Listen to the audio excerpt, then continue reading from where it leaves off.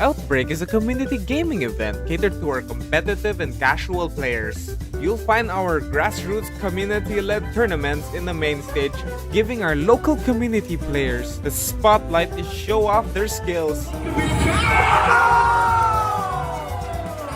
We have community activities such as casual gaming corners, plushie parades, stamp rallies, and doodle boards to keep casual players engaged. Play and connect through your favorite games. We also have artists and merchant exhibitors. Bring home something memorable from the event by dropping by their booths, because I know I will. Celebrate community, gaming and art. Play and connect here at Outbreak Cebu. Chase the tides with us this year at One Tree Plaza Hotel from July 25 to 26. See you there!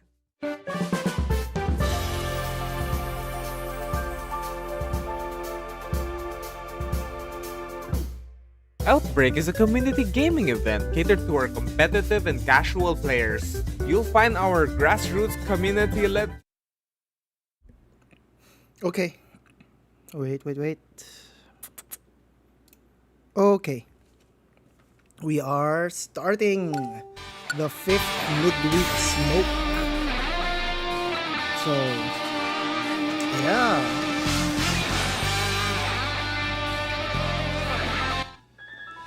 Interesting siya, guys. Hopefully, yeah. So everyone, welcome to the very 5th midweek smoke. I hope you're all ready for this. It's gonna be a lot of fun. It's the 5th one. Can you believe it or not? So yeah, I'm about to start the tournament here. Okay, so we will be running our randomizer.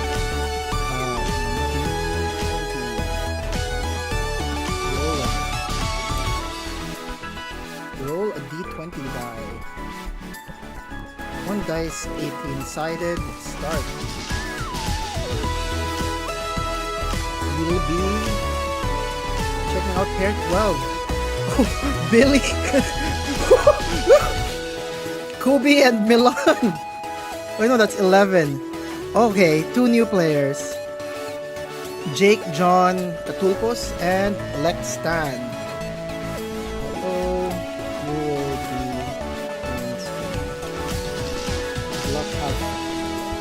Okay, so I'm going to be transitioning this real quick. Oh, game audio too loud. Okay, let's reduce that slightly. That should be okay now.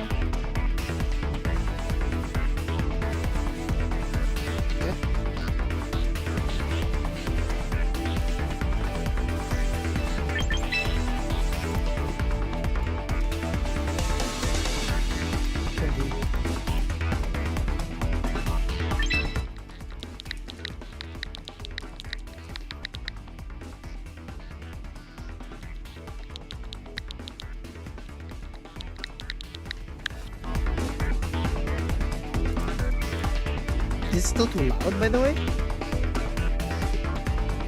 I am reducing it further.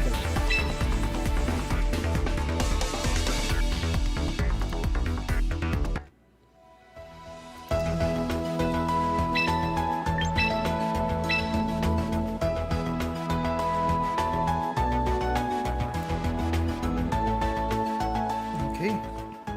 Game 1 between... Let's see who these players are. Jake and Lex. So, in the blue, we do have Lex Stan, Silver Cobalt. And in the red, we have Chikoyski, Jake Katulpos. I believe these are 2 newer players, but let's see the influx of... mobile has brought in so many new players to this game, and I'm just really for it, honestly. I'm really happy that this game has come out to more people. But yeah, let's observe their teams.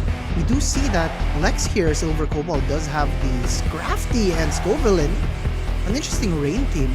But Jake here also has a rain team with that Mega Swampert. So I'm genuinely curious how they're gonna play this game out.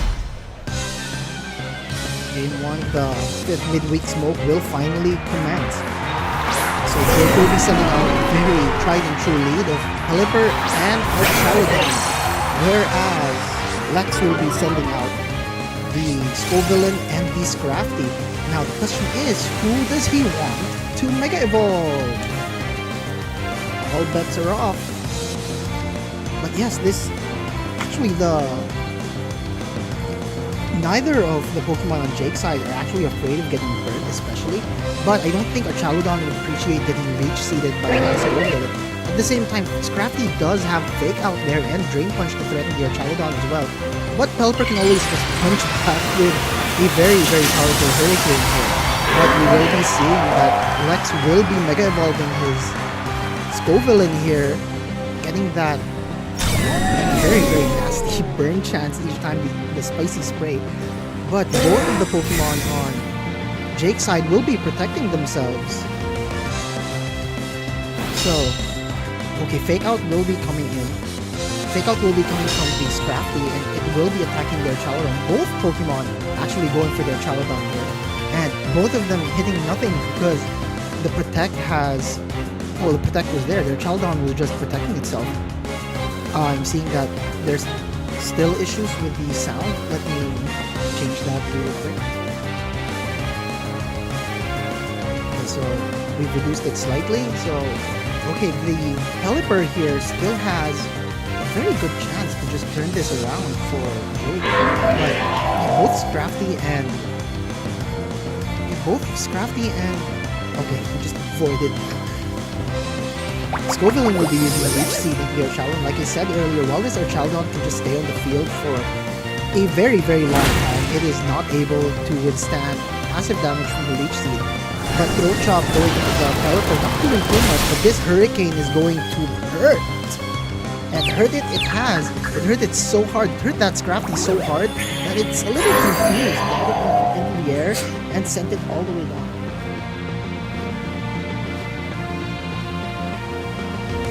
So audio is still a little too loud apparently. Reducing it further. So let's get back to it. The Scovillain here, I think he just really... the Scovillain is in a position to just keep on using Leech Seed here and to just keep on keeping health back. But Lex will be pulling back his Scrafty here and sending out his own Archaladon. Draco Meteor coming from Jake's Archaladon, and it will be crashing straight into that Scovillain, but it survives. Special attack drops very significantly for that Archaladon. It is now burnt, and it also has the Life Orb, so it will be taking recoil damage. Along with that recoil damage, it will be getting its health sapped down by Leech Seed, and this Scovillain will probably be able to just heal itself up to full if this keeps up. The Hurricane will be going into the former Scrafty slot, hitting that Archaladon, allowing it to get a stamina boost. And yeah, leftovers will be healing the Archaladon on Lex's side. And here we go, the Leech Seed coming from...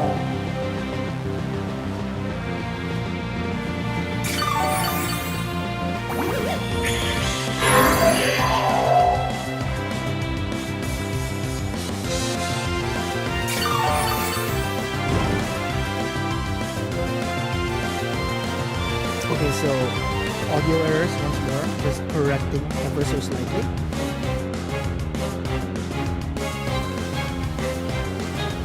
Wait, there was a team sheet error? Okay, I'll have to check this. Sorry everyone, I'll have to be right back, but please enjoy the rest of the match.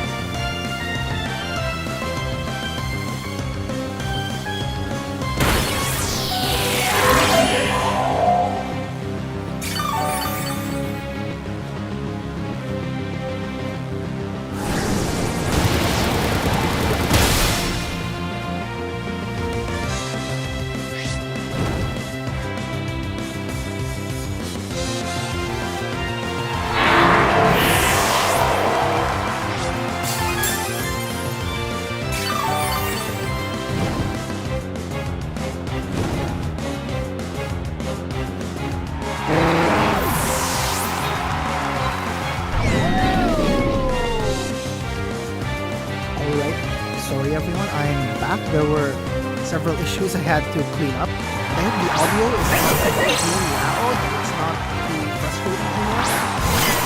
But let's see where we left off here.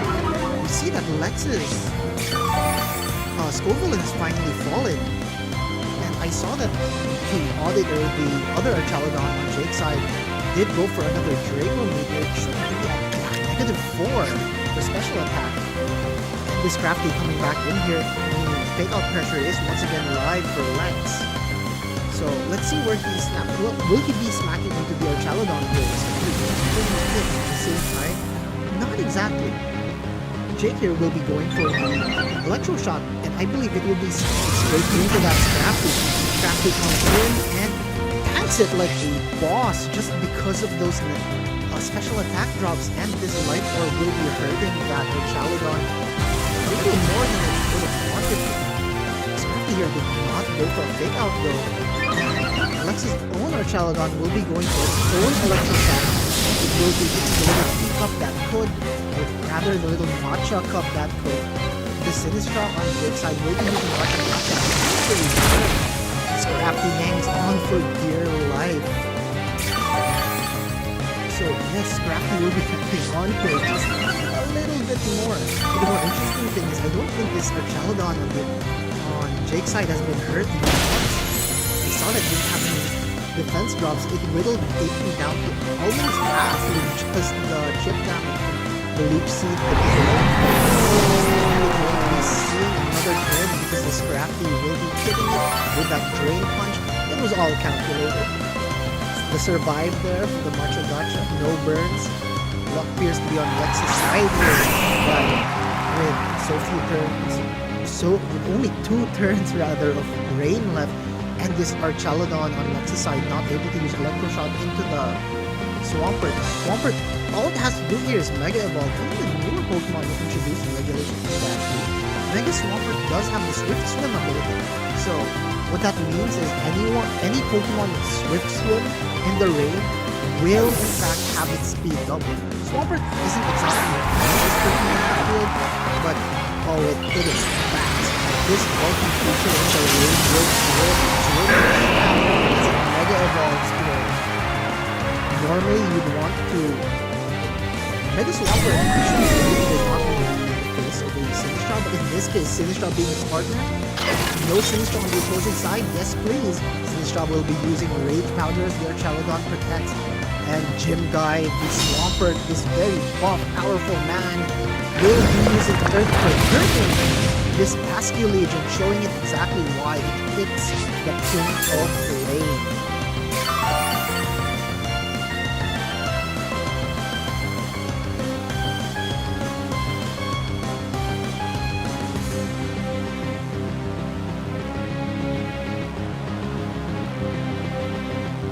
So yes, we will be... Sorry, I'm just going... There are several issues. This is a big tournament. This is a big tournament. I am still going to one sec. I will have to leave the casting again. But yes, please enjoy the rest of this match.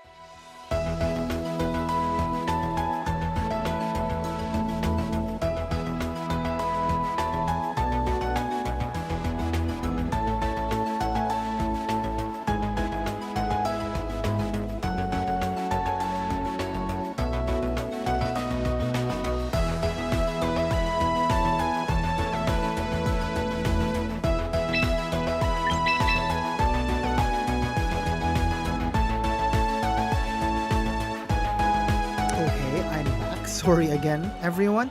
But yeah, this is the very first tournament where we have several mobile players. So give us a round of applause let's have a round of applause wherever you are for all of our new players. Let's give all of our new mobile players and newbies coming in. So I hope you're all enjoying competitive Pokemon, and please feel free to just ask any of us, any of the veterans, if you have any issues.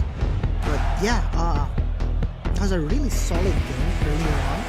I wasn't able to commentate on it, but yeah, that Swampert it just wasn't in a great position with the rain finally coming down.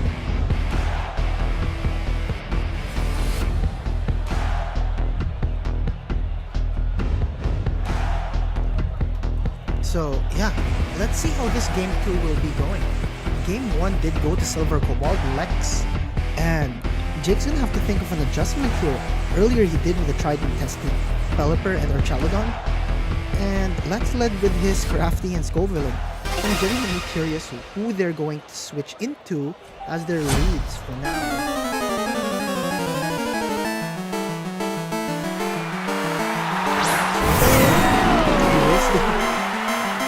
Jake will still be leading with Archaludon and Pelipper, but Lex seeing that, okay, maybe he's not going to make an adjustment here, maybe he's going to stick with what he has. Leads with still the Scovillain, but no longer the Pelipper, no longer the Scrappy. He's leading with the Basculegion. Immediately there is a major threat here. This Basculegion is raring to go, but he doesn't really have much targets to hit, sadly. So Scovillain will be protecting himself, trying to get a Moody boost. So for everyone who isn't aware, Moody forces you to lose one stat boost, drops one of your stats by one stat, but will boost another stat by 2. So this Scovillain is just fishing for any boost it can before otherwise its partner Basculegion will go for a flip turn into the Pelipper and successfully pivot out, sending in the Archaludon. If Jake's Archaludon is charging that Electro Shot and hitting into either of these, goes at the Scovillain, it will not be doing any damage. Hurricane from the Pelipper on Jake's side will also be hitting the defending Scovillain, and unfortunately, it just did not work out for this Scovillain. While its defenses did go up, which is a good boon, but it can no longer do that much damage. It's already raining, so it can't exactly use any of its fire moves. But at the same time, rain reduces your damage by 50% if you have fire. This Scovillain does not have any fire moves. It has Beetlejuice, Leech Seed, Rage Fire, and Protect. And as it Mega Evolves here, I'm just going to guess that's going to go for a Leech Seed. While the defenses did go up, the special defense did not. So it will still be taking all the damage from this opposing Archaludon and Pelipper if they so choose to keep going and hit this Scovillain. Yes, they will be targeting the Scovillain, and this will burn the opposing Archaludon here on Jake's side.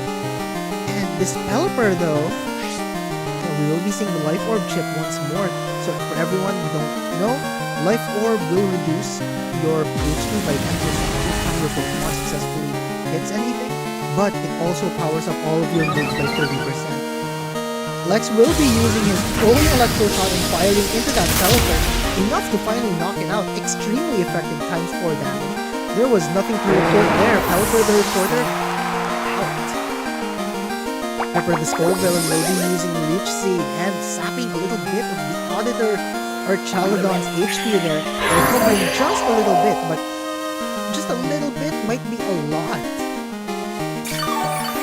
So Leech Seed does take 12% of your HP and will heal that much on whoever used it. And Sableye coming from Jake's side, that was not there in the previous game.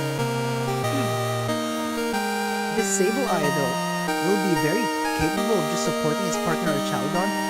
It does have Quash. Interestingly, this Sableye does not have screens. This Sableye has Will-O-Wisp, Quash, and Rain Dance. While it's already raining, it can manipulate the turn order with Quash and get surprise KOs with its Shadow Sneak.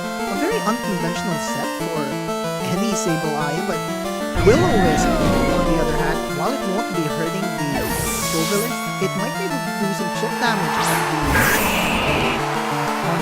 Chaladon, but that's not gonna happen today because this Sableye will be going back into its Pokeball to Swampert, and in its place will be that Swampert. Our Chaladon on Jake's side, launching a Draco Meteor into that Mega Skull villain. It's already burnt. It doesn't have any special defense boost. It looked at this Mega and said, I think it's time for you to beat me back. Sends it back into its trainer, and yes, while this Archaludon on Lex's side will be able to boost itself once more with Electroshock, it unfortunately went into the Swampert. An electric type move will do nothing against the ground.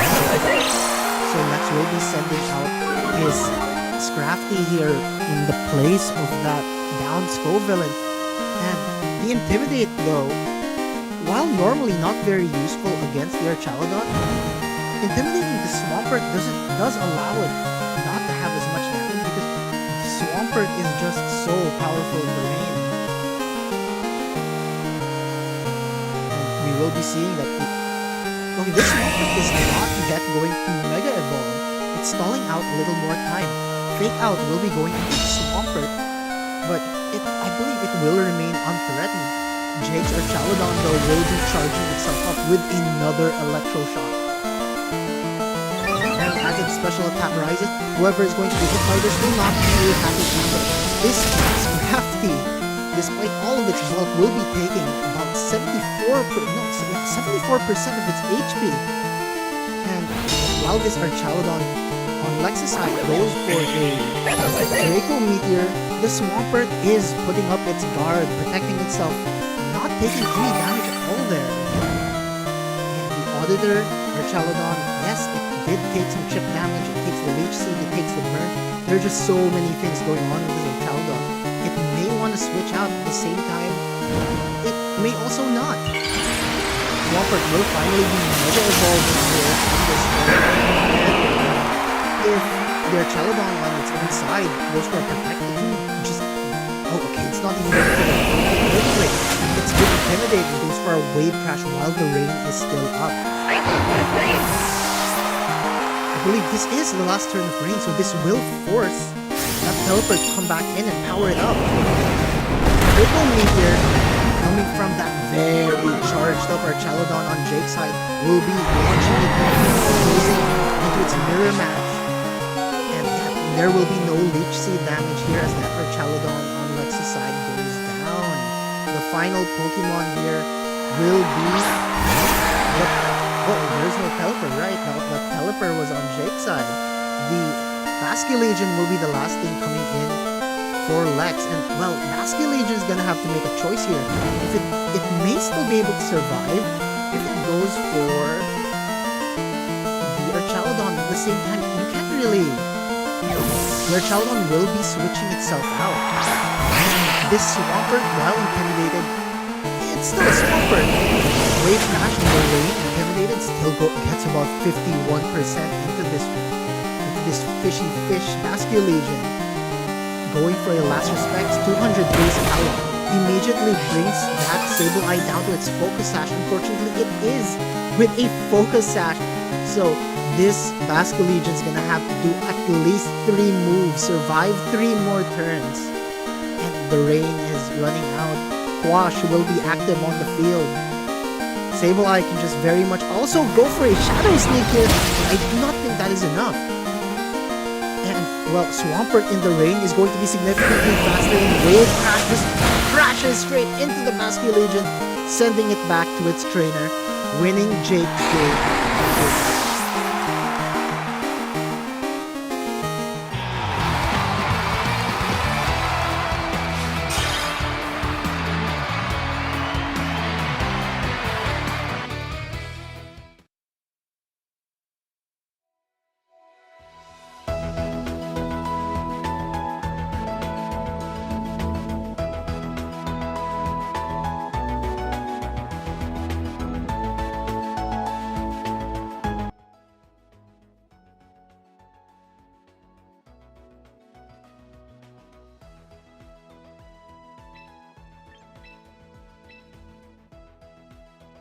Apologies, I keep hearing that there is still audio issues. I hope that has been rectified now. There's some issues there. I think I've fixed it slightly. Can anyone in the chat please let me know if that is the case?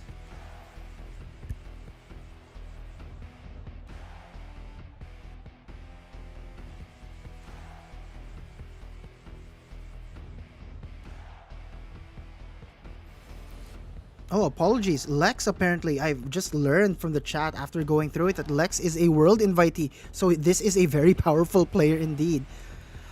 Okay, so I've recalibrated some things on OBS, and I hope that this is enough to clean up the audio.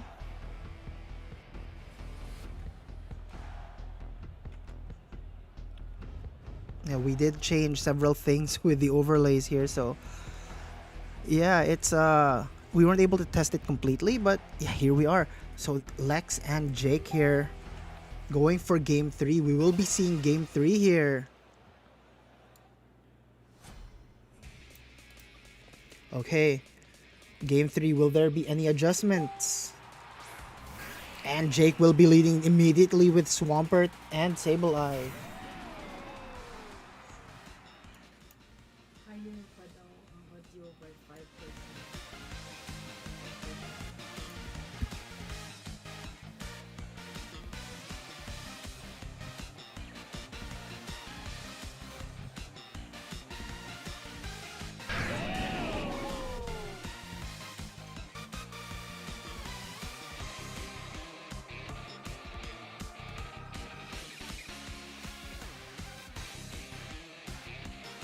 Technical difficulties. I hope the sound is now fixed. I've been working on it slowly. So yeah, there will be an adjustment from Jake here with the immediate Sableye and Swampert, but Lex not falling for that. Will be switching out his Archaludon. Well, he led with Scrafty and Archaludon, but now in that Archaludon's place, no, he led with Scovillain and Archaludon, but in that Archaludon's place will now be the Scrafty. Intimidate coming in. This Swampert will be protecting itself. Will-O-Wisp coming from the Sableye just doesn't go through. Giga Drain going for a straight damaging hit into the Swampert will fail because of the protect.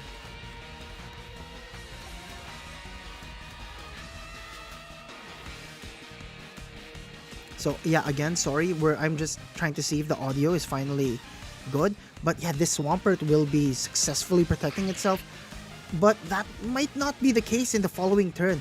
OJT, the Sableye, does have Quash, so if it chooses to Quash into this very spicy pepper, but at the same time, this pepper does have Rage Powder, so it can force this Swampert into attacking it, and then just get the revenge immediately after. There is also no rain available on Jake's side, so that's gonna be a little dicey.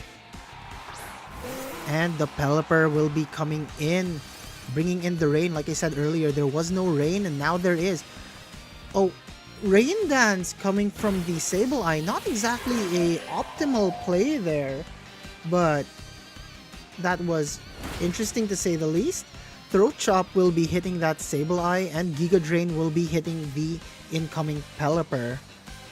Well, this Pelipper still has the capability to threaten both of the Pokemon on Lex's side with very super effective Hurricanes here, but I'm not so sure what this Sableye is going to do. Of course, it can go for a Will-O-Wisp here into the Scrafty, but at the same time, it's not exactly in the best position. Of course, it can go for Quash here to ensure that the Pelipper goes first, but that remains to be seen.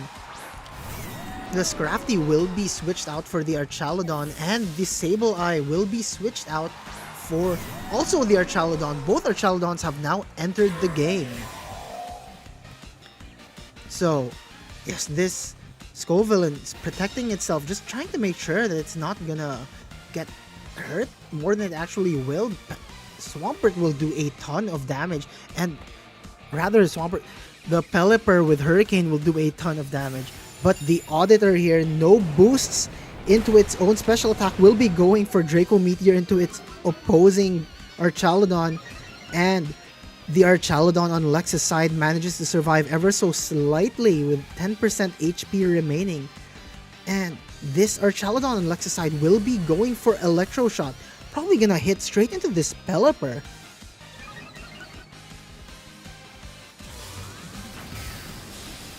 And yeah, Pelipper will be forced to take that hit. The Sash, or was there a Sash there? No, it was a Damp Rock Pelipper. Well, it would never have survived that hit regardless. This Scovillain will be using Leech Seed into the Archaludon once more. This Archaludon is just... It is just bait for this Scovillain to just keep on using its own Leech Seed. And remember, this Archaludon on Jake's side has lost 2 boosts. It is now at -2. It's lost 2 stages of its special attack. It will not be able to do as much damage as it were on a normal day. This Swampert, though, not in the best position considering the Scovillain, but you never know. Swampert is powerful enough to do so much damage. In the rain, Wave Crash might just be enough to take out Scovillain here. And we know that the Archaludon on Jake's side is slightly faster than the Archaludon on Lex's side. From previous interactions, it's always gone first. And yes, we will be seeing this Swampert finally Mega Evolve. And it will be protecting itself, actually. Rage Powder coming from the Scovillain. Whatever this Archaludon chooses to do. Okay, so Jake's Archaludon is now trying to boost itself up, just trying to get just a little more damage that it can. Going for an Electro Shot and with a Rage Powder, that will be going into the Scovillain. Scovillain takes a little bit of damage here, about 19%. But remember, Scovillain is in a very, very nice position here after using Leech Seed on that Archaludon. This Archaludon will be getting burn damage, Life Orb damage, and possibly Leech Seed damage if it manages to survive this Draco Meteor. And it really does not. But here's the thing, with the Sableye coming back out on Jake's side, it can very much just use Quash to make sure that Swampert will be able to get a massive hit into the Scovillain. But that still doesn't mean that it still has to fight a 2v4. While not impossible, somebody's going to have to get very, very hurt by the Scovillain. Swampert is not happy getting burnt.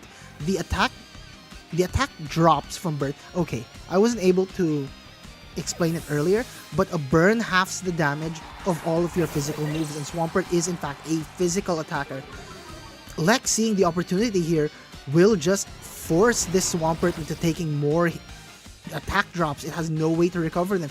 He switches out his Archaludon for the Scrafty, while the Scovillain finally gets his opening, uses Giga Drain on that Swampert, taking it out completely.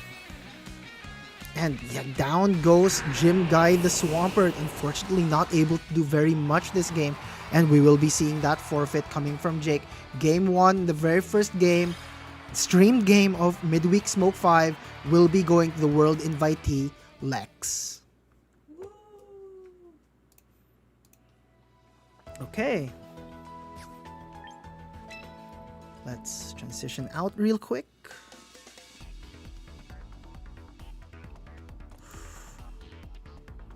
What's up? Okay, so...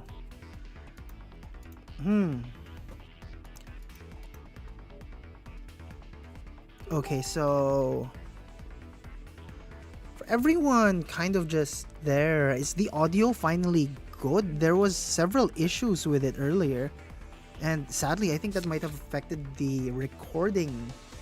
But yeah, I hope it's finally working. And let me just check who's still having their matches. There were several issues earlier on, but yeah. Those all seem to have been fixed. Sorry if I said Lex was new. I wasn't aware. He's a world invitee, ladies and gentlemen. So thank you, Tyrant, as usual. Our Lord and Savior, Tyrant the Great. Shout outs to Francis Tai for making all of this possible, one way or another. I'm not sucking up to you, I promise. But yeah. There are only 3 games remaining. Not too sure which ones we can still spectate. Royd and Binsoy is still playing game. The others are up to game 3. I kind of want to spectate newer players, but at the same time, I kind of just want to sit back and chat for a while. Yeah, I don't know what's wrong with the stream overlay. It's not updating the chat, sadly. Again, we're still testing so many new things with all of this, so probably an issue with the tech. We'll fix it up in future installments, but yeah, the chat in the stream is not there, but if you are on the stream anyway, that means you can still see the chat. It's just me who's gonna be blind. Okay, who is still fighting?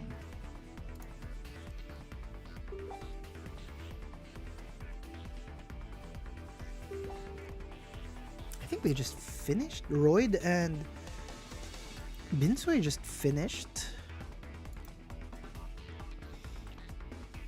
Oh, Chocopao and Cadel Rojo. Not too familiar. If anyone can tell me if Cadel Rojo that here is, you know, has any accolades, please, by all means, let me know so I can shout it out. Chocopao is another Worlds invitee. He's had many invites to Worlds. He's a fantastic player, great guy. And well, let's see what's going on in their match. Yeah, I mean, I remember Milan telling me, Zenith, shout out Zenith, hey, that Lex is new and his coach is in fact Zenith, so again, shout outs. So, whatever you're feeding your guys, you're doing great. And yeah, he's new and he got a Worlds invitee, so probably one of these new prodigies that just, they're showing up left and right. So, genuinely curious how many more of these are going to show up as the game progresses.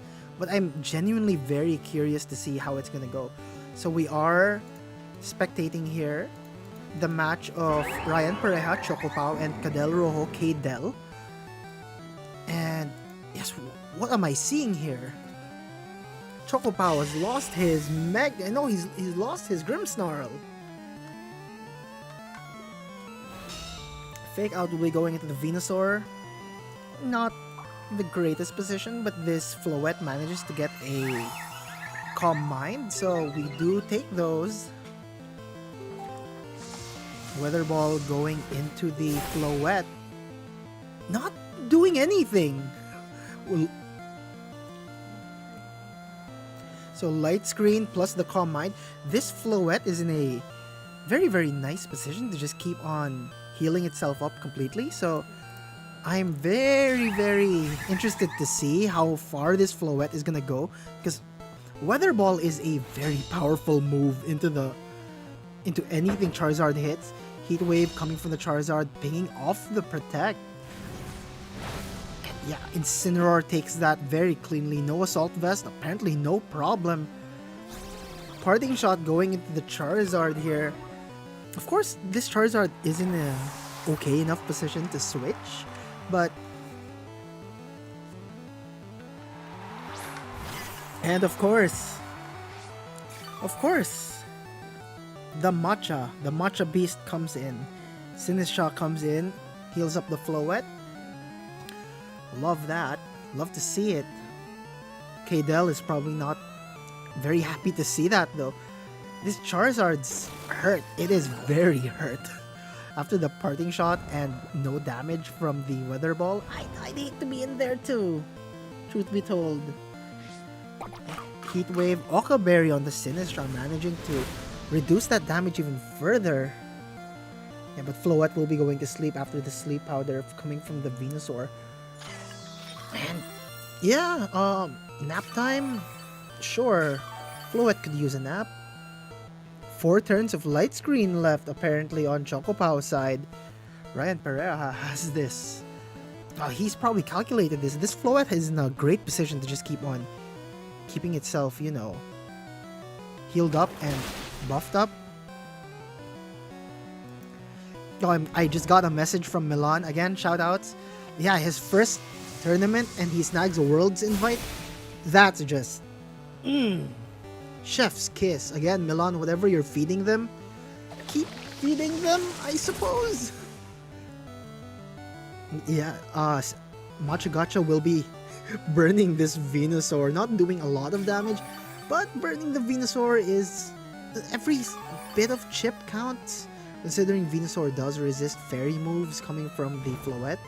At the same time, I'm curious, how much boost has this Floette earned? 2. It has 2 Calm Mind boosts. I'm okay with that.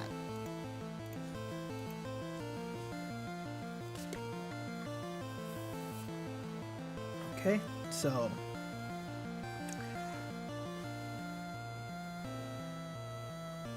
yeah, sorry, I sometimes I just want to watch the game. The Dell will be withdrawing the Charizard and sending Incineroar in its place. Intimidate, not doing a lot. But yeah, both players sending in Incineroars. That's cute. I like that. That's also fun to see. Moonblast finally coming. Oh my goodness. Moonblast just did so much damage into that Venusaur. Sludge Bomb did not go into the Floette slot. Instead, it went into the Sinistcha. Normally it takes away 6%, but then there must have been some residual there. Maybe it was left about 6.7, 6.8%. It's not outright told. But yes, that Venusaur manages to hang on. And well, Floette can really just protect itself, and this Venusaur is gonna go down next turn anyway. And we did see this Charizard earlier do virtually nothing to this Floette. Sinistcha coming back out, healing its partner Floette once more. Floette is just drinking up all this matcha, taking in all this HP, allowing itself to just keep recuperating.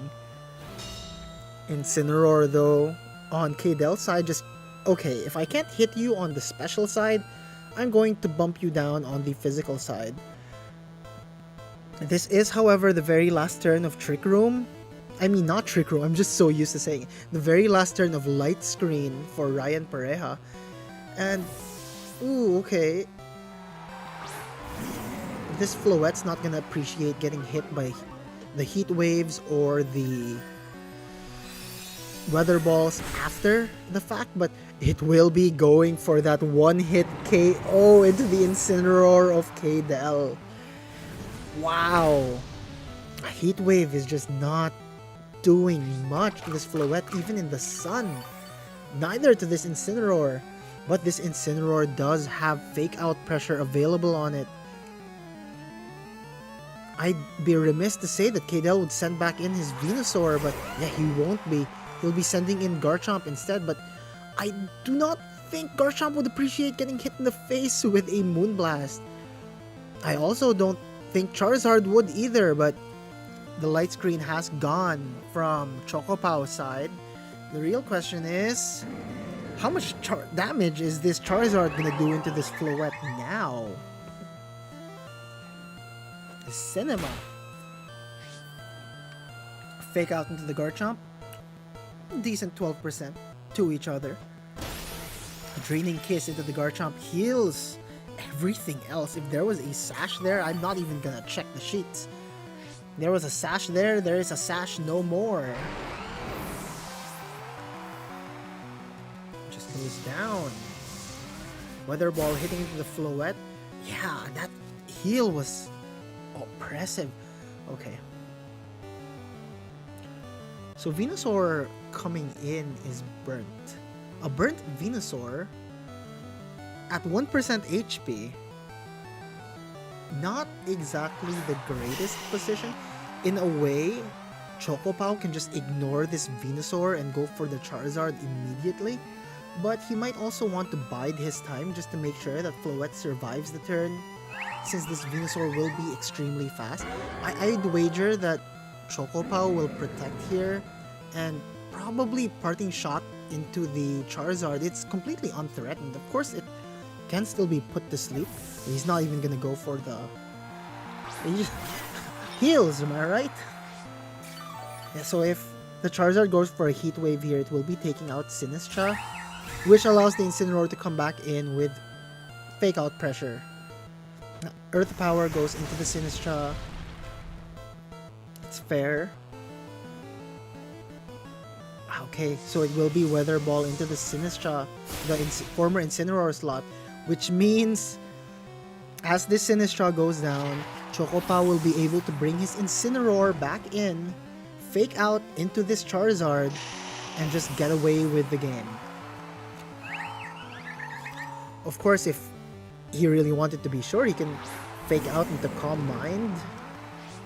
And this is looking really difficult for Kaydel.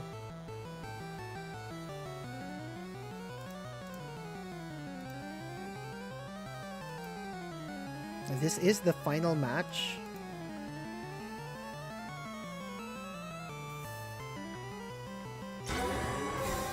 Okay, so Charizard will be protecting itself, not wanting to get faked out. Will this Floette be going for Calm Mind though? Yes, it does. Of course. Charizard already wasn't doing that much damage to begin with. After the whole... Yeah, the Sun... That was also the final turn of Sun. There's no reason not to go for the Calm Mind there. Charizard's gonna have to do much more damage. No access to Weather Ball. Only Heat Wave for stab. No Solar Beam. And yes, we will be seeing a forfeit. Game 3 goes to our world invitee, Chocopao Ryan Pareja. Okay, so I'm gonna start the next round. Yeah, I'm using the blue. No, Jamie, my manager is... she is managing some of the tech, everyone. So, yeah, there were some issues since we... If you notice, the overlay is a lot different. Yeah, saying we're not able to, but then I'll be the one to fix that off stream after this. But I have to play an ad first, so... Okay, so we do have a annual tournament, a big one here ever since 2024 here in Cebu. So anyone who happens to be in Cebu this July 25 and 26, feel free to register. I believe we have a lot in store, so I have to play the ad for that real quick because we are supported by them, and then I'll be running the next pairings after this ad.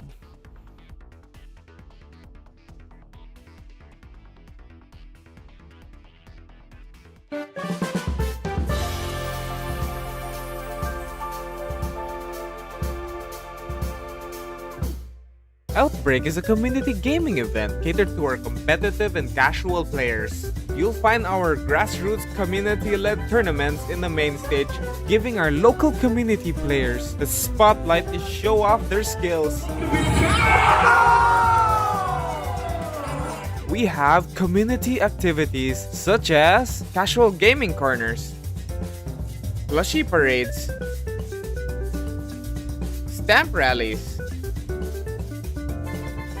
and doodle boards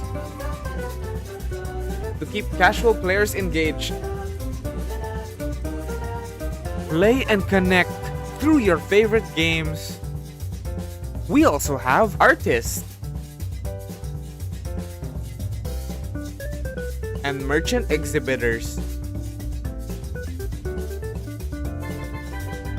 Bring home something memorable from the event by dropping by their booths, because I know I will. Celebrate community, gaming and art. Play and connect here at Outbreak Cebu. Chase the tides with us this year at One Tree Plaza Hotel from July 25 to 26. See you there! Okay. That we have ads now. I'll be sorry, it's new to me too. Not gonna lie. Give me a sec. I will be transitioning. I'll be setting up the next round now. So, round 2 pairings are up. This is still 6 rounds of Swiss. And I will still have a randomizer to determine who the next pairing will be. So start. It will be table 6. Okay, we're not doing table 6 because that is once again Lex. Table 18. Royd and Enzo, okay.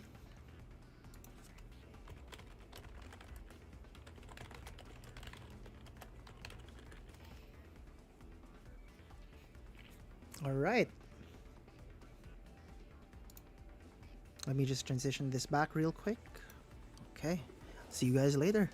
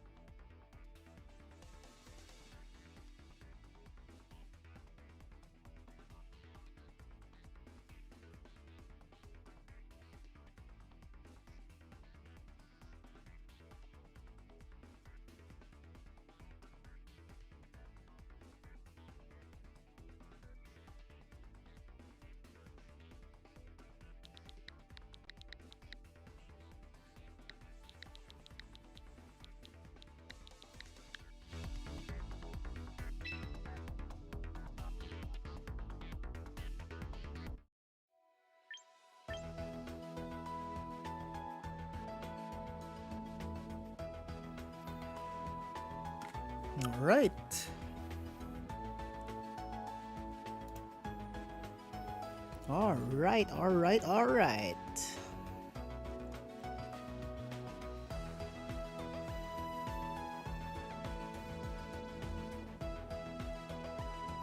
So Enzo and Royd here, 2 seasoned players. It's really good to see you in the tournament, Enzo.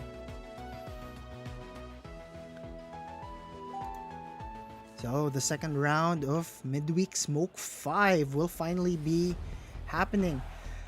Enzo here with a Houndstone. Interesting, Houndstone. And Royd with a Mega Pyroar.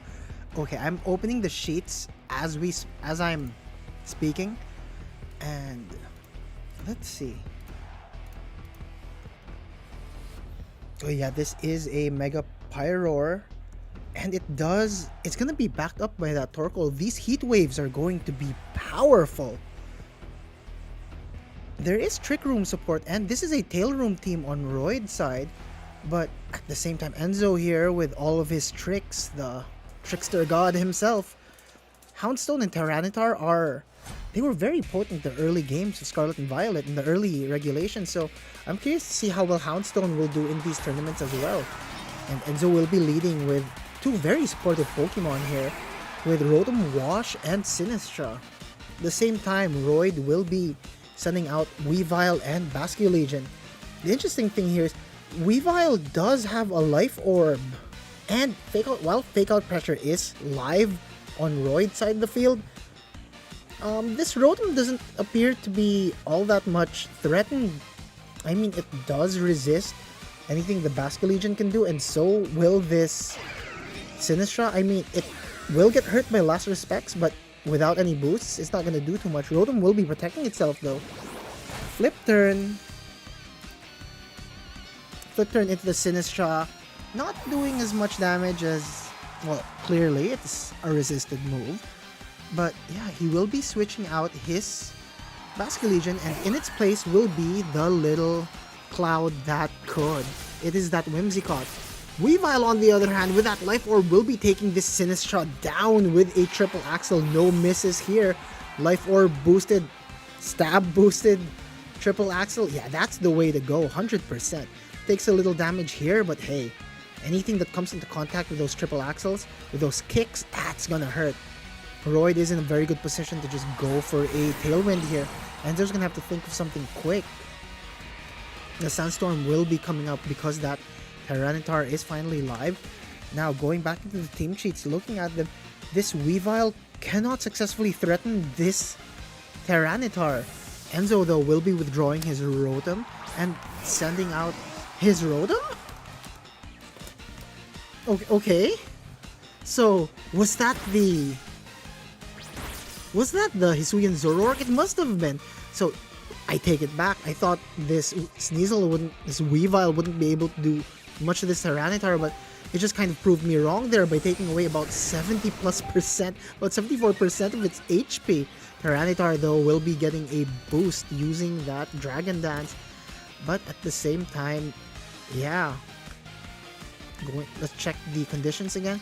This Whimsicott, who has just come in, I believe it will be able to use Tailwind to allow this Weavile to still have the upper hand, and it can go for another very dicey triple axle here. It did do so much damage to the Tyranitar, but okay, yeah. Enzo will be protecting his Tyranitar here, making sure it doesn't get victimized by that triple axle. And like I said earlier, Whimsicott was in a very good position to just go for a Tailwind, feeling mostly unthreatened. The Weavile will be smacking the... Oh, I'm just going through the items now. It will be smacking that Rotom for what it's got, and that just did so much damage.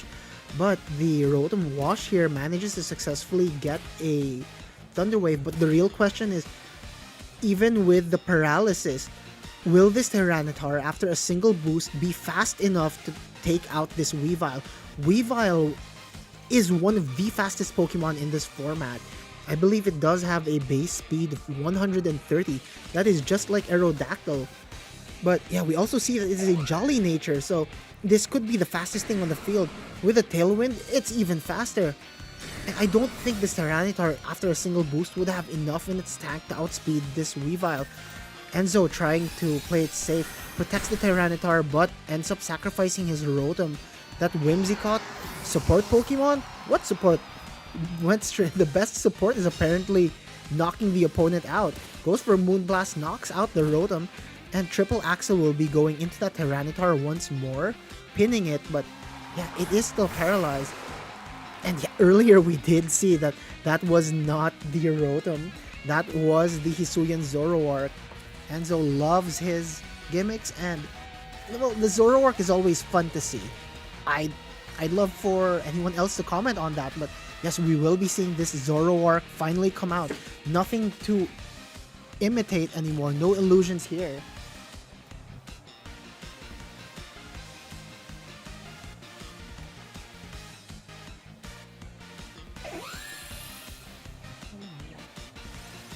Sorry, I got a message asking for several issues, but yeah, I will be having to look at that.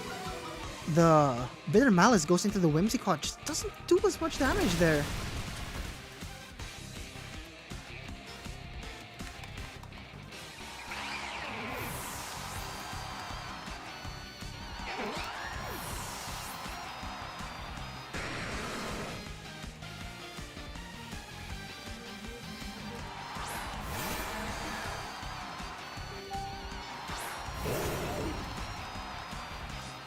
Okay, so I had to rectify an issue. There is someone who, again, no-shows, but it does happen. The Weavile has gone down, and so did the Whimsicott. Alright. So Tyranitar managed to take them down both. Okay, that's interesting. So this Pyroar and this Basculegion are gonna have to do something here. But yeah, the Whimsicott managed to change the weather there at least once. But if you're looking at the teams themselves, Enzo has not yet Mega Evolved. He played this without having to Mega Evolve that Tyranitar, just so that if there was ever a need to change the weather once more, Enzo can do it. Yeah, while this Tyranitar isn't exactly all that beefed up, it can still Mega Evolve, but it has chosen not to. It chooses to protect this turn, trying to scout out whatever Royd is throwing out. And yeah, we will be seeing the Wave Crash into the Hisuian Zoroark, and Heat Wave coming from that Pyroar, boosted by the sun. But the Tailwind from Royd's side of the field peters out. This Tyranitar, after that Dragon Dance, it has Dragon Dance just once. But will it be faster than everything else on Royd's side of the field? The Basculegion, well, it'll be able to do Basculegion things. It is a Jolly Nature Choice Scarf Basculegion. So even if this Tyranitar managed to Dragon Dance once, this is a very, very, very fast Basculegion. And yeah, interestingly, it has Icy Wind. But it's chosen to Wave Crash there to lock in. And like I said earlier, Enzo has chosen to delay his Tyranitar's own Mega Evolution just to gain advantage with the weather. Wave Crash will be coming from that Basculegion, and it will be taking out the Tyranitar. Tyranitar here goes down, but this Zoroark though, alone but unafraid, it will be hanging on to its Focus Sash. But what does it choose to do? It goes for a Shadow Ball to take out the Basculegion. This is not enough! Oh wow! But the Sandstorm will do the Basculegion in. Unfortunately, it will also do in the Hisuian Zoroark, which will cause it to faint and return into Enzo's belt. And Enzo will be losing game 1. Royd takes the very first game of the set. And yes, Royd will be winning game 1. We will be seeing game 2 now.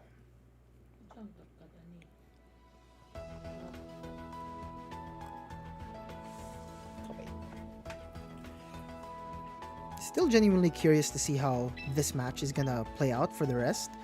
But yes, I'm Enzo with his mind games and tricks. You love to see it.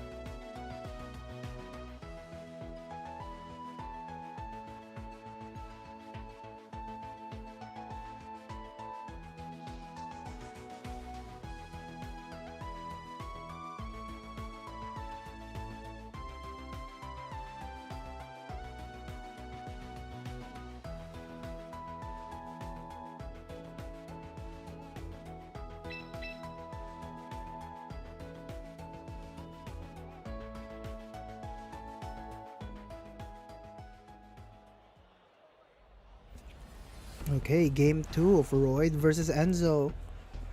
I'm still curious to see. Enzo did not bring the Houndstone the very first game, but upon further inspection, there are 3 ghosts on Enzo's side.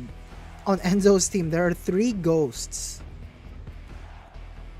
I wouldn't call that unbalanced, considering I do truly believe that Ghost is quite possibly the best type in the game. Don't quote me on that.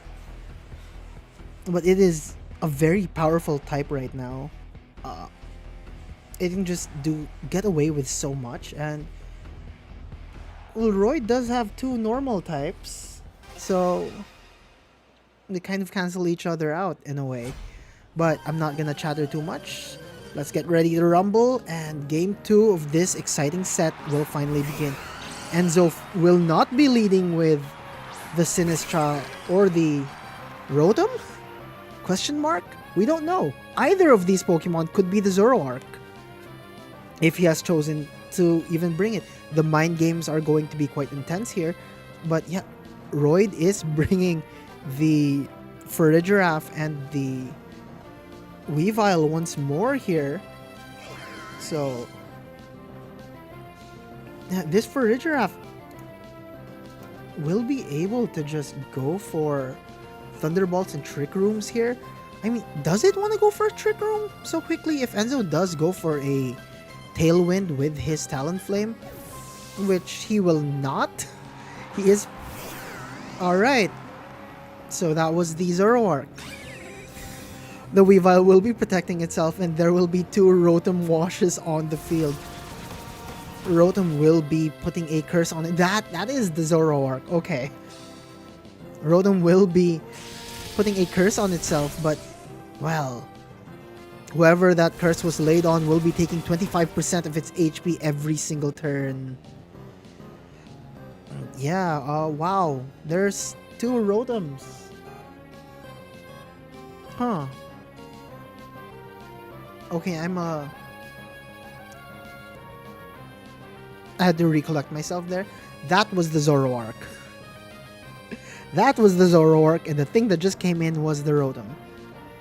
Sorry, these mind games also get me sometimes. But yeah, the Psychic there went into the Rotom. It is a Rotom, in fact, not the Zoroark. The curse forces the Weavile out. Royd will be pulling out his Weavile and sending in his own Torkoal. But one of these Rotoms, both of these Rotoms, will be choosing to protect themselves. And Trick Room will be going up.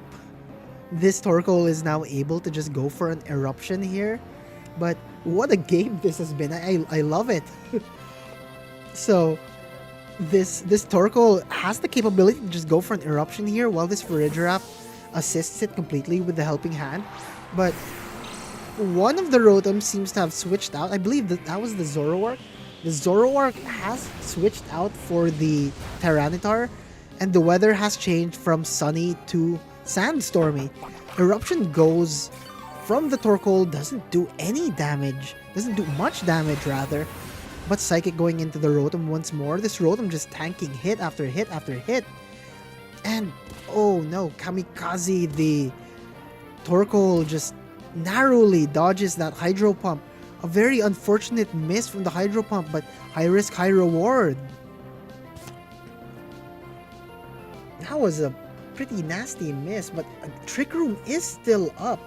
This turtle can still go for another eruption, essentially, and the helping hand from the Farigiraf will be more than enough to do enough damage to take out the opposing Rotom on Enzo's side. And yeah, we will be seeing that this Torkoal will be getting helping hand support from its partner Farigiraf, and a little damage never hurt. I can still erupt, and he does. The Torkoal, the little turtle that could, blows up completely and knocks this Rotom out. Water type evaporated. But Tyranitar will be going for Crunch. Crunch is into the Farigiraf, not doing enough damage to take it out though. Trick Room still active, and the Sandstorm also still active. Interestingly, this Farigiraf cannot do as much damage into this Tyranitar, but oh, okay, the Talonflame? Question mark? No, this is most definitely the Zoroark. Commentator's bias, or commentator's assessment. We did see that the Zoroark earlier used Curse and has lost 50% of its HP, and the Talonflame, which was initially quite healthy, has returned with 50% of its HP. Astute observation will tell us that that is in fact the Zoroark, and it is protecting itself. But the turtle, seeing no reason not to, will once again go for an explosive eruption. Not assisted by the helping hand, Tyranitar is just taking these hits, taking hit after hit after hit. Thunderbolt coming from Farigiraf into the Talonflame. But Tyranitar will be going for that Dragon Dance. Sandstorm poking all Pokemon but Tyranitar. And there are 2 turns of Sandstorm left, but at the same time, this will be the final turn of Trick Room. This Talonflame will have to do something fast because it is gonna be a very quick Pokemon. But Tyranitar can very easily just protect itself and manage, actually. So yeah, there we go. We will be... Okay, he gets the double protect on the Talonflame here. Eruption coming out once more from the Torkoal. Not doing that much damage into the Tyranitar though. And we will be seeing Ben the Farigiraf go for a Thunderbolt into the Talonflame. While this Tyranitar will be using Rock Slide to take out the Farigiraf and maim this Torkoal down to just 1% HP after the Sandstorm. If Enzo was chosen to Mega Evolve there, he still could have taken that out. But yeah, we know that this Basculegion is a Jolly Nature with a Choice Scarf, so it's going to be much faster than the Tyranitar. It threatens it completely with just a flip turn to turn the tides here. But Enzo's gonna have to hedge his bets here. If this Torkoal manages to switch out while Royd goes for a flip turn and successfully gets it, he can change the weather, but there will be no switching here. The Torkoal chooses to protect and will be going down at the end of the turn, but so will the Tyranitar. Flip turn will instead be going into the Talonflame, which is not the Talonflame. So the Zoroark goes down to the flip turn here. Basculegion saves itself from a little chip damage, and in its place will be...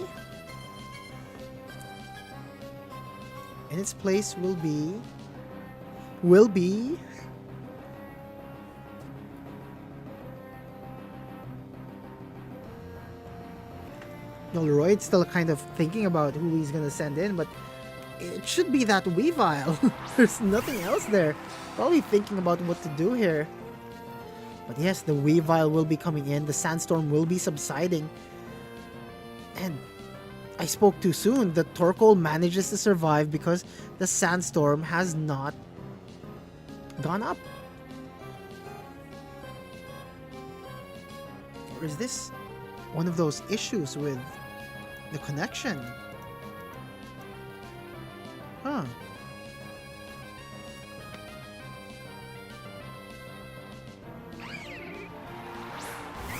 Oh no, Enzo is sending out his own Talonflame, right? There was no communicating tab there, interestingly enough. So it will be this Talonflame and the Tyranitar. However, Talonflame is still healthy and able to go for a very, very nice Tailwind here. But you really have to think about what's gonna happen here, because the Talonflame can be faked out by this Weavile. At the same time, this Weavile can just go for the knockout on the Tyranitar, but if it's... well, actually, anything can go right or wrong with this turn. The Talonflame successfully gets up the Tailwind. Tyranitar can just run away with a Rock Slide. At the same time, if this Talonflame does not succeed in getting the Tailwind or Fake Out goes into it, this Tyranitar is still going to get that Rock Slide in. So, okay, Helping Hand will be going into the Weavile. And the Weavile will not be able to move just yet because this Talonflame successfully hits the Tailwind. Rock Slide takes out both Pokemon, double KO. And the final Pokemon on Royd's side of the field will most likely be... it'll just be the Basculegion. He has chosen not to go for a Mega in this game. A little late to state, but yes, Royd did not bring a Mega to this game. Instead, it will be this Basculegion. Earlier, I mentioned that the Basculegion is faster than the Tyranitar, but with Tailwind and after a single Dragon Dance, and I believe that there was a Dragon Dance earlier, so this Tyranitar will finally be able to outspeed this Basculegion. But the real question is, it'll probably go for a crunch into the Basculegion, and even if the Basculegion manages to successfully knock out the Tyranitar, it still has to deal with the Talonflame. And I wager it probably doesn't exactly want to go for Wave Crash here. So there's a good chance Soap Dish, the Basculegion, will be commanded by Royd to go for a Last Respects. If it manages to survive this, Crunch hitting it, and I've been told by many it looks like a Milkfish, bangus. So Soap Dish will be going down, the Basculegion back into its ball, sent back to its trainer, and Enzo will be taking game 2. We will be going into a game 3.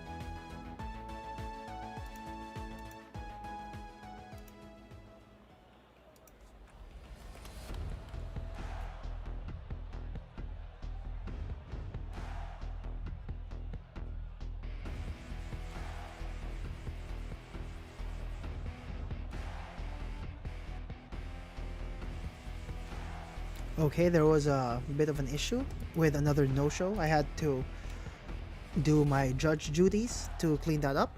But again, we are going to game 3. This is exciting.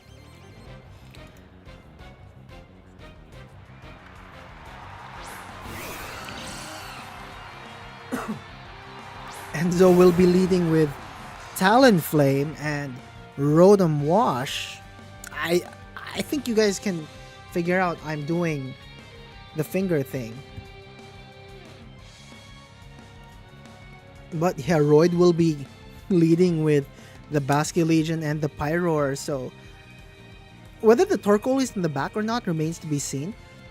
This Pyroar will be able to launch a pretty powerful Heat Wave, but it's gonna be resisted by one or both of these Pokemon.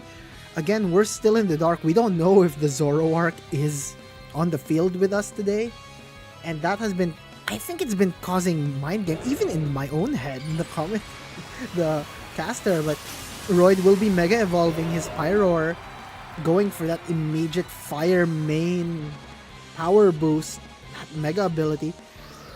But we can now confirm that this is in fact the Talonflame on Enzo's side. And Soap Dish, the Basculegion, will hit Flip Turn into the Rotom Wash. And we can also confirm that this is the Rotom Wash. So both Pokemon on Enzo's side are genuine. The Zoroark isn't here, but the sun will be coming up on Royd's. Coming from Royd's Torkoal, the sun is shining bright today. But Thunder Wave will be hitting this Torkoal. Not exactly what you want though, because if Trick Room ever were to go up, this Torkoal is gonna, as if it wasn't the fastest thing on the field with Trick Room already. So Solar Beam will be coming from the Pyroar, but that's no adaptability boost. It will not be getting any boost there, even if it was adaptability actually. You're not Charizard Y, but you will be getting that damage still. That's still a pretty substantial amount of damage. Only Fire Main did much more to boost Pyroar. Unfortunately, only boosts the fire type moves. Does a very respectable amount of damage into the Rotom, but not enough to knock it out completely. Enzo, though, will be withdrawing his Talonflame and sending out his Tyranitar. Taking over the field will be a Sandstorm. The sun is no longer here. If this Torkoal were to go for a Eruption this turn, it's not going to be able to do much. But what it very much can do is a Weather Ball. But unlike the last game, the Rotom successfully manages to hit the Hydro Pump this time, knocking this Torkoal out and sending it back to Royd.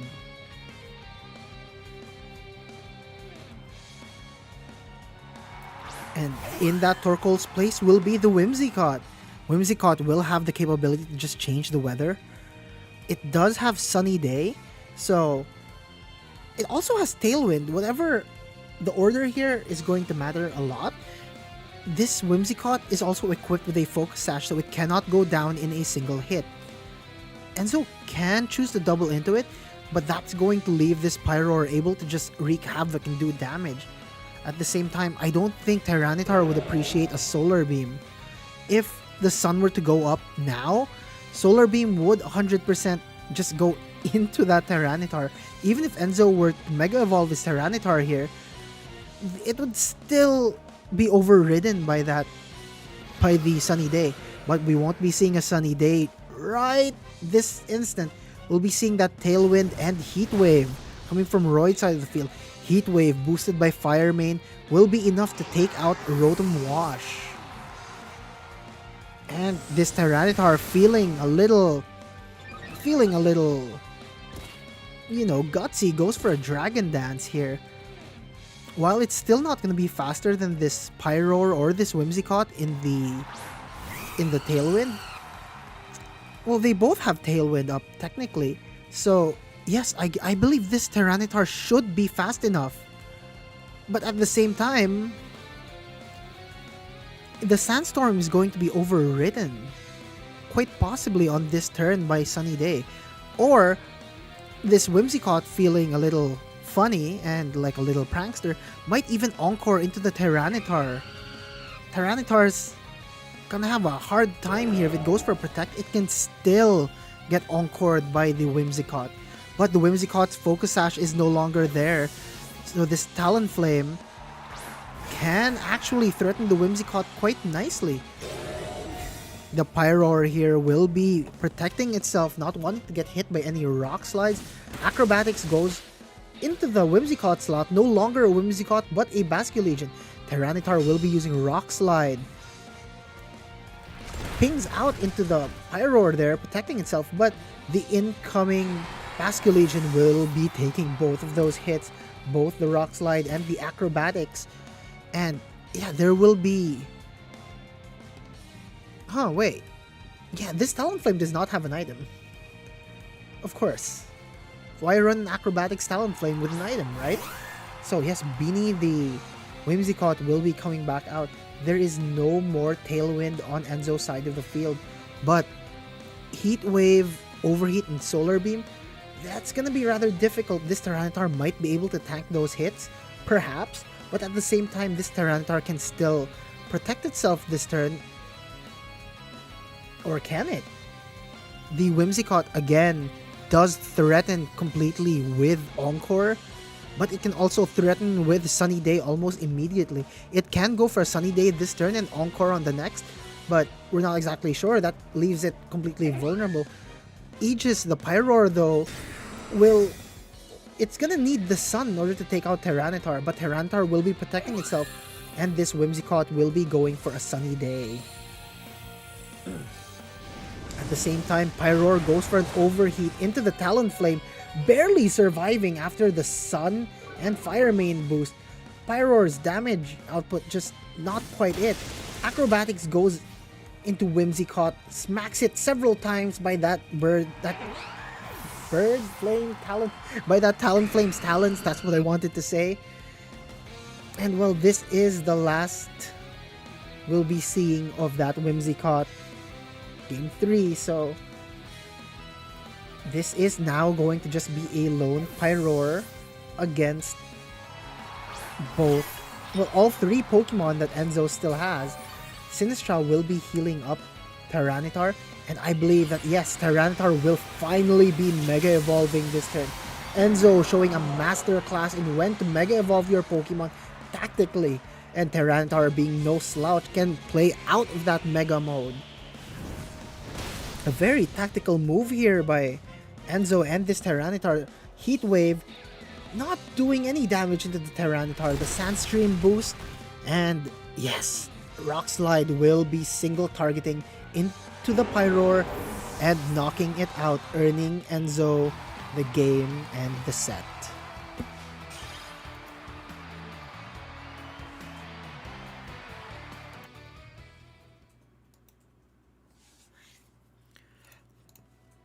That was crazy. Oh, I'd love to see double Rotom once more. Alright. Gio in the chat actually put it up there. Yes, sorry, I got caught up. I was going through so much. You cannot Prankster Encore the Tyranitar because it's a Dark type. My mistake. That is a mistake by me. Yes, it is. Yeah, you cannot Prankster into the Tyranitar. Prankster Encore into the Tyranitar. Sorry, everyone, for that. I'll probably correct that now. But yeah, you cannot Encore into the Tyranitar. Enzo, though, fantastic use of the Mega. Choosing the Mega at very opportune times. 17 out of 18 matches completed.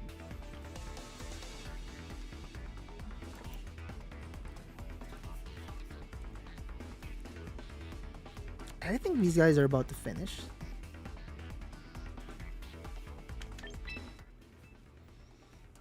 Let's see.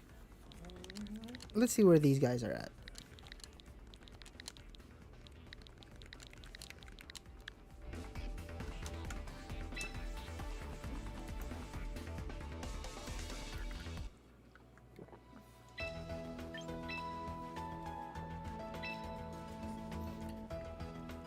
So again, sorry, you cannot use prankster on a dark type. That was my mistake. I got caught up in the moment.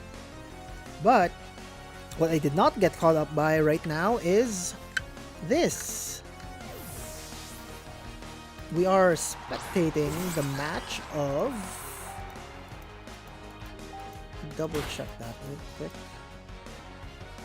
Cesar Guico, Taiko, and Aldous Alba. Riku and JXR. I look away for 1 minute and the Kangaskhan went down.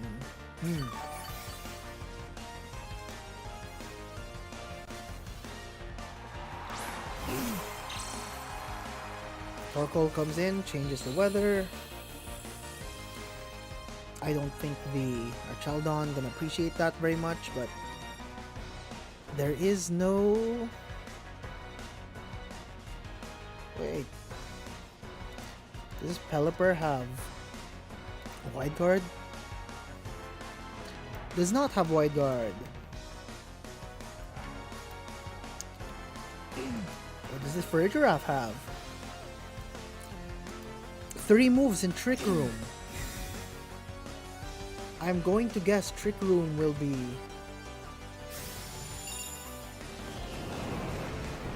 That's gonna be enough. Wow, okay. I wonder how many Electro Shot boosts have been into this Archaludon.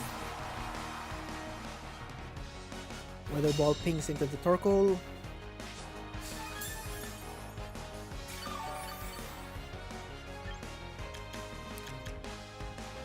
Okay, so it was +1. A single Electro Ball boost. And we see the forfeit. JXR takes the game. I believe that should be the round. Okay.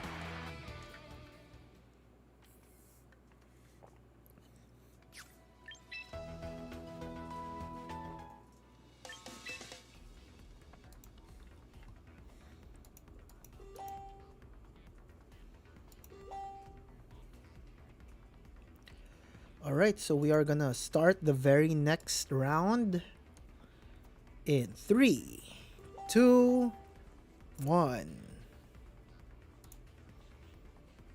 And pairings have officially gone up. People are just dropping left and right apparently. Alright. That's certainly something.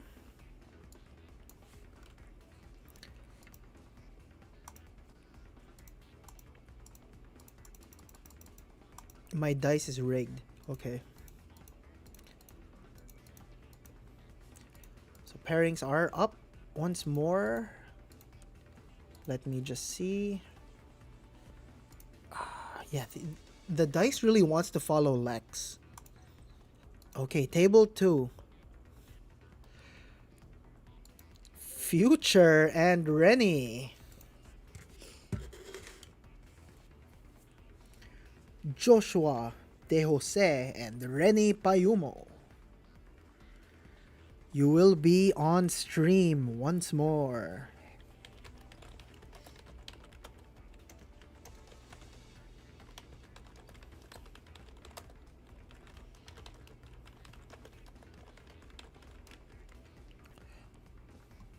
Okay, so switching out.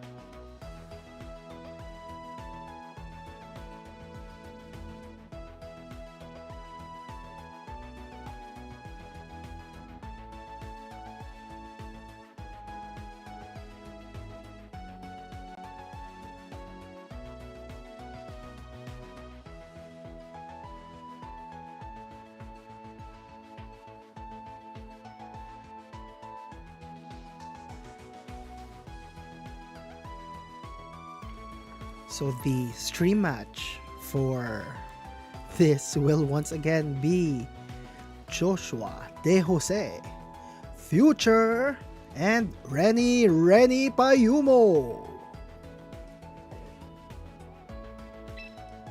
Both of these players are actually very strong contenders, and I wouldn't be surprised if either of them won this set, but yeah, they're both very powerful trainers, and I am so excited to see how this match is going to play out.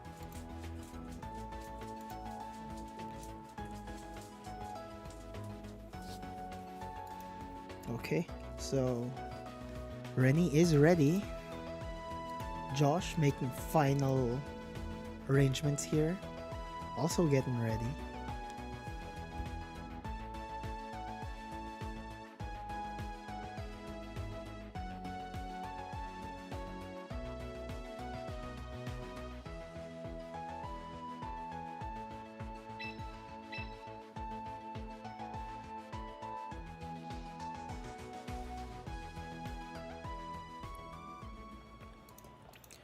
So I have reviewed teams here. Josh on the right side and Renny on the left. Renny in the blue will be sporting the very first Staraptor we're gonna see on stream today, but it is not a normal Staraptor. It is one of the funniest Staraptors actually. It is a Staraptor built to knock out other Staraptor. This is a Choice Scarf Final Gambit Staraptor, and on Future side we will be seeing the very first Raichu. Well, it's going to be a Mega Raichu Y, but it is going to be accompanied by this Mega Mawile, the first we're going to be seeing in the midweek smoke. Both of these Pokemon were introduced in Regulation M-B, and I am very excited to see who is going to show up into this match. On the other hand, Renny also has the Mega Mawile here. This Scrafty also does not have a Mega Stone. The only Mega here on Renny's side will be that Mawile. And very interesting, there's a Vileplume on his team. It will still have Chlorophyll, and there is a Torkoal on his team as well. So he will be able to activate the Chlorophyll Wide Lens Sleep Powder after you. But we won't be seeing the Vileplume just yet. We'll be seeing Intimidate coming from both sides of the field. Josh leading with Incineroar and Melodic. At the same time, Renny leading with his own Intimidator. That's Scrafty and Farigiraf. Farigiraf here. Sorry, Farigiraf. Fake out pressure coming from both. Scrafty looks to be slightly faster. If Josh's Incineroar also went for a fake out, then we'll see this interaction. But no. It did not go for a fake out. It went for a parting shot into that Scrafty, and it will be going back into its trainer's bench. And in its place, we will be seeing this Sinistra. So Sinistra here healing up the damage from the fake out earlier. But Farigiraf will successfully bring out the Trick Room. Lately, nearly every team that Renny has been using has been Trick Room, and I believe he's one of the best people who we've showcased here to use that very strong archetype.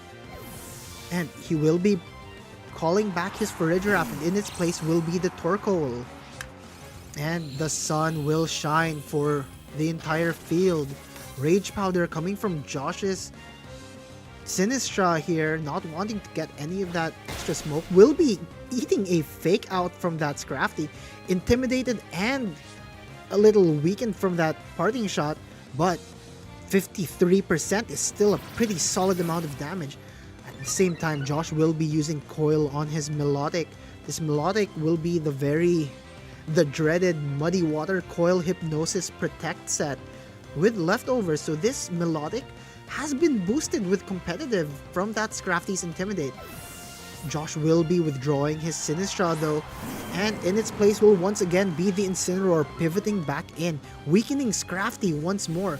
Torkoal though will be erupting in the sun, but that eruption, for all its power, barely even manages to scratch both of the Pokemon on Josh's side of the field. But -3, that was actually needed. That was very much needed. Close combat went into the Incineroar and managed to survive. This really goes to show how much longevity this Incineroar does have. It is such a durable Pokemon. At the same time, Melodic, after the coil, will no longer be missing the Muddy Waters. Does a very good amount of damage into the Torkoal and even manages to drop the accuracy on the Scrafty. Scrafty is not in a fantastic position right now. It has lost so much. There's so many debuffs on this Scrafty. -3 attack, -1 defense, special attack, and special defense, as well as accuracy.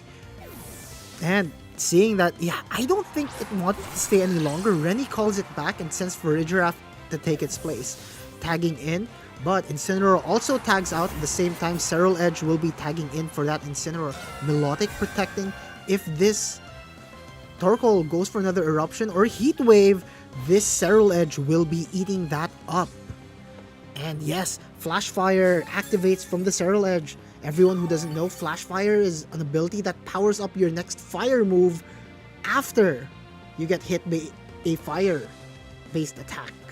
So if you're hit by a fire type, Serral Edge wants to take those. Bitter Blade will now be such a nuisance, actually.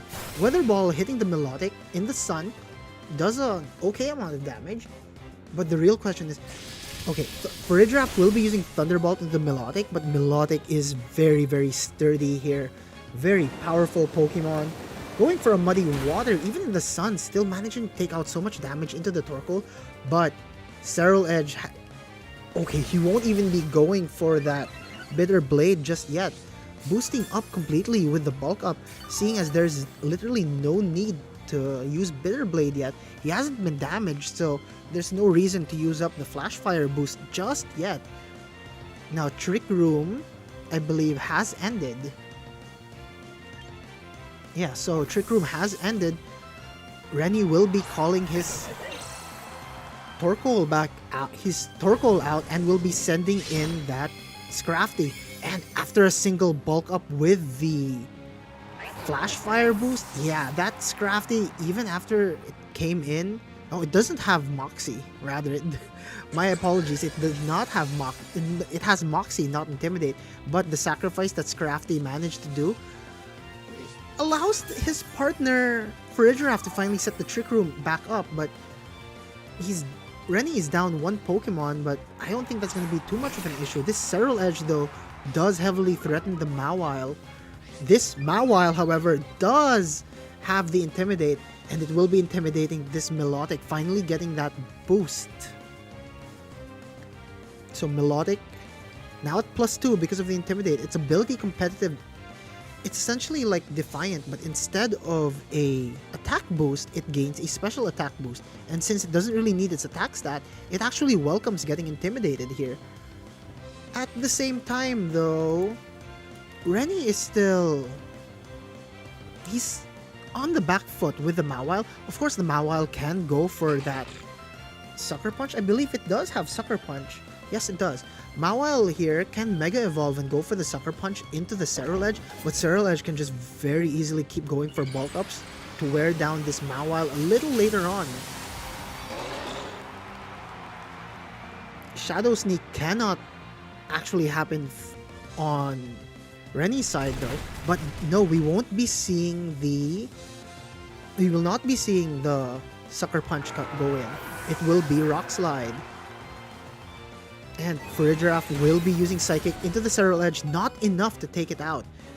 And Bitter Blade will once again be going into that Mega Mawile, healing this Serral Edge for, I would wager almost all of its HP. No, not even close. About 40% of its HP, and down goes the Mega Mawile. So, if we're looking at the field here, it's only going to be this Torkoal back out for Rennie, and well, Josh still has a pretty good amount of Pokemon, but don't count him out just yet. While this Serral Edge will be... my apologies, this Serral Edge, while not being able to use Shadow Sneak, will still have a very, very big hit into whatever it chooses to with Bitter Blade. I personally don't see how Rennie can get through this, but never say never. And I know that Rennie is one of the strongest players in the entire league. So again, I am genuinely curious to see just how he's gonna get out of this one. Weather Ball will be going into the Sinistra, and Farigiraf will be using Psychic into the Serral Edge, but both of those Pokemon were protecting themselves, not wanting to take any damage. Still 2 turns of Trick Room and 4 turns of Sun. So this Torkoal and this Farigiraf will still be the fastest things on the field, but Josh seeing that, okay, I don't think I want my Sinistra to take fire damage this turn and go down, will be pulling it out and tagging in the Incineroar. Incineroar gonna have to take that Weather Ball and takes it on the chin very nicely there. Psychic will be hitting the Serral Edge, doing a fairly good amount of damage, but Bitter Blade's going to allow it to heal almost all of that back off.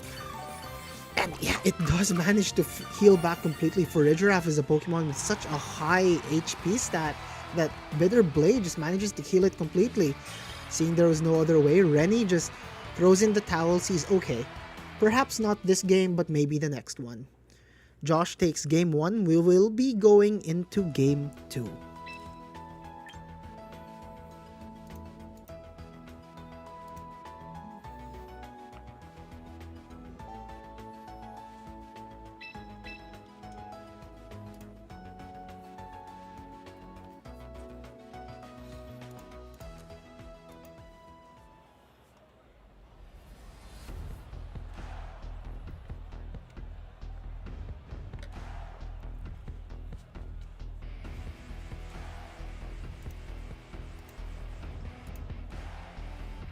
Alright, so now we are in game 2 of this very, very interesting match. Again, it's going to be Rennie versus Josh. Josh managed to inch out the last game with that Serral Edge pick. Not the most common Pokemon to bring to these games, but there is a use case for it, especially with all the Charizards and now with all the Pyroars just running around. And it is just doing so much. Okay, so game 2 will now be starting.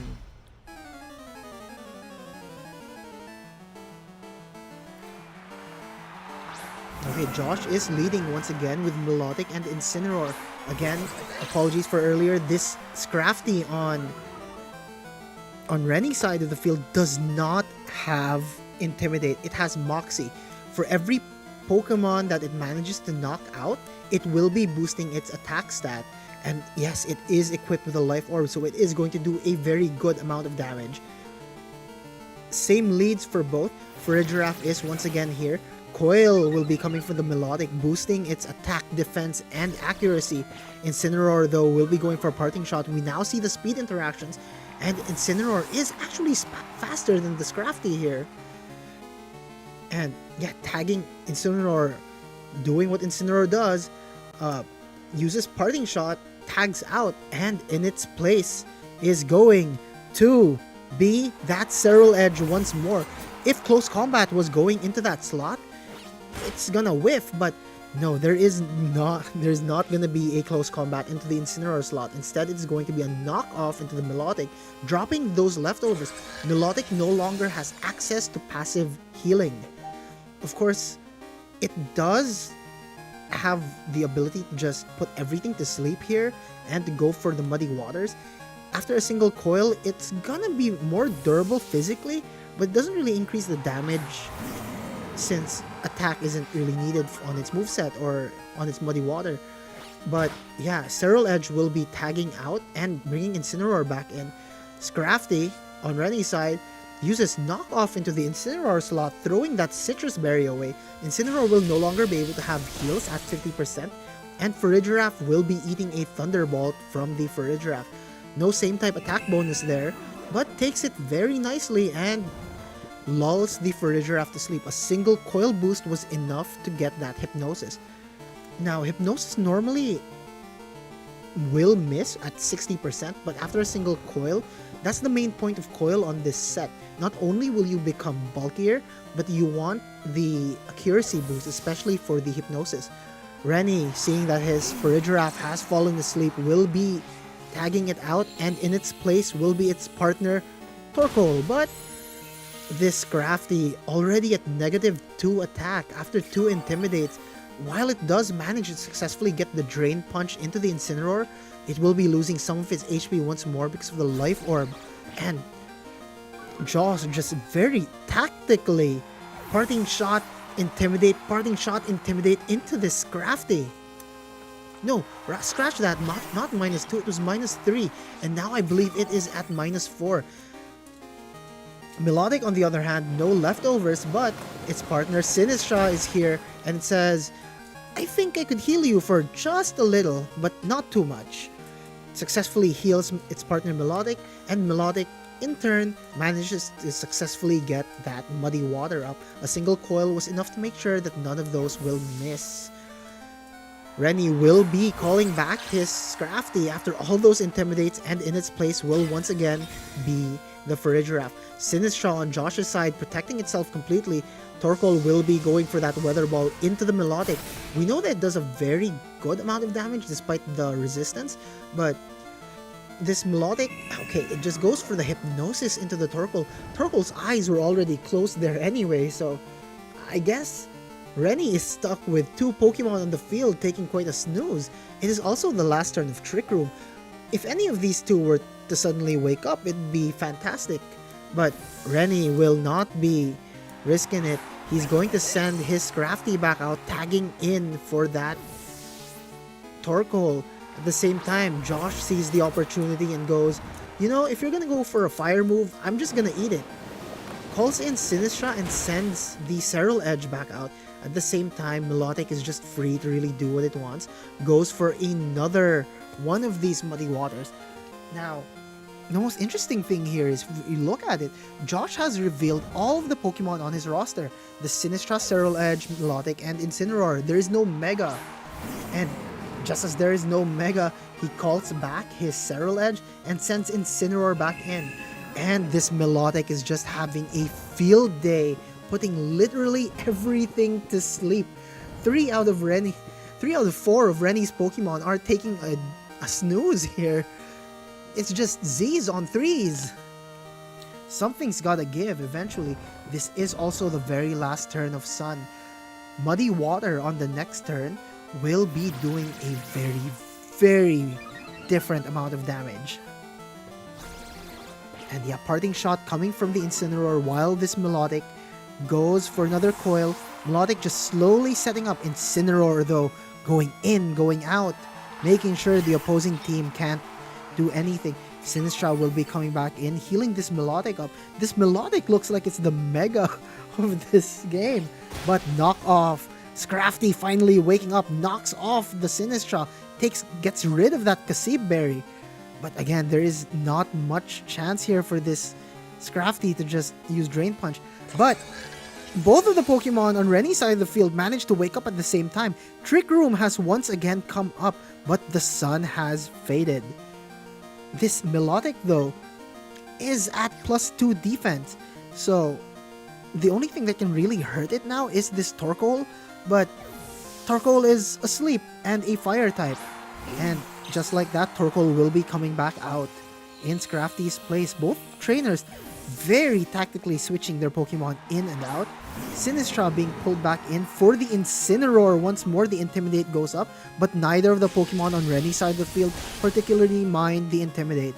Thunderbolt will be electrocuting the Melodic, and it takes it very well. Paralysis, though, will be happening to the Melodic, but that's not gonna stop it. It goes for a Muddy Water, and this Torkoal is still asleep. Both trainers just pivoting in and out. Rennie has only been pivoting in and out between his 4 Pokemon, being very wary of the final Pokemon that is the Serral Edge on Josh's side of the field. But at the same time, I believe this Incineroar will also be a huge problem should it choose to Flare Blitz into the Mawile if he has chosen to bring it. Scrafty will be tagging in for the Farigiraf here. Already awake, but Torkoal asleep still. Muddy Water coming from the Melodic almost knocks out the Torkoal, just barely hanging on but still asleep. Flare Blitz coming from the Incineroar will be hitting into the Scrafty and knocking it out successfully. There will be no more pivots in and out for this Scrafty. Incineroar takes a little bit of damage, but they call him the GOAT for a reason. And yeah, Mawile will finally be coming out. Intimidate coming from that Mawile, but giving this Melodic a special attack boost with competitive. This is an uphill battle for Rennie, but it's not impossible. There are still 2 turns of Trick Room, but this Incineroar can threaten this Mawile with another Flare Blitz. At the same time, this Torkoal is gonna have to put in work in order to knock out this Melodic. Mawile, though, can go for a play rough, but that Melodic is boosted. Its defenses are boosted, so it will be able to take those hits. And unfortunately, Rennie's Torkoal still stays asleep. And in the Trick Room, it may have been difficult. This Melodic isn't the fastest thing ever. Successfully puts Mawile to sleep, and Incineroar will be smacking it down with a Flare Blitz, bringing it down to 15% HP. Not quite the knockout, but very close. Both of Rennie's Pokemon are gonna have to wake up here for something to happen. It's also the very last turn of Trick Room. Wow, I've been just going. This game has been going back and forth, back and forth.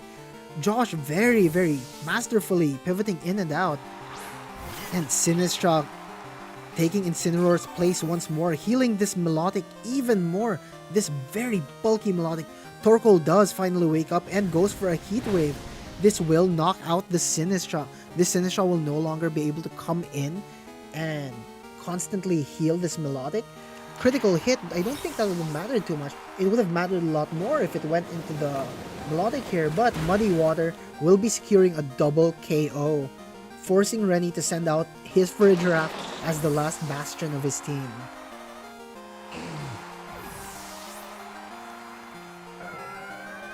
Trick Room has ended, and with that, Rennie concedes, throws in the towel, and we will be seeing that Josh will be taking Game 2 and the entire set.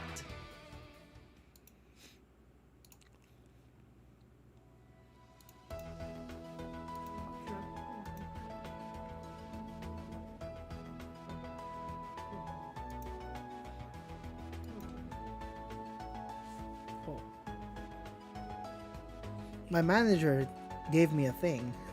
Stream still ongoing. Hop on and spectate. Yes, I would appreciate you posting that. That was a fantastic game. Pop off in the comments. Josh going crazy.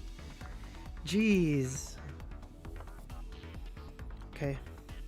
I might take a water break. Quick bathroom break, probably. But yeah, those were some spicy matches. We'll be right back actually. I just want to take a quick break. Then we'll see who's still playing in about 3 minutes. And yeah.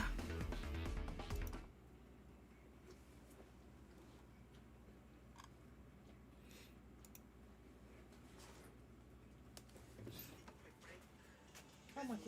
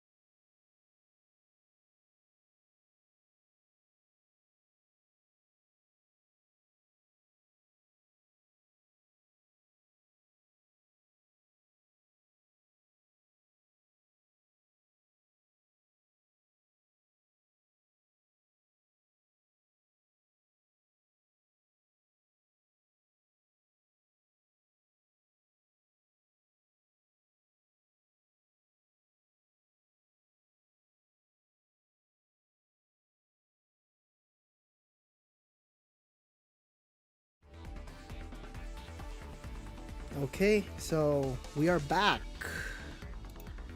once more. I really love the way that Josh managed to really showcase how good balance can be. One open match issue.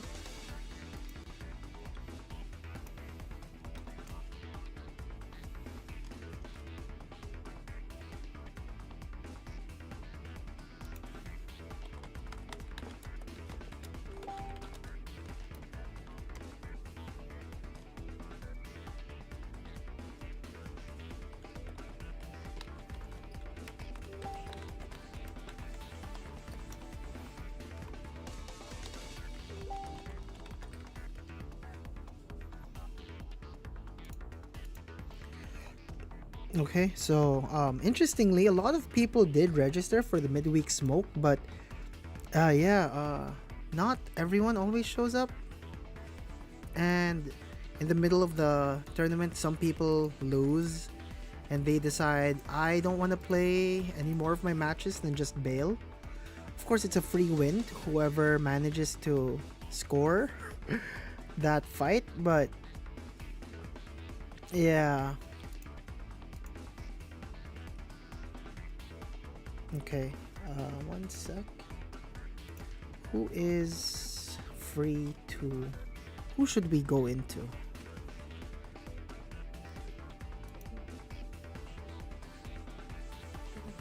Okay. Table 16 is still up. John Gabriel Liu, Coco Taco, and Dan Dukusin. Arisen 1. They just started game 3 a few minutes ago, I believe. Okay, so genuinely curious. Again, if anyone knows if these are new players or if these are old players that I just did not know, I'd appreciate the information from the YouTube stream. Anyone can chat it up. So again, this is John Gabriel Liu and Dan Dukusin, Coco Taco, and Arisen 1. And what do we have here? Arisen 1, Dan here, sporting a Staraptor team. Booting the team sheets up now.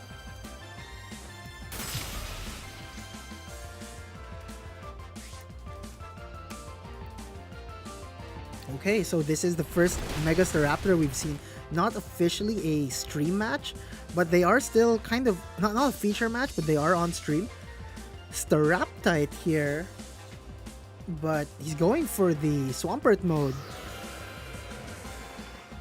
Tailwind, Swift Swim, Mega Swampert. 2 turns of rain. No Mega on Coco Taco side. This is game 3. This Swampert has just... It's fast. It's basically teleporting all over the field. I don't think anything is going to appreciate getting hit by a wave crash at this point. And Weather Ball coming from the Pelipper into that Incineroar will be knocking it out in one hit though. Fake out? No problem. And it has a careful nature. Wow!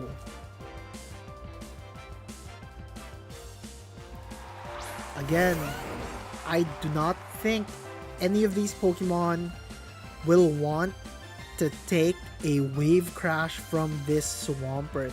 This Garchomp though does not have Protect. And this Golden Go does though. John Gabriel Liu here, Coco Taco, can protect his Golden Go and stall out the rain. But then he's probably gonna get poked out on the next turn, maybe. It is still a very healthy Golden Go though. Swampert can go for an Ice Punch into the Garchomp, but Earthquake will probably just seal the deal all the same. He's not doing any of that. Oh, okay. So he will be sending our Chaladon in. Interesting choice of pivot there. Oh. Yeah, so... Alright! That was... Oh, well, it was hurt. But, okay, we will be seeing the forfeit here. Coco Taco, John Gabriel Lu will be forfeiting, and game 3 will be going to Dan Dukusin, Arisen 1. Okay. Let's see who's still playing.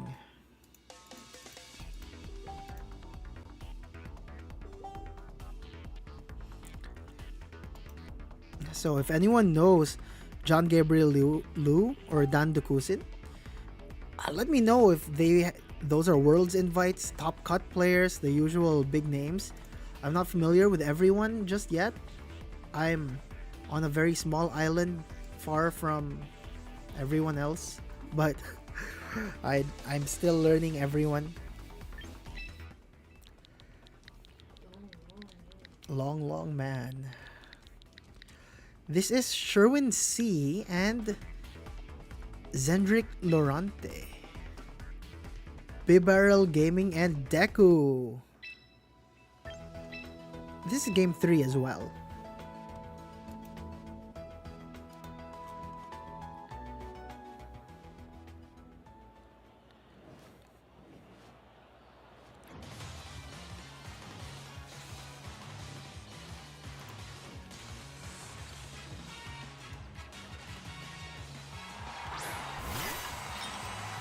Okay, so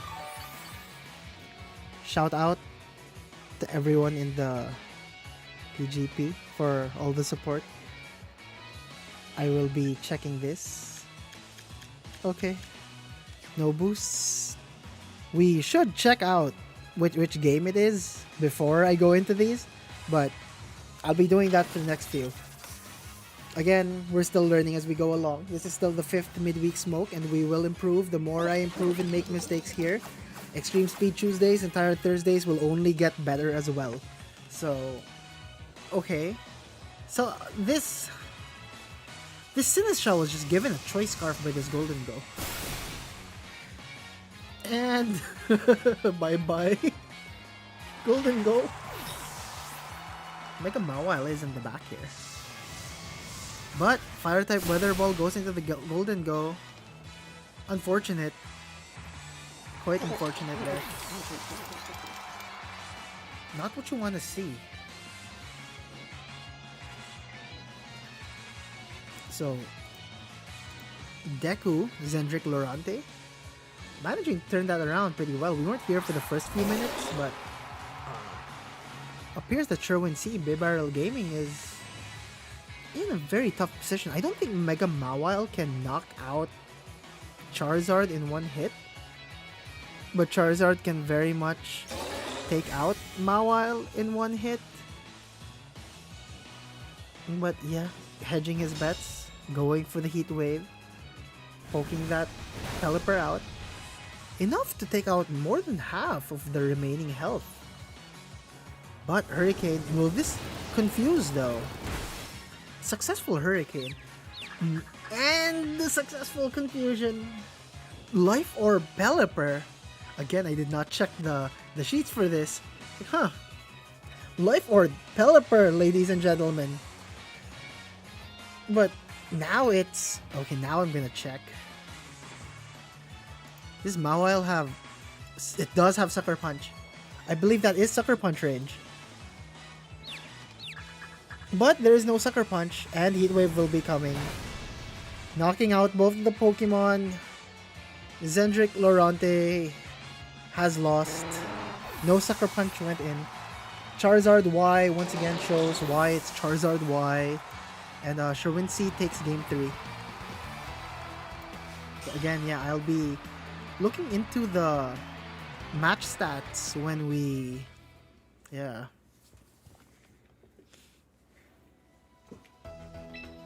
Should really see the battle logs.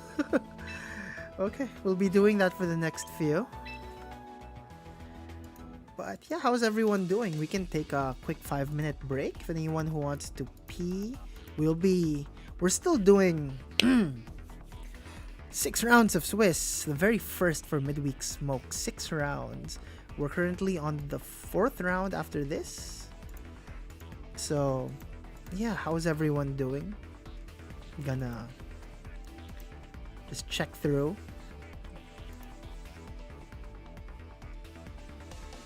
Okay.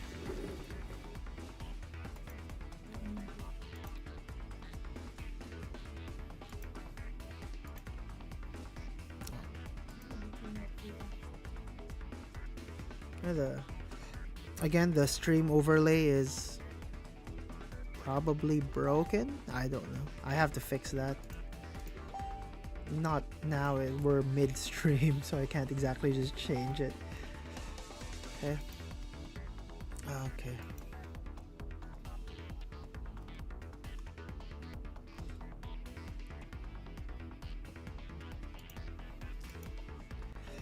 Okay, let's go into the 4th round of Swiss. The sooner we finish, the less likely we finish at 3 a.m. Okay, we're pairing the 4th round of Swiss now. Moving along quite nicely. Only 15 tables remaining.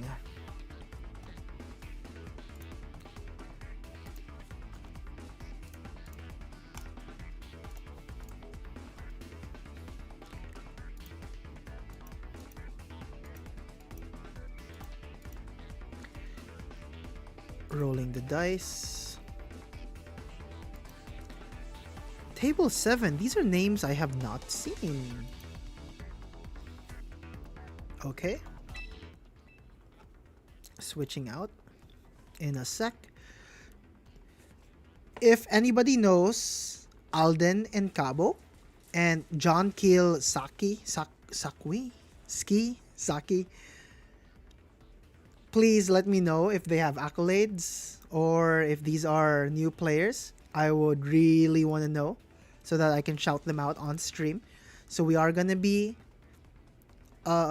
checking out according to my D16 here. I have a dice app open. It has rolled table 7. So that's Alden and Cabo and John Keel Saki.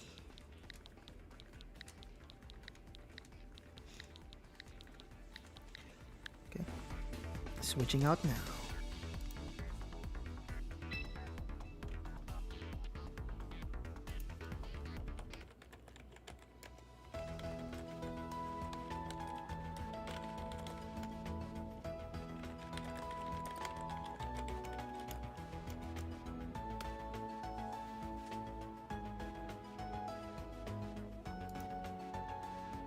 Okay, so again, if anybody is familiar with these players, so that's John Keel Saki, Ski, and Alden and Cabo, Aru.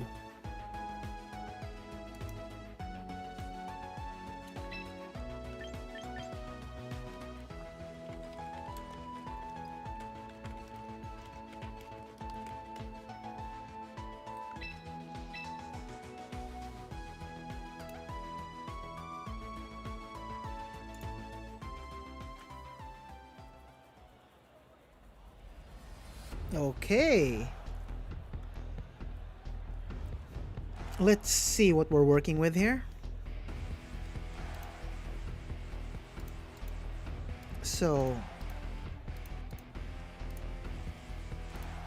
sorry, just booting up the team sheets here. On Ski's side here, John Kiyosaki, he will be. That is not a Mega Barbaracle. It is just a Scope Lens Sniper Barbaracle with Cross Chop, Stone Edge, and Aqua Cutter. Bamboozled there. What he does have as a Mega is the Delphox. On the other hand, Aru, Alden, and Cabo does have... Also, both of those Pokemon at the top and bottom of his teams, the Blastoise and the Delphox, they are Megas. But there's no Water Spout on this Blastoise though. Aura Sphere, Dark Pulse, Water Pulse, all all moves that take advantage of Mega Launcher. At the same time, the Delphox though, the thing is, Aru's Delphox is modest, but Ski's Delphox is timid. And Ski's Delphox also has Hypnosis. Risky move, but there is gravity on the Sableye, and I'm very curious to see how this is gonna play out. Okay. So, Aru will be leading with Sylveon and Blastoise, while Ski, John Kiyosaki, Keel will be leading with that Sableye and this Delphox. Looking at the sheets here, this Sableye does have Fake Out, Disable, Encore, and Gravity. This Delphox can negate its Levitate with the Gravity coming from the Sableye. If the Sableye goes for the Gravity here, its Hypnosis will be accurate. Very, very accurate. But at the same time, the Blastoise from Alden's side will also have access to that Fake Out, so it is pressuring right now. It has Fake Out pressure, but at the same time, it can just go outright for the KO with Water Pulse. At the same time, this Sylveon can also just go for the immediate KO, Hyper Voice, or Hyper Beam into the Sableye. Nothing's gonna save it if it gets blasted by a Hyper Beam. But we will be seeing that this Delphox and this Blastoise will be Mega Evolving. So both of these Pokemon Mega Evolving immediately on turn 1. Blastoise, like I said earlier, exerting that Fake Out pressure, will be using Fake Out into the Delphox, but Gravity goes up. Gravity has intensified. Delphox is no longer levitating. It no longer has an ability, but it will flinch this turn. But like I said earlier, if this Sylveon goes for that Hyper Beam into the Sableye, there is going to be no saving that Sableye. It goes down, but successfully gets the Gravity up. And in most cases, this would be quite difficult. But Delphox actually does have a use case for it, considering that it has the Hypnosis. But even more interesting here is Flapple. Flapple does Hustle, but under Gravity, Hustle is almost negated with that Accuracy boost. So, Aru will be switching out his Blastoise for the Garchomp here, and Psychic will be hitting into that Sylveon that cannot move. But this Flapple will be using Grav Apple. Under the effects of Gravity, Grav Apple has even more power and will barely ever miss. Because, I mean, it also has Hustle. This Flapple is also Choice Scarf, so it is extremely fast. 3 turns of Gravity left, and I doubt that either of these Pokemon are going to be able to outspeed. The Garchomp does have Protect, and Sylveon will be able to protect itself this turn if it ever so wishes. But again, Delphox can just put anything it wants to sleep right now and allow this Flapple to just knock things out with Grav Apple. It also has Sucker Punch and Dragon Rush, which under Gravity will be quite effective. It's not going to be missing any moves anytime soon because of that Gravity boost, but we will be seeing this Sylveon protect itself.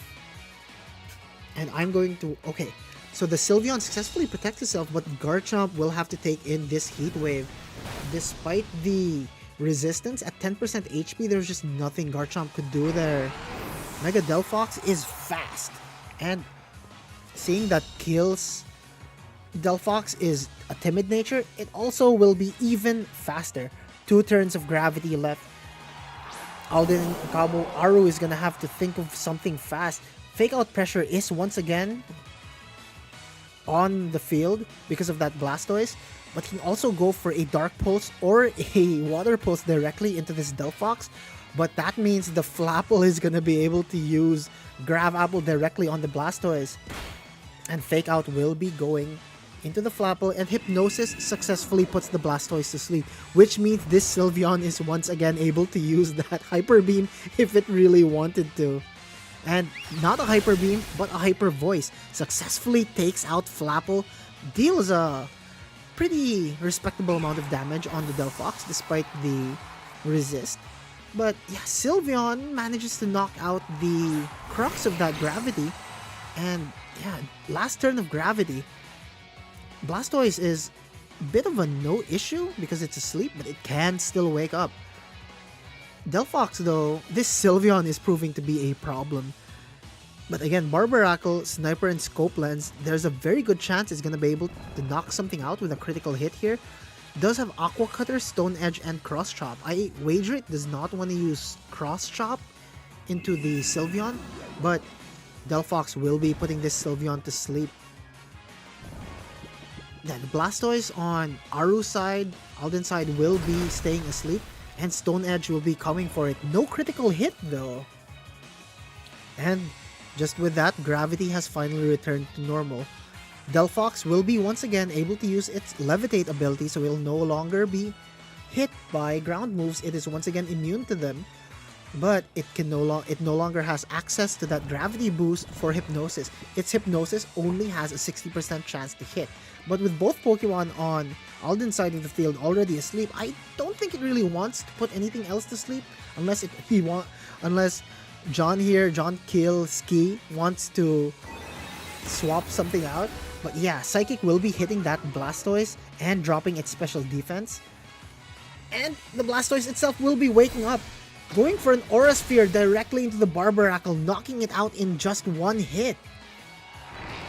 Barbaracle really didn't manage to do anything there other than not crit the Stone Edge into the Blastoise. It had one job. This is looking really dicey for John Ski here, but yeah, Alden managing to just get away with things using the Sylveon. Heat Wave knocking out the Blastoise successfully, but this Sylveon is still up and ready to attack. Well, it's not up, it's still asleep.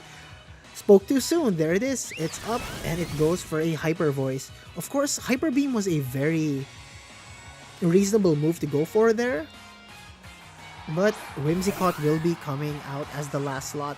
Whimsicott does have a Focus Sash, so this Delphox is going to have to burn it along with the Heat Wave, or it's going to have to hit it twice. Of course, Whimsicott does have Tailwind, so if it manages to get a Tailwind up, Sylveon can delete the Delphox, eat Delphox with a Hyper Beam. But no, Whimsicott will be protecting itself.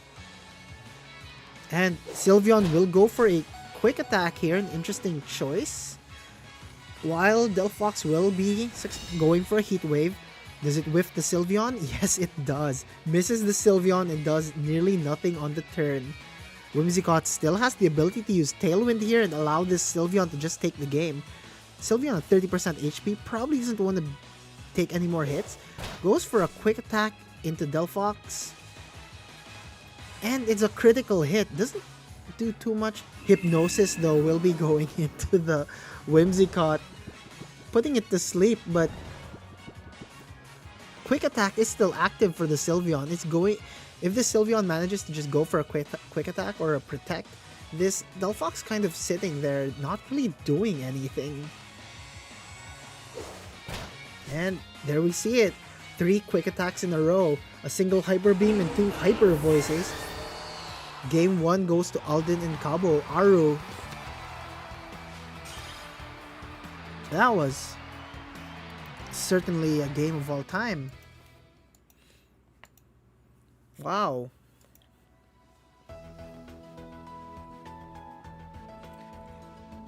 Okay, so let's move on to game 2 as soon as these trainers are ready.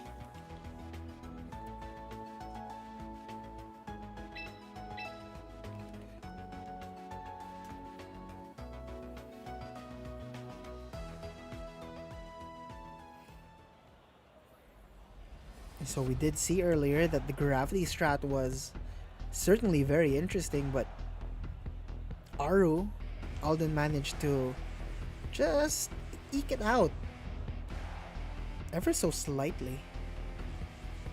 Interesting plays for both players.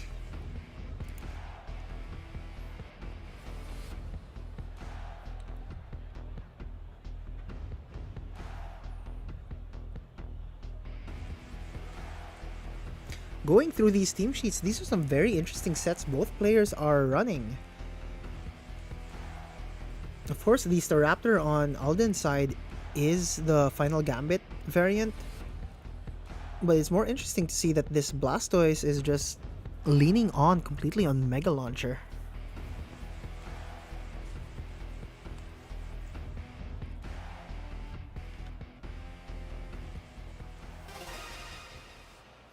Okay, game 2 will be starting.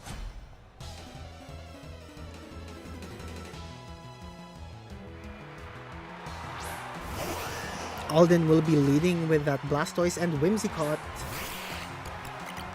No longer the Sylveon at the very forefront of his team. Instead, it is now that Whimsicott able to go for a Tailwind, while this Blastoise still able to Mega Evolve with Fake Out pressure directly into that Mousehold. Mousehold, though, interestingly, is Focus Sash Technician with Population Bomb and Trailblaze. It does have a Grass move to allow it to speed up into the Blastoise, but it also has Taunt in case it wants to mess with this Whimsicott. But yeah, we will be seeing that Alden will be Mega Evolving his Blastoise into that Mega Blastoise here. And I would wager that it's going for a Fake Out. No, it is not going for a Fake Out. Mousehold protects itself. No Friend Guard though. But Fake Out will be hitting that Whimsicott, breaking its Focus Sash coming from the Sableye. And Aura Sphere will be pinging off of that Mousehold, protecting itself. Mega Launcher boosting the power of Aura Sphere, but not in this scenario. Again, this Mousehold also has a Focus Sash and it's still perfectly healthy. On the other hand, this Sableye can once again just go for a Gravity here, but it can also use, there it is, it disables the Aura Sphere so it can no longer damage the Mousehold successfully. But Whimsicott, its partner Whimsicott, will be going for a Moonblast, super effective into Sableye, but does not net the KO. Special attack drop for Sableye and forces it to munch down on its Citrus Berry, but I don't think it really cared too much about the damage there. And I was about to count on Mousehold there. 1, 2, and that was it. So yes, both players, there's no field conditions yet. Gravity has not been selected. Tailwind has not been selected. Both of these trainers are just slugging it out completely. And yeah, Sableye will be disabling that Whimsicott. Moonblast can no longer be selected. But Giga Drain on Whimsicott will be coming out. It's no longer using Moonblast and manages to heal itself up just a little. But one hit from the Population Bomb. Alright, one hit on the Population Bomb. Water Pulse goes into the Mousehold, drops it to 26%, but it's wearing a Focus Sash anyway. It would have taken 2 hits to knock it down. Whimsicott though, Giga Drain. I'm a little tongue-tied here. I'm looking at the sheets, but I still got quite flabbergasted. Something more familiar to me though, right now, Whimsicott does use the Tailwind, and Sableye finally goes for Gravity. It's almost like these trainers are hearing my comments. Field conditions are finally set up. Dark Pulse goes into the Sableye right after it sets up the Gravity there, but I'm going to wager Mousehold goes with Population Bomb. 1, 2, 3, 4, and that's all she wrote. Whimsicott goes down, returns into Alden's belt, and that's it for that Whimsicott, knocked out by the little mouse that could. Or mouse family. Mice family. Mouse mice. Garchomp will, however, be taking Whimsicott's place at the same time. With Gravity finally active, Flapple will be coming out, but Tailwind is still active on Alden's side of the field. John Keel's Ski is going to have to think of something here in order to not lose his Flapple so quickly. This Mousehold does not have Follow Me, nor does it have Friend Guard, so Flapple is not in the best position to do much here. Tailwind active on Alden's side will allow him to go first, threatening the immediate KO on the Mousehold with any move, and this Garchomp will be able to Dragon Claw into the Flapple without issue. We see Mousehold protect itself here, not wanting to go down this turn exactly, but Dragon Claw will be going into Flapple, knocking it out. It was already in the ground because of Gravity, but now it is back into its Pokeball. And we do see that the Garchomp will be taking a little bit of Life Orb damage there, Life Orb chip, but yeah, any move going into Mousehold there was not going to pan out, protecting itself completely. Well, Delphox finally comes out as the last Pokemon on John Kielski's side of the field, and I really don't think it wants to get hit by a water pulse from this Mega Blastoise. It can Mega Evolve and put things to sleep now with Hypnosis, but yeah, again, I wager the Garchomp is also able to use Earthquake if it doesn't mind hurting its partner Blastoise though. This Blastoise does not have Protect, mind you, so it's susceptible to Earthquake. But Garchomp can also just go for a Rock Slide here. Tailwind is still up, so they will be moving first. And despite the Mega Evolution from the Delphox, we will not be seeing this Delphox move first. We see clearly that Garchomp will be moving before the Delphox in the Tailwind. And yeah, as a testament to see just how fast Delphox is, it even outspeeds Blastoise in the Tailwind, successfully puts it to sleep with Hypnosis. But now this Delphox is gonna have to fight a 3v1. Despite the Blastoise being asleep, it is susceptible to that single target Earthquake right now. Delphox protects itself, stalling out the very last turn of Tailwind here. Garchomp going for a Dragon Claw into the Delphox, and Blastoise will stay asleep. The Tailwind peters out. Delphox is once again the fastest Pokemon on the field. Gravity, however, is still up for one last turn. This Delphox can still turn this around. It can, in fact, still put this Garchomp to sleep, but then it's gonna have to deal with the Blastoise if it wakes up. But no, there will be no Hypnosis from the Delphox here. It will instead be going straight for a Psychic into the Garchomp, and Garchomp's single target Rock Slide will be knocking Delphox out, earning Alden the game. And I believe that's all she wrote.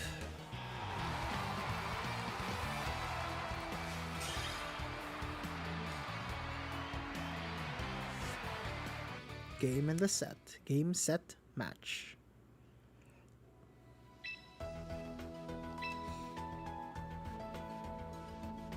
Oh no, this is...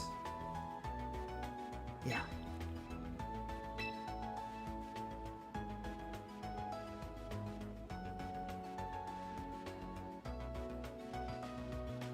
Okay. Game 3. Not the set, actually. Wait, no, it is the set, yes. That was it.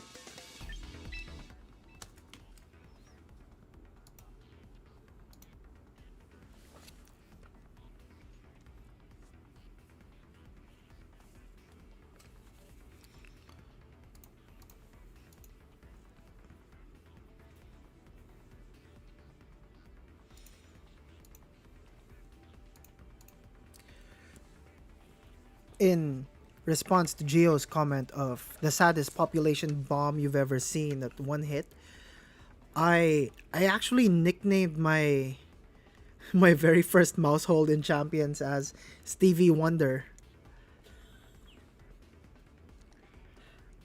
It's really funny. I swear that little guy, he was doing his best. When he sings great. Gets all hits, all 10 hits. But in most cases, my guy was a little on the blind side. Barely hits anything. He sees in binary. Hits ones, zeros, or tens. Never in between. But yeah, my Mousehold was pretty blind. Anyway...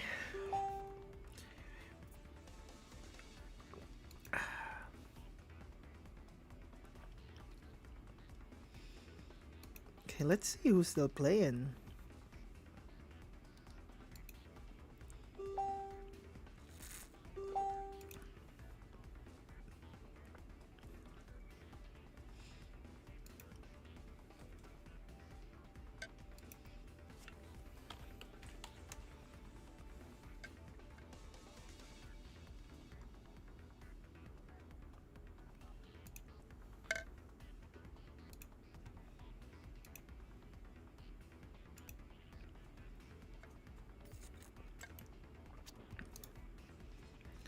Again, there are still several people who no-show even this far into the tournament.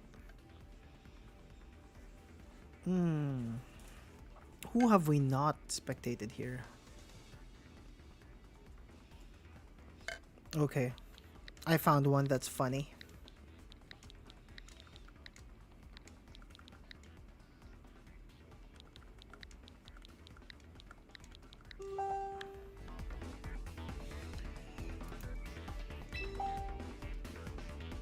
Oh no, yeah it is. This would be a team Enzo would be so proud of. So, for looking at the JT has won game 1. And I will show everyone why this is a team that Enzo would be proud of. Enzo, I hope you're watching. JT is one of the local Cebu players. He's currently out of Cebu right now, but my god, he showed me this team and all I could say was, seriously? So, to reiterate, this Mr. Rhyme has Trick Room, Roleplay, Sheer Cold, and Protect. He has both a Mega Howlucha and a Mega Raichu Y.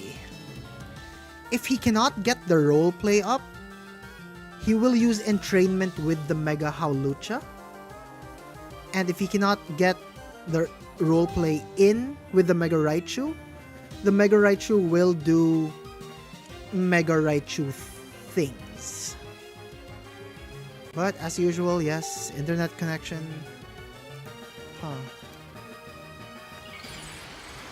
Okay, so we're about to see this Insano team in action from the very first turn, I believe. Okay, so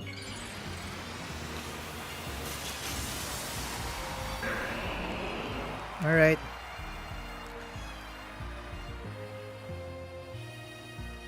So Fake Out goes into the Raichu. And yes, U-turn will be going into Mr. Rhyme. But I believe the flowchart insanity for this team is it will use roleplay or Trick Room into the Raichu. But seeing as Raichu is not in a very good position to fight the... Yeah, there it goes. The roleplay will be going into... I'm genuinely so curious if you can pull this off. So the Rhyperior in the back, you guessed it, also has Horn Drill.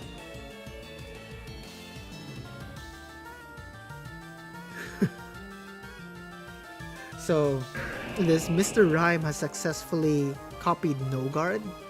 This is the type of insane team you will find in close team sheets. But okay, Mr. Rhyme will be protecting himself here. And Wave Crash goes into the Mr. Rhyme.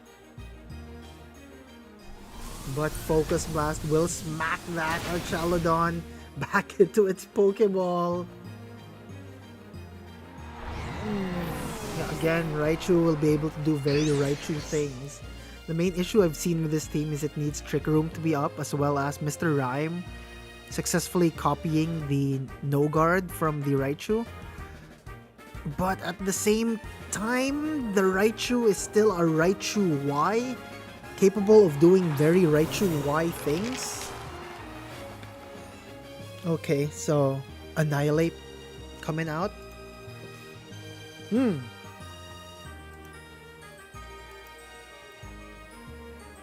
Yeah, this is gonna be one of the funniest. If he can pull off a single Sheer Cold, I'm going to be incredibly impressed. But no, he won't be pulling off the Sheer Cold just yet. Wants to threaten. Wave Crash will be hitting into The Sinistro not wanting to risk the Mr. Rhyme going down there. Focus Blast going into the Raichu though. Or going into the Swampert rather. Unboosted Rage Fist will be hitting Sinistra, but Sinistra really doesn't mind.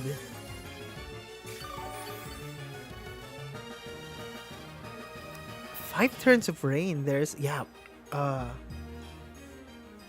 JT's opponent here, Jake Catulpos, does have a Damp Rock on his Pelipper. So his Swampert, we did spectate this game earlier, Jake. And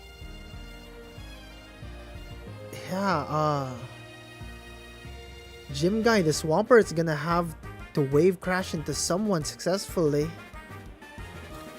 But I believe this Raichu does not have Protect. Instead, it has a more insano move. It has Endure. This Raichu has Endure. I don't know in what universe, but so let it endure.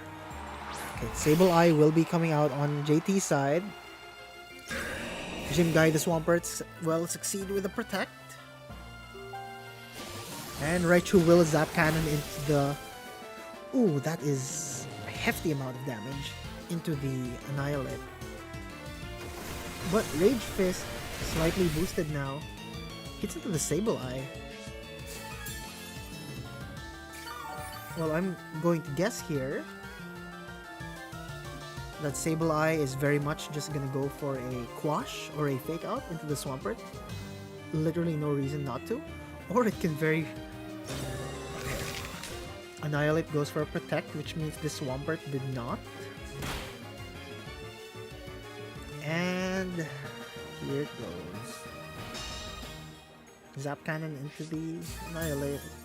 Leftovers. This wonderful Protect there.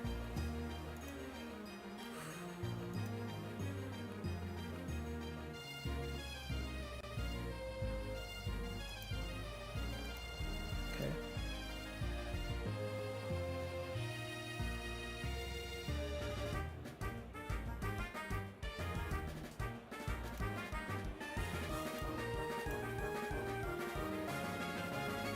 JT's gonna have to think of something really hard in order to do something here, but okay.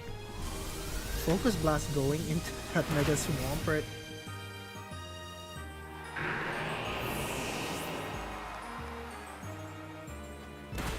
But Rage Punch will be hitting that Raichu, healing it back up. But not enough to actually... Okay. So he does not successfully get a Sheer Cold, I think, in this game. Or maybe he does, I don't know. But the Pelipper will be coming back out. That's fine. Raichu now threatens all of this. JT is just going for that Raichu mode. Mind games. He does not have Fake Out pressure though, but he does have Quash. Not like it'll matter all too much. Over timer, the Annihilate can Protect here, gain a little more leftovers, but the Reporter Bird will be using that Protect, and a successful Zap Cannon does not happen. But Sableye going for a Foul Play on the Annihilate, boosting its Rage Fist ever so slightly more, will be punching into the Raichu.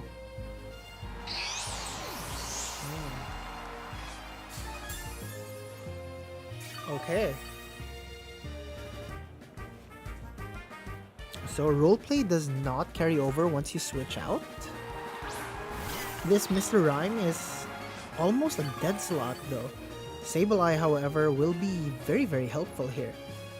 The real killer here is Zap Cannon may have been JT's undoing, because this Annihilate can no longer be burnt by Matcha Gotcha. It's kind of free to just do damage.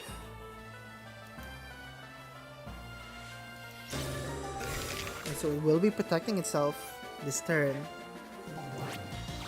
Quash the Pelipper, fair.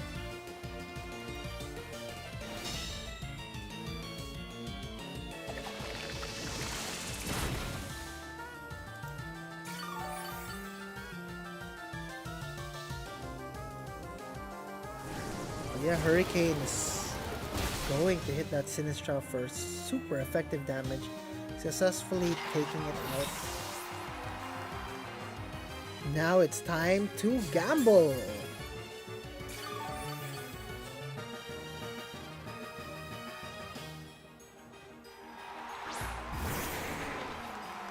Mr. Rhyme. The real question is, are you feeling lucky?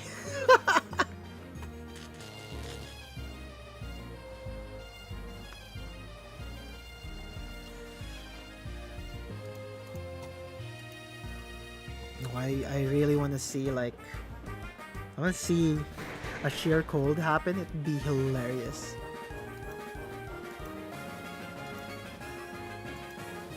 But okay, swagger.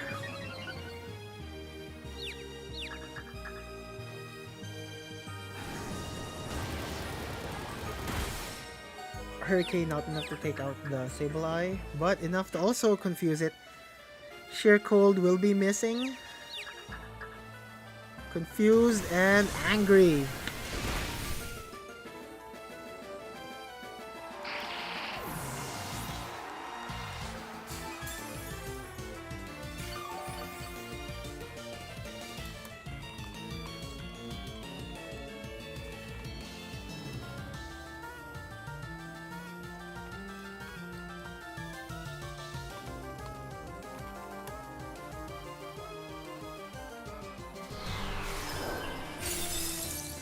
Oh, he gets it! He gets the Sheer Cold!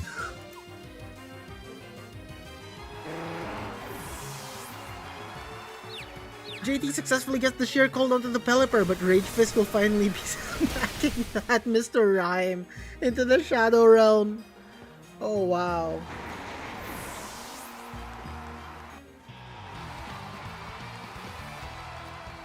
Okay.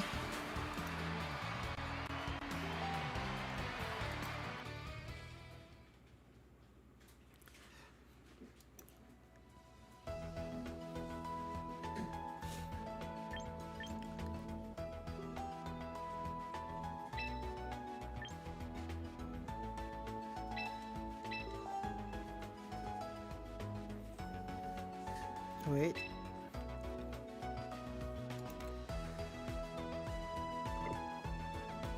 Check again. Okay, they should be in game 3 though.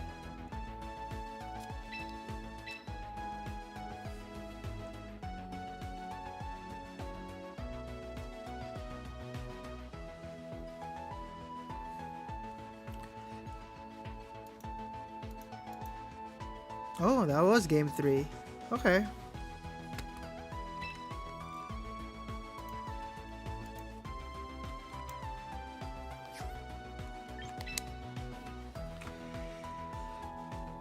The Sheer Cold hit without... Oh, Enzo would be so proud.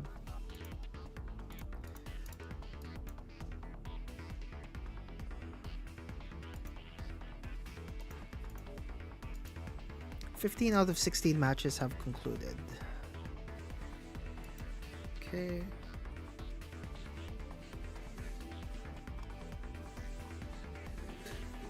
Okay, I'm gonna take a quick break again.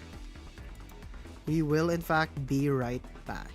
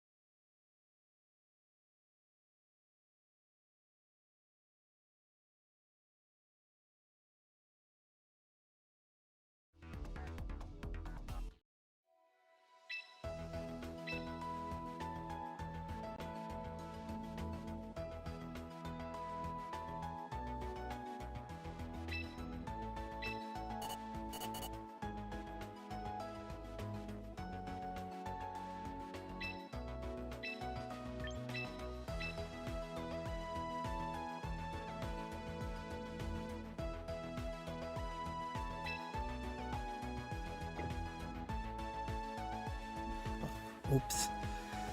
JXR and Arisen. We've Alduas Alba and Dan Dakusin.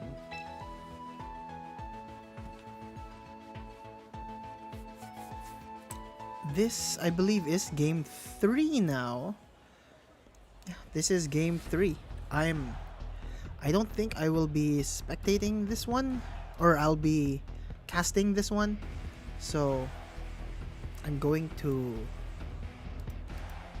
put it on the logo like this. And yeah, everyone enjoy.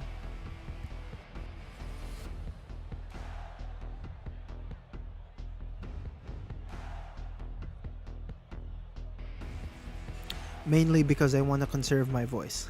But yeah, everyone have fun watching this match.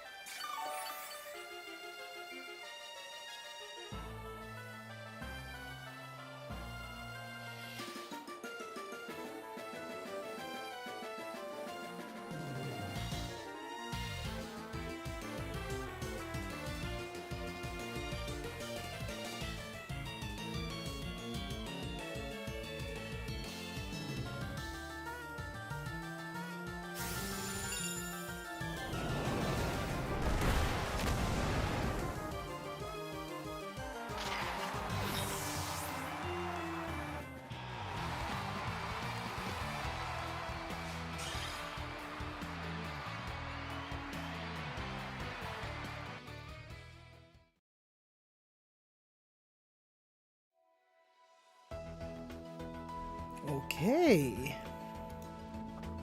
Okay.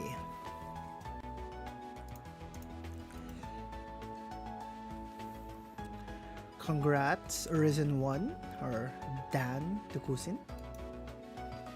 I believe that is all 16 matches of round 4. So, that being said, let's transition into round 5. We are doing 6 rounds this time around. So, okay. Pairings have finally gone up.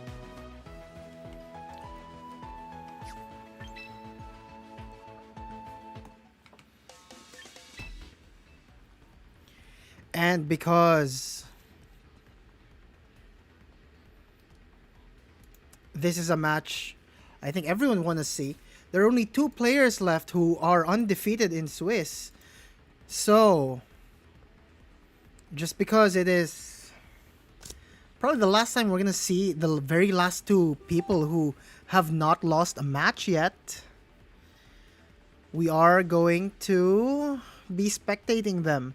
It is going to be It is going to be Vince Angel Punay, Snivs Wolfie ng Cebu, and the former Riz Lord Dejan Favilla, or as he is now known, he is Esber. So, currently waiting on both players to, create the room.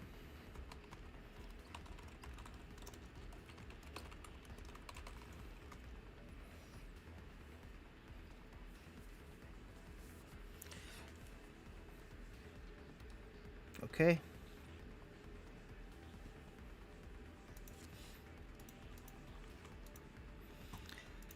Here's the fun thing about these 2.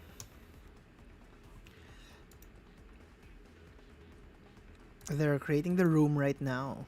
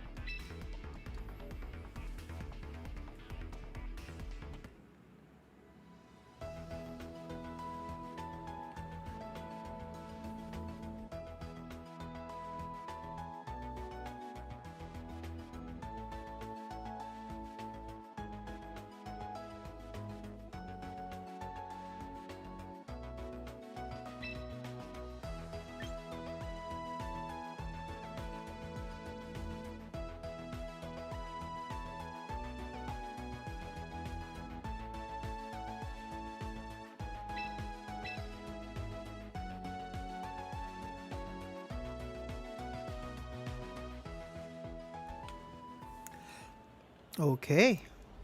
It is the 5th round of Swiss for the very 5th midweek smoke. The only midweek smoke where so far we are going to be doing 6 Swiss rounds. But these 2 players, Snivs and Esber and Snivs, so far they are currently undefeated. They have currently gone 4-0.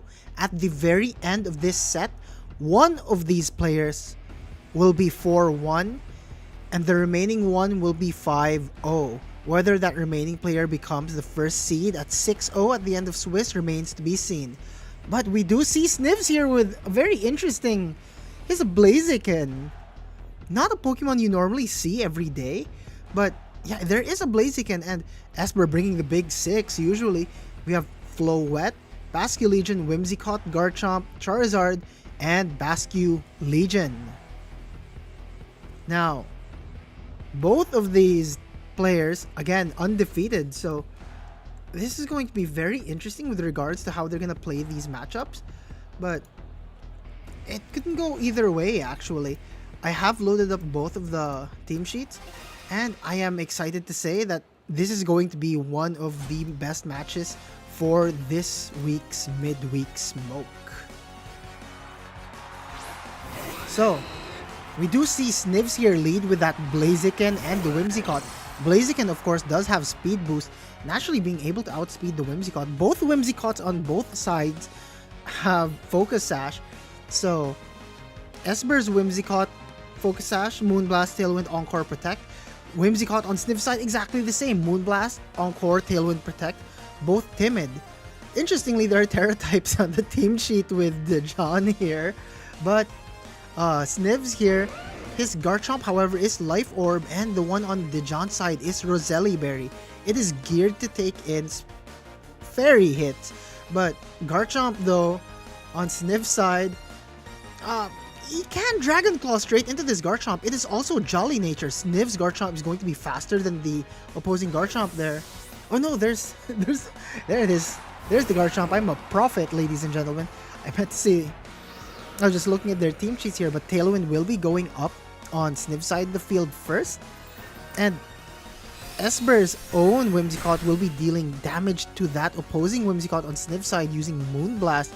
And the Garchomp on Esper's side will be successfully knocking out the Whimsicott on Sniv's side. I am saying side a lot. But yes, the Garchomp, Esper's Garchomp successfully knocks out the Whimsicott for Snivs with a Poison Jab.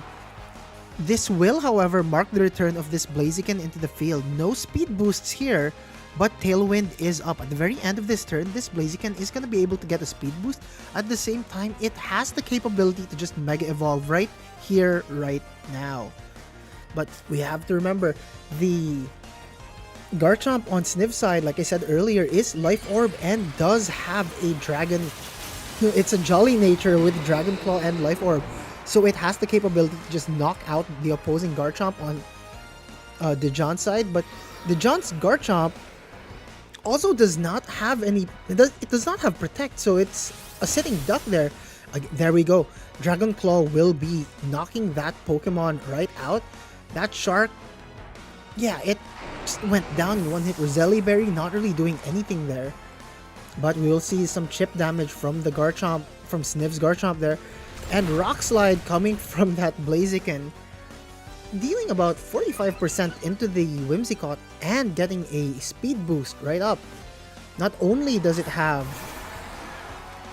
Oh wow. Not only does this Blaziken have a single point of speed, it also has the Tailwind up as well. But the Basculation on Dejan's side is Life Orb, and it is adaptability. While it's not going to be fast, it's going to be able to do so much damage.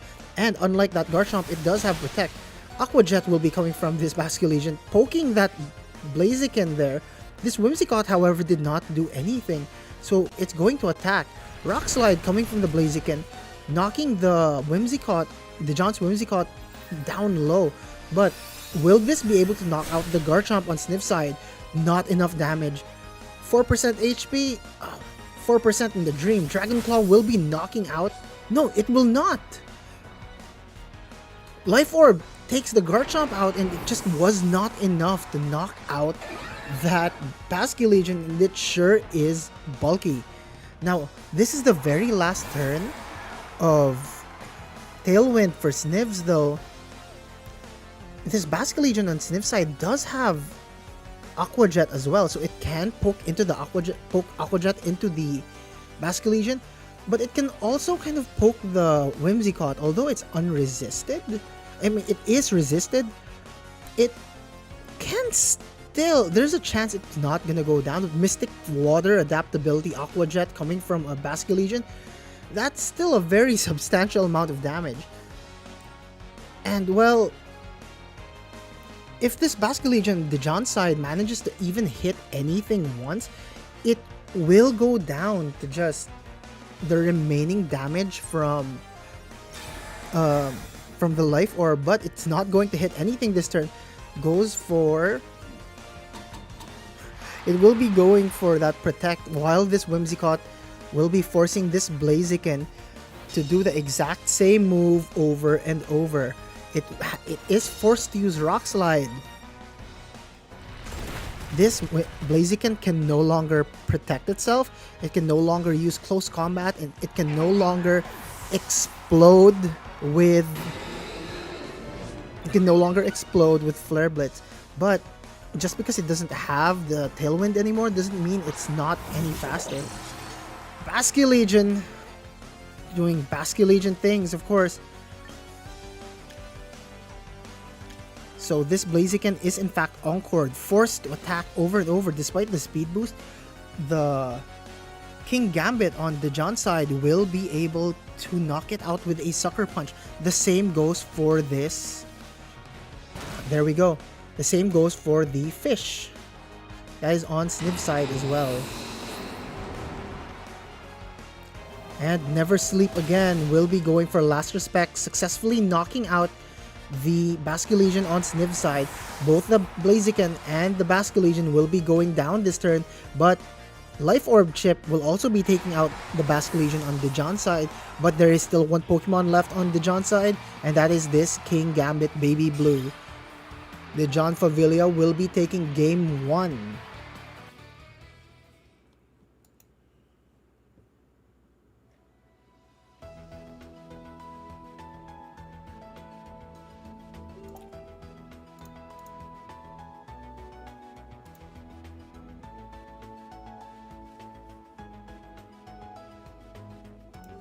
Okay, so both players are now back in. No reason not to rush back in as well.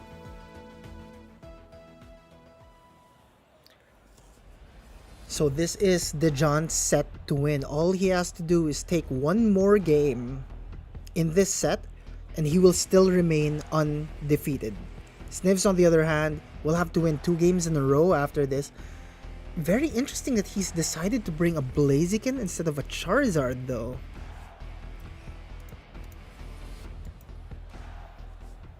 But yes, both players chose quickly. This is just a slugfest. So again, if Dejan takes this, he will remain undefeated and he will take the entire set. Snivs will be leading with his Floette this time, not using that Blaziken anymore, but both players leading with a Whimsicott. Finally, this Garchomp's Roselli Berry is going to be put to use. This Floette's moves are all Fairy type, so this Garchomp's going to be eating good, and eat good it will with this Roselli Berry. Candy Floss, the Whimsicott on Sniv's side, also has the capability to just go for a Tailwind here, but again, the Garchomp on Dejan side does also have Poison Jab, which can very much just KO this Floette given the chance. And both Whimsicott can in fact just go for Tailwinds here. But yeah, Snivs will in fact be going for a Mega Evolution on turn 1. There's no reason not to unless you want to use the Blaziken in the back. Fairy Aura radiating from Eternal Flower Floette. Candy Floss, the Whimsicott on Swift side, will be using Tailwind, and the Whimsicott on Dejan side answers right back with its own Tailwind. Flow, though, much faster actually. That is a speedy Floette. Successfully outspeeds this Garchomp and will be using Light of Ruin. Roselli Berry doing nothing. It ate good, but it also managed to consume an entire Light of Ruin, and ruined it was. Down goes Garchomp, but so does majority of Floette's health. Is that really a trade you wanted to do so early in the second game? And as always, this Basculegion with the ability to just poke everything it wants with Aqua Jet is here. Basculegion with Life Orb boosted Aqua Jet is probably going to be enough to take out Floette here, even with the Tailwind. So Sniv, seeing that, yeah, this might be a little threatening, just pulls Floette back and instead sends in King Gambit. And yeah, we will be seeing that an Encore will be done by the Nepo Baby. Nepo Baby is the Whimsicott on Dejan side. So it appears that the Whimsicott on Sniv's side might be just a tad bit faster. So that is incredibly interesting, because this is the second or third time that it has successfully moved before the Whimsicott on the John side. The John is gonna have to bring this Whimsicott back into its Pokeball and switch it out. Unless, of course, he can just wait out the next few turns. But he will be pulling his Whimsicott back out, and in turn, he will be sending out his own King Gambit. And Encore will be coming from the Basque Legion, or rather, this Basque Legion will have no choice but to take this Sucker Punch once more after being encored. Never Sleep Again has fallen asleep. Now, reading into both of these King Gambits, the thing is, the King Gambit on Esber's King Gambit does have low kick. Esber's King Gambit, Dejan's King Gambit, can knock out Sniv's King Gambit in one hit. But yeah, Sniv's, equally reading the team sheet, will be bringing out his King Gambit and swapping it in for his Garchomp, playing quite conservatively. The Whimsicott, though, on Sniv's side will be protecting itself, but there will be no protection from this Moonblast. A critical hit happens. Very unfortunate. Critical hit knocks out the incoming Garchomp. Low kick will be coming in, and, well, both Tailwinds are gone. This King Gambit is going to have to come back in, or this Floette. Floette, on the other hand, I guarantee Floette is really not going to appreciate getting Sucker Punched in this moment. This is looking extremely dire for Snivs, and looking extremely good for Dejan. He's in a very good position right now. He didn't even have to bring any of his Megas. So while this is the last two Pokemon on Esber's side, on Dejan's side, he's still in a very good position here. Protect will be coming from the Whimsicott on Sniv's side, and no, it was Nepo Baby who protected. But Light of Ruin will be hitting this King Gambit. Will this be enough to knock it out? No, it is not. This King Gambit manages to survive with just 1% HP. But Kowtow Cleave will finally knock out Candy Floss the Whimsicott, leaving only Nepo Baby the Whimsicott alone on the field. This King Gambit has successfully defended this. So if Dejan manages to survive this, it's now going to turn into some mind games. This is going to be mind games upon mind games here. The King Gambit must protect itself. But yes, Snivs is just going for a protect of his own here. And Baby Blue will be protecting himself as well. Now it's going to come down once more into who's going to Sucker Punch faster. But here's the thing, you can't just low kick into this King Gambit as well if you're Dejan, because even if you manage to Tailwind and get the low kick in, Sucker Punch is gonna be there waiting for you. But if you successfully Tailwind and you both click Sucker Punch, well, things are going to be extremely different, but that doesn't happen. Sucker Punch will go into Baby Blue, and Baby Blue will be dropping here back into its Pokeball. But Nepo Baby the Whimsicott, looking like it has more damage than it actually looks, drops the special attack, but then successfully raises the attack of this King Gambit, only doing about 30%. This King Gambit on Sniv's side is going to wreak havoc into this Whimsicott here. Several Iron Heads are going to be enough to knock it out. That special attack drop was devastating. While it does still have the Focus Sash, if it manages to just go down, I mean, he's going to have to pray for another crit here. Again, 30%. Oh, a little more. That was a higher roll. But Iron Head will be coming in.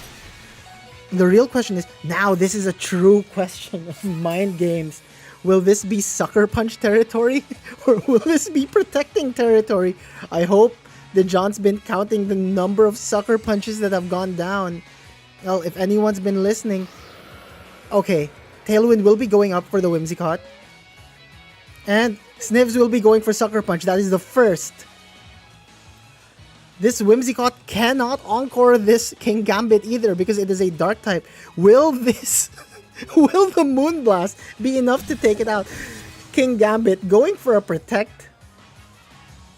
And the Nepo Baby finally goes, Whimsicott going for a Moonblast. Tailwind up, but all it takes is one Sucker Punch, and it may also just be one Tailwind, one Moonblast from the Whimsicott. The Mind Games. Sucker Punch does go again, the second of 8, but then he's also used it at least once on the opposing King Gambit. That is 3 down, 5 Sucker Punches left to go. But Sniv successfully calls it out on the 4th attempt, and down goes the Whimsicott on Dejan's side, winning him game 2 and taking us to a game 3. That was clutch. Yeah.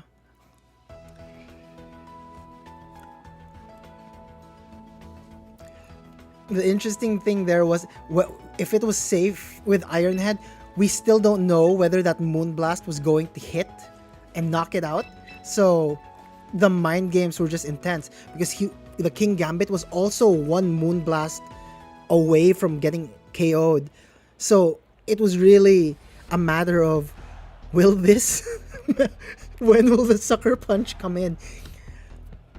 Such an interesting thing to note. I feel like it is so apt that they named King Gambit, because it's always a gambit whether you are going to Sucker Punch or not, or get Sucker Punched. It's almost like a coin flip at all times. The Mind Games are unreal. Whoever wins this 3rd game will be winning the set and will be the only one currently undefeated.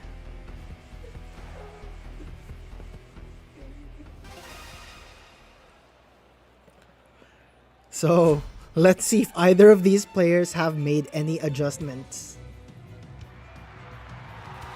We will be seeing Sniv's lead with Garchomp and Whimsicott. And of course, we will be seeing a mirror match once more.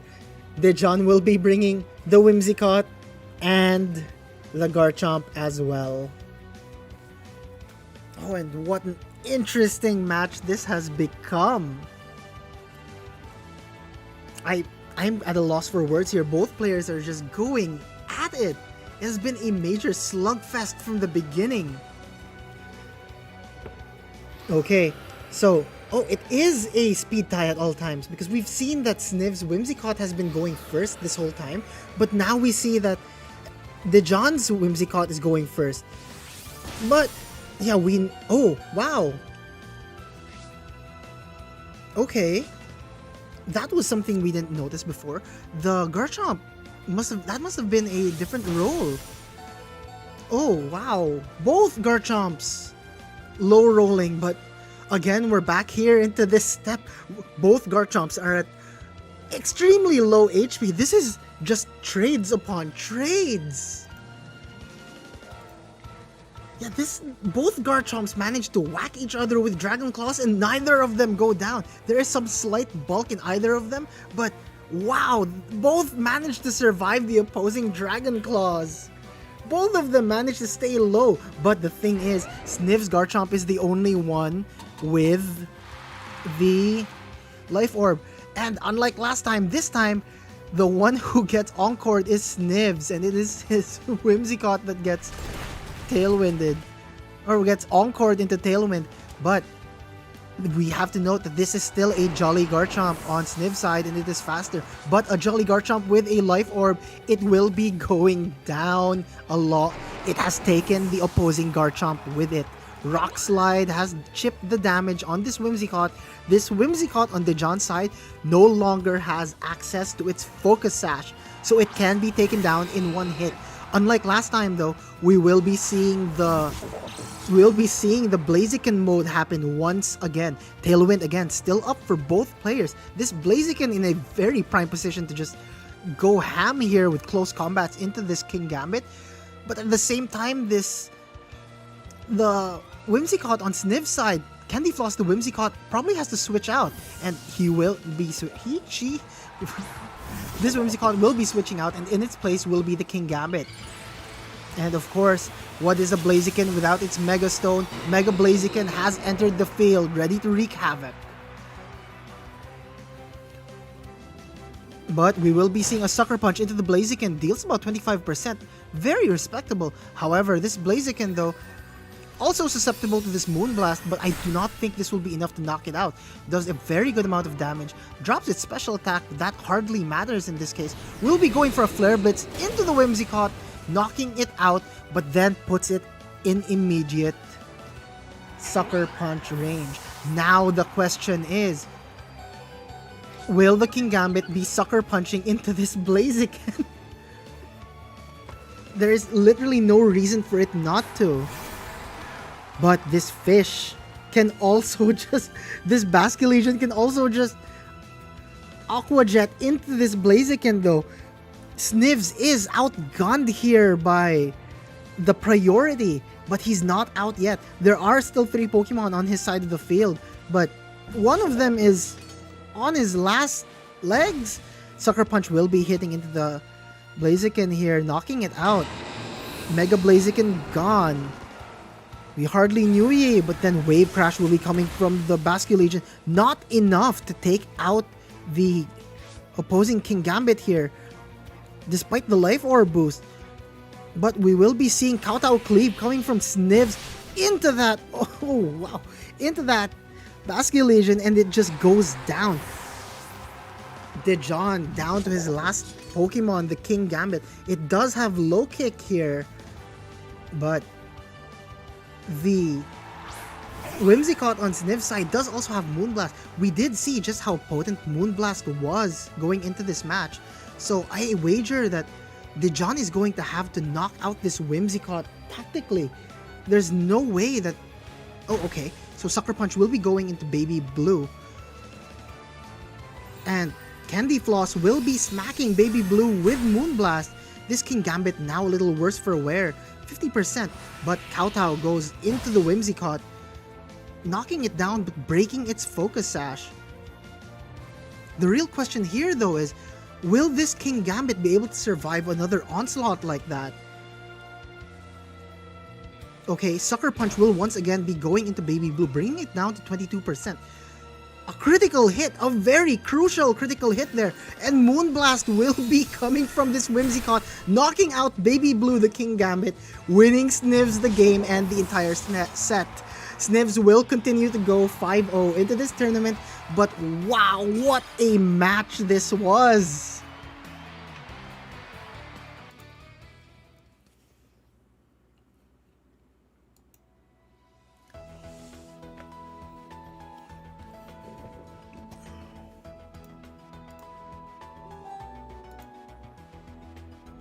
I think that was some of the best casting I've ever done. Tooting my own horn. But yeah, that was that was crazy.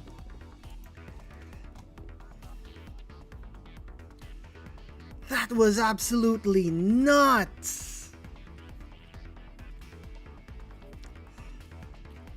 Both players locked in. Jeez.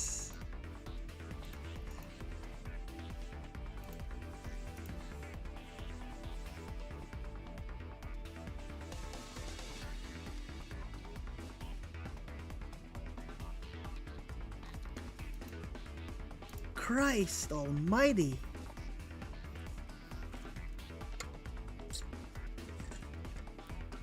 Wow. Jeez. Okay. Let's see who's still playing. Wow, okay.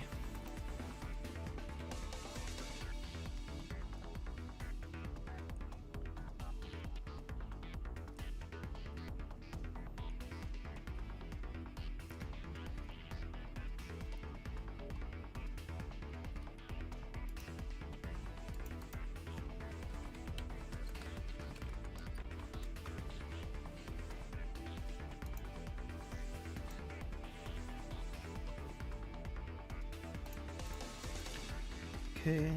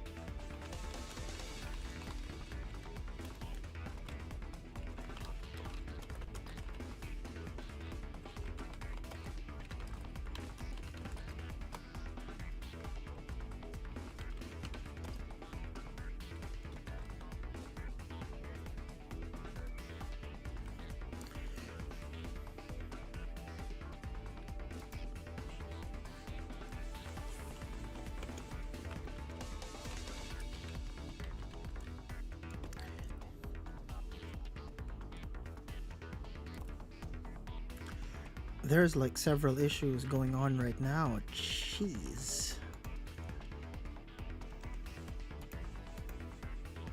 Okay.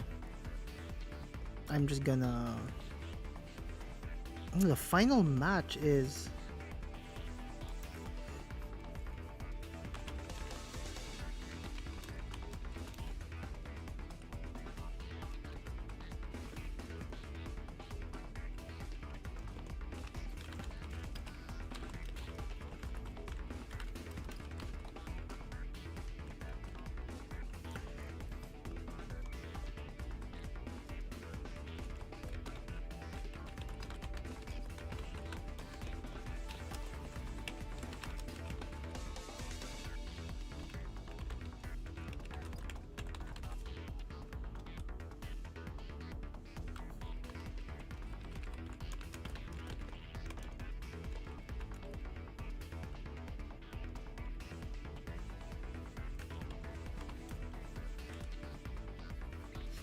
Okay.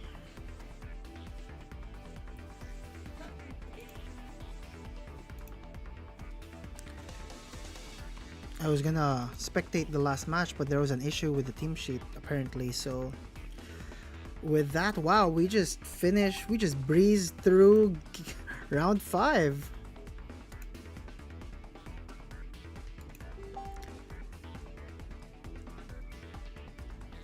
Oh, okay. So we're still at 5 rounds of Swiss. It's not 6? Oh, okay.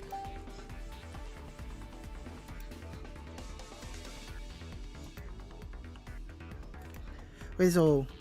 Okay, it auto-adjusted since there were less players and not 48. Appears it has auto-adjusted to 5 rounds of Swiss. I mean, it's still fair. 5 is fair. What are the current standings? Okay.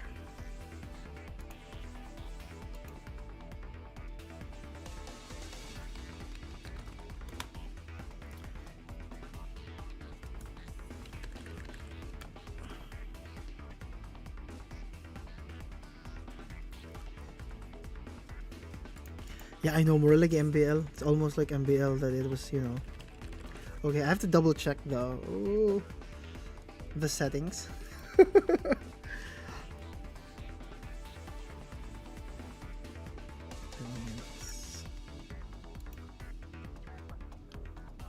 Is it possible to turn this into round 6?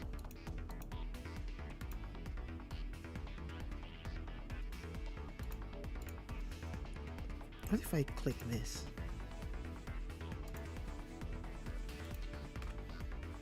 Oh, okay. No, there are in fact still 6 rounds. I have adjusted it. We are still going 6 rounds for Swiss. Okay. Last round.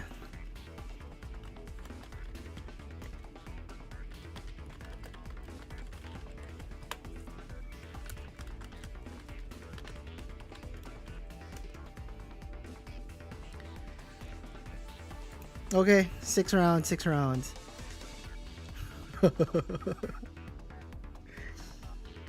Who should we be watching here?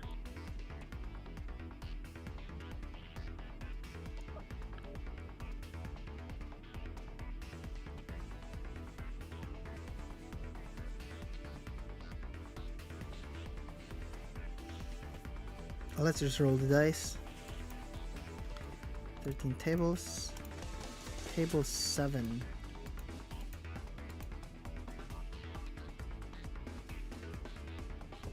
No, not that one.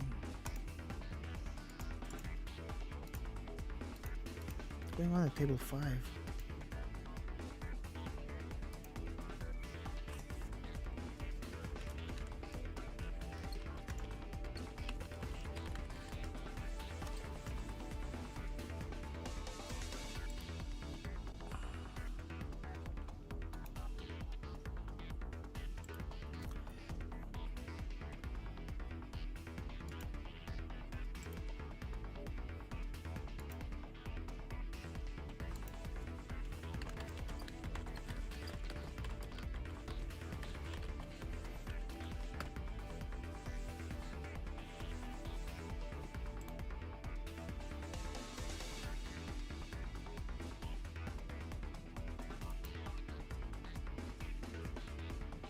Okay.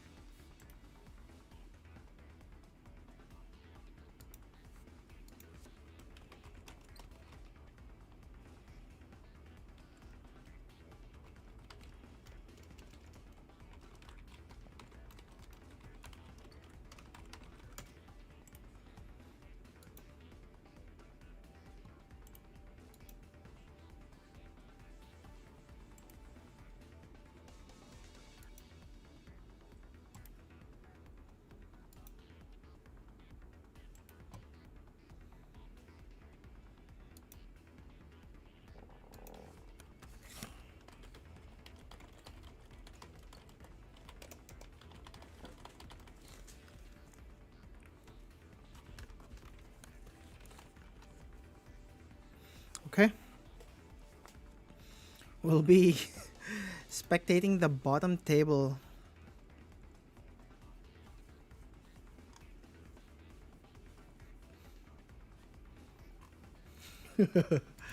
Is going to be John Gabriel Lu, Coco Taco, who was in one of the. He was featured in the stream earlier, not as a feature match, but one of the games we managed to catch a glimpse of. And we will be watching him battle JT Tangkawan. For those unaware, JT is a TikTok influencer, but he is not a... I'm just plugging him. One of our dear friends here in Nintendo Cebu. He's a seaman, currently out of the country, but still raring to play. He's back every few months, shows up to every tournament, and he can finally keep showing up to every tournament because everything is online now. So yeah, this is gonna be fun. JT's team is it is chef's kiss. Now I have to note, JT has not won a single game this entire tournament. He did win one via bye. I believe the same happened to John Gabriel Lu. I believe Coco Taco is one of our newer players, so it's really fitting that these are some very, very funny teams we are going to be seeing. Both players are master rank though, so they're no snuff. They're well versed in the game enough. But I do have to... I have to say again that JT's team is... Again, Enzo, if you're watching the stream, shout outs to Enzo. Admiral JT, your team would make Enzo proud. Okay, so for John Gabriel Lu, Coco Taco, he has a pretty standard Charizard Y team. But the very interesting thing here is it's very similar to Sniv's Garchomp, wherein it has no protect, it has Life Orb, but this is also a Choice Scarf Basculegion that we know and love, but it also has, rather than Aqua Jet, it has Liquidation. On the other hand, JT here, he will be leading Rhyperior and Sableye, and you can guess he only really has one plan in mind, and that is one hit KO. Whether he'll successfully do this or not remains to be seen. But yeah, JT's only plan here will most likely be to try and get any one-hit KO he has. So John Gabriel Lu, Coco Taco is going to have to play around this. He does have the Howlucha with entrainment, but a more interesting tech he does have is... Oh, okay, yeah. I guess JT did not... Well, it's been forever since we fought against Golden Go, but Good as Gold does block Quash. And we see exactly why Basque Legion is so powerful. Even through the Pasho Berry and through Solid Rock, Basque Legion just makes short work of Rhyperior. And yeah, no Quash happened on the Golden Go. And what a devastating turn 1 for JT. Oh, sweet baby Jesus. That was just... If there was only one-hit KOs happening here, it was from the Basque Legion towards that Rhyperior. A one-hit KO did in fact happen, just not exactly the way we thought it was going to happen. But yeah, I don't think JT is too happy with that one. He'll be sending in Sinistra in place of the Rhyperior. It will heal up a bit of the Sable Eye's HP, but then Basque Legion still has a Choice Scarf. And this Choice Scarf is... We know what Basque Legion with Choice Scarf adaptability can do. We saw it use a one-hit KO directly on that Rhyperior earlier. First time we're seeing Golden Go again. It's only natural we kind of forget what Good as Gold does, especially if we haven't faced it in forever. However, John Gabriel Lu will be sending his Basque Legion back. Actually, he's pulling both of his Pokemon back and sending in the Garchomp and Charizard duo. Quash will once again happen from the Sableye into the former Basque Legion slot, but Matcha Gotcha will come out from the Sinistra, not doing any damage into this Garchomp, not doing any damage into the Charizard rather, and doing a respectable 25% on the Garchomp. So the real question is, will this Charizard also be able to one-hit KO this Sinistra? It appears that one-hit KOs may be the very theme of this battle. And just like clockwork, this Mega Charizard Y will be emerging from this Charizard through its Mega Stone. But will it go for a Heat Wave or a Weather Ball directly into that Sinistra? Swagger coming from the Sableye here, not really gonna do too much to the Charizard. I mean, it raised the attack twice, not that it could use it, but if it manages to hurt itself in confusion, it will do a measly 20%. And Poison Jab, no longer allowing the Sinistra to get one-hit KO'd, but it will be poisoned for its trouble. 30% poison chance is gonna hurt. 10% chip damage from the Life Orb though, and Sinistra successfully getting off a second Matcha Gotcha, healing off a little damage. But this Charizard's still gonna do something, right? Okay, it's at 99%. Never mind, Poison was there, 87% HP. This Charizard now in a position to just go for a Heat Wave. Maybe it wants to go for a Weather Ball. Either way, it's gonna do some very, very big damage. This Sinistra again is leftovers, so it can attempt for a Trick Room. John Lu will be pulling out his Garchomp here and he'll be sending that Basque Legion in. But JT sees the opportunity to just swap out his Sinistra as well and send in his Howlucha, taking in a very huge amount of damage. Sinistra forced out into the field once more. Really doesn't want to be looking at this Charizard though. Sinistra no longer able to, well, threaten either of these Pokemon. Well, it can threaten the Basque Legion, but Basque Legion is once again with a Choice Scarf. It's free to use.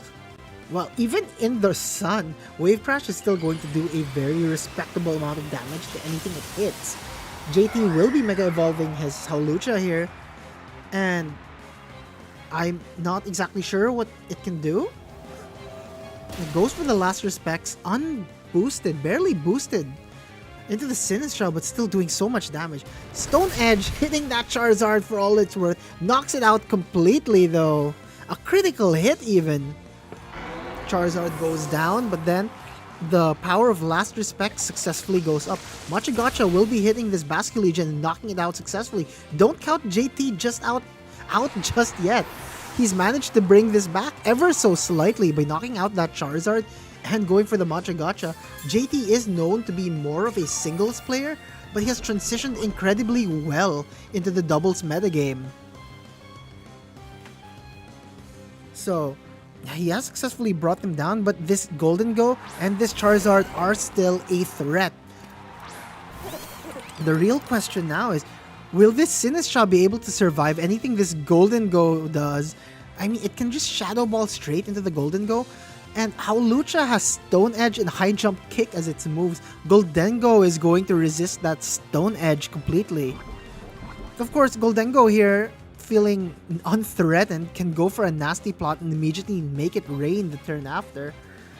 And this Garchomp is very free to just attack whatever it wants. However, the Howlucha will be going first still. It can still knock out the Garchomp, perhaps, but there is no same type attack bonus on that Stone Edge. And he will not be missing the High Jump Kick though.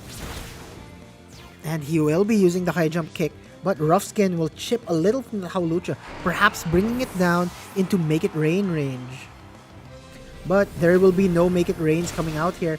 It will be a Shadow Ball directly into that Sinistcha, taking it out of the game. Now the only things left on the field is this Mega Howlucha, which can't afford to kick this Golden Go, which is a ghost, and it only has Stone Edge. It also cannot use Entrainment directly on the Golden Go because of its ability, so... Ooh, this is quite the predicament. Again, I was about to say that there's going to be... It's probably going to have to miss, but yeah, JT sacrifices his Howlucha here by using High Jump Kick. Kicks into a ghost, goes straight through it and crashes down. JT loses game 1, netting John Gabriel Lu, Coco Taco game 1.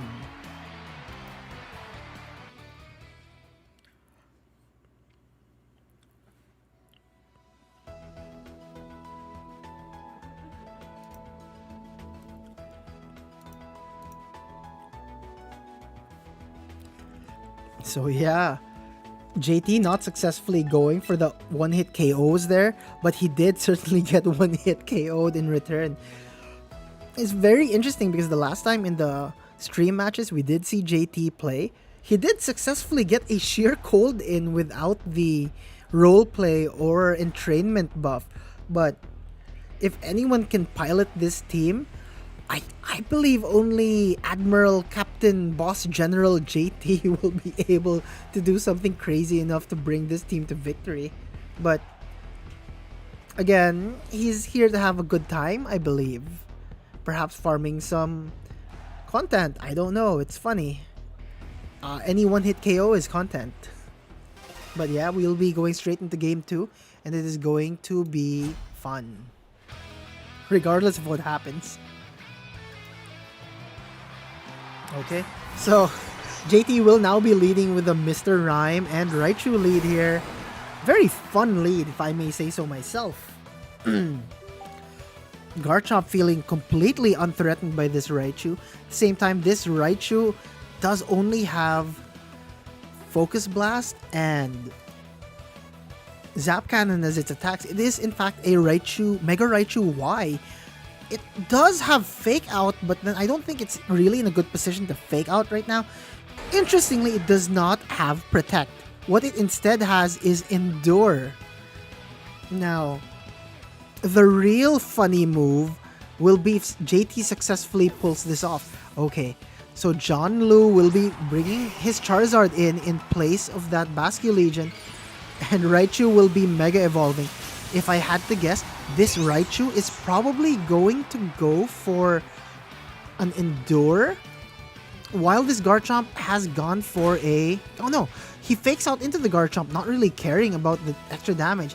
role play will probably come from this. No, Mr. Rhyme goes immediately for Trick Room here. Garchomp probably wanted the Earthquake, but the Trick Room is officially up. JT now has a slight advantage here. Mr. Rhyme is slow, but in the Trick Room, Raichu will now be the slowest thing on the field. Garchomp will be faster than this Raichu and so will this Charizard. But Mr. Rhyme is here to have some fun. And I'm not exactly sure what Mr. Rhyme is going to be able to do, considering that this Charizard is on the field. It can very much just go for a Heat Wave here, and that might be enough to knock out this Mr. Rhyme. Yeah, so it will be Mega Evolving here. And in comes the Sun. And it will be using Protect. Oh no, this is exactly the setup JT needed. Roleplay finally successfully being copied. Mr. Rhyme now has no guard as its ability. Okay, so something's gonna go down here to Sheer Cold. And I believe this Charizard has just gone for a Protect. So this Mr. Rhyme is now in a very, very fun position to just... Yeah, it's in a very fun position to just go for a Sheer Cold. Anything that comes in on that slot will have to eat this Sheer Cold. And he doesn't even go for the Charizard. He goes straight for the Golden Go, predicting a switch. Okay. Trick Room is in fact still up, but there we go. That is the first Sheer Cold we are seeing in this game. Mr. Rhyme tap dancing his way to victory, I think. And here we go. We do see the Charizard. But again, this Charizard is gonna have to fight an uphill battle. If it manages to successfully get the Heat Wave and take out Mr. Rhyme, it will still have to deal with this Raichu.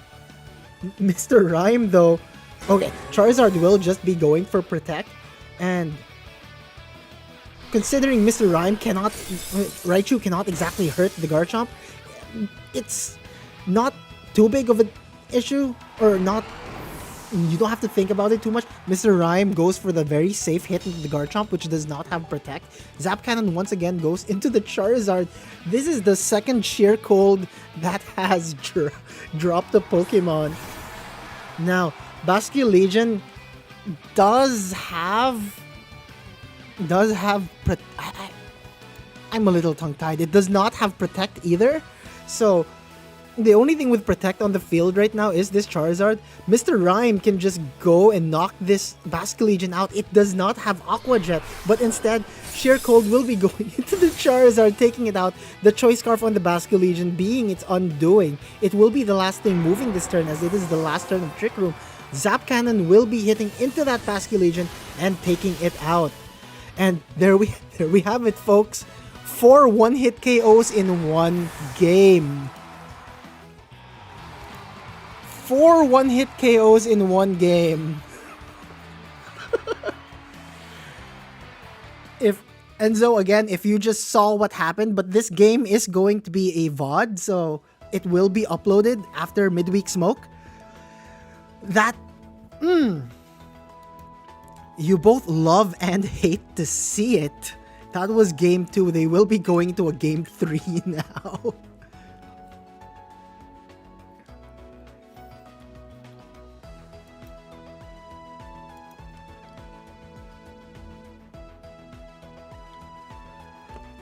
Man.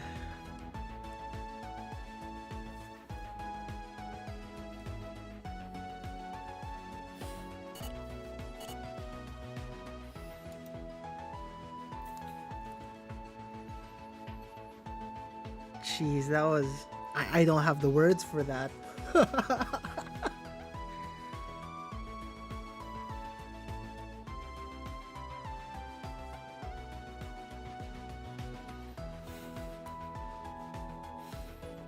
Again, Enzo, if you are watching the stream,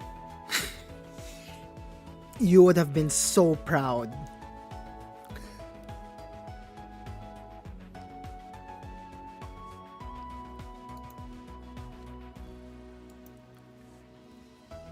Well, I can see that Coco Taco is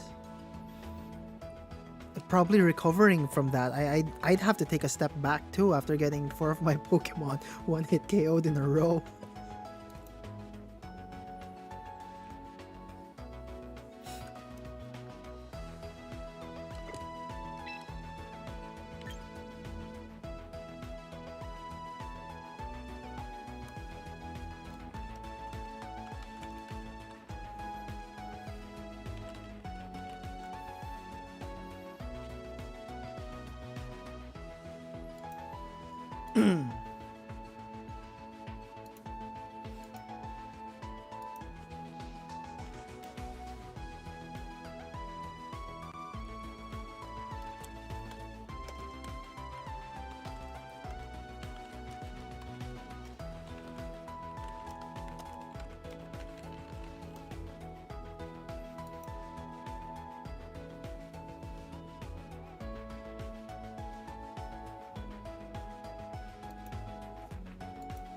Is there an issue with this?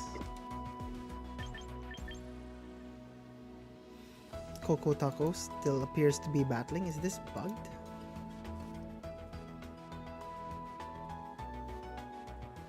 Okay, I'll re-enter the room. Hopefully we'll still be able to see the rest of the match.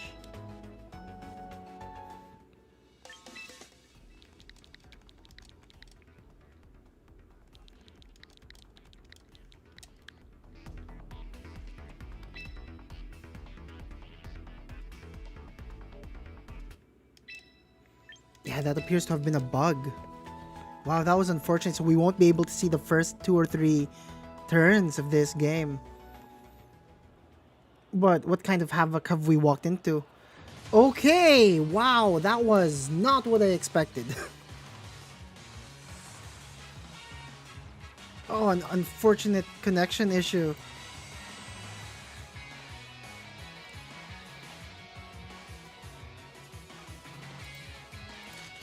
Sorry, it was very difficult to cast that last game.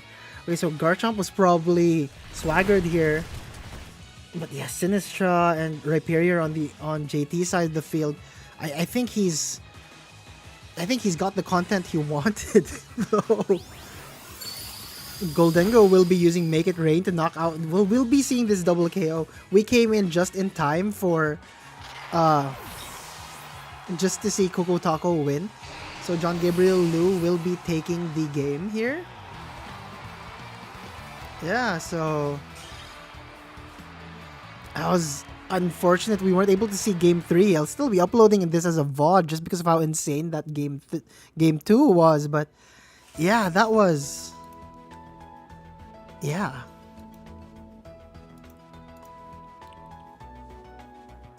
Okay.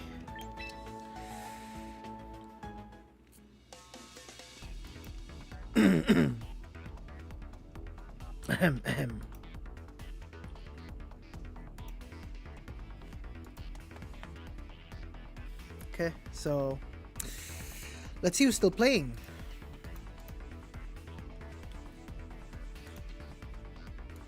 There was a match issue.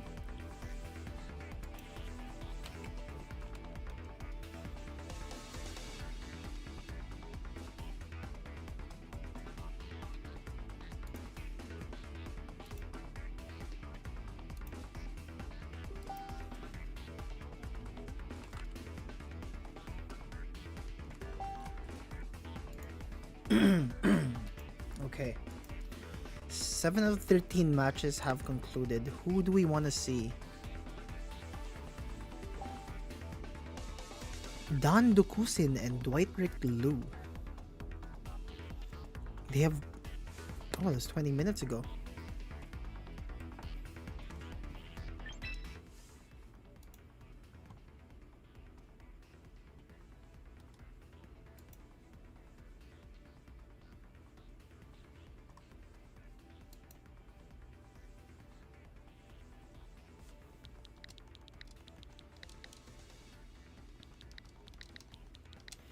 Let's enter this room, see what's going on.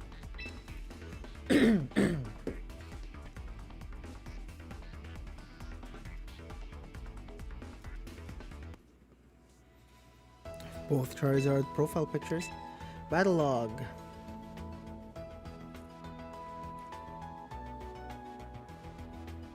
Okay, so this is game 3. Oh no.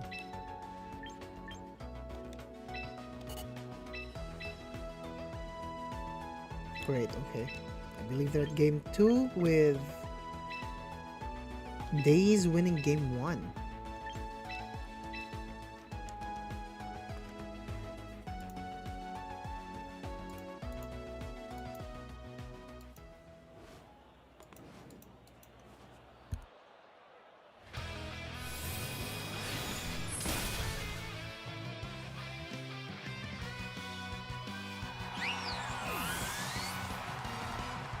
Okay, we just came in this Sylveon getting knocked out.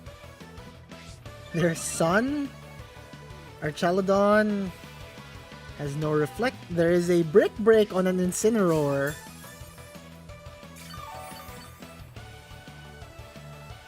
Incineroar is healthy. There's no more sun. Huh. That is a wow Archaludon.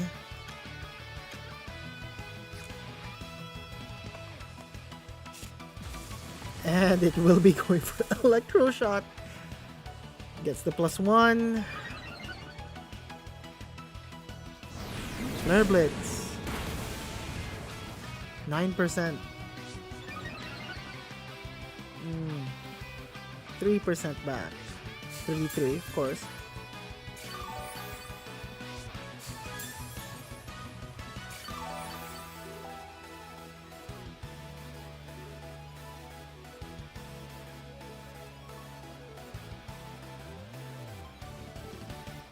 Yeah, Electro Shot hitting that.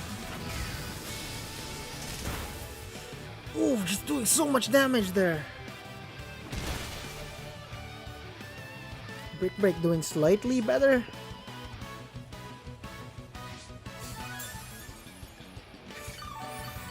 And the Archaludon just healing itself up. And the Incineroar is just healing itself up as well.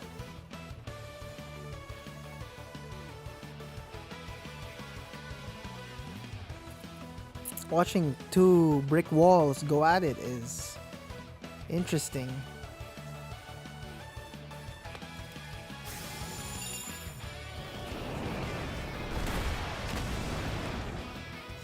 Draco Meteor just crushes the Incineroar there. Risen 1 takes game 2, I believe. Okay.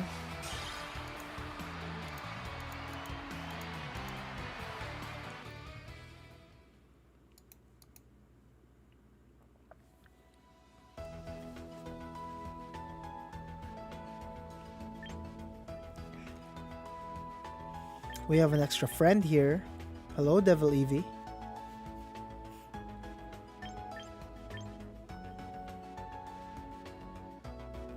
Okay.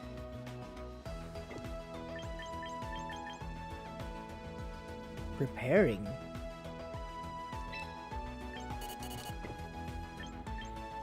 Who do you think you are, Devil Eevee?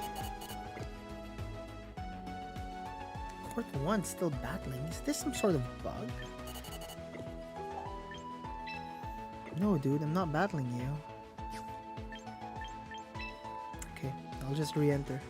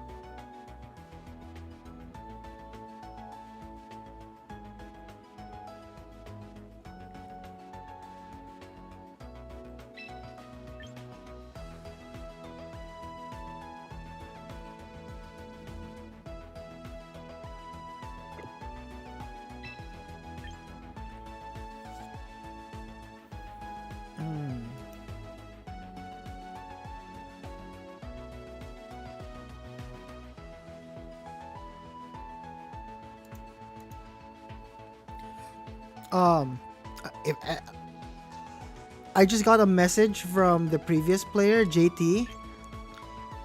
He says, my Raichu is faster than Zard in Trick Room. My Raichu has no speed.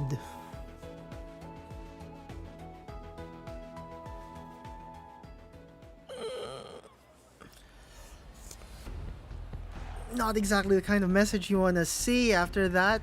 Kind of stupid, but here we are.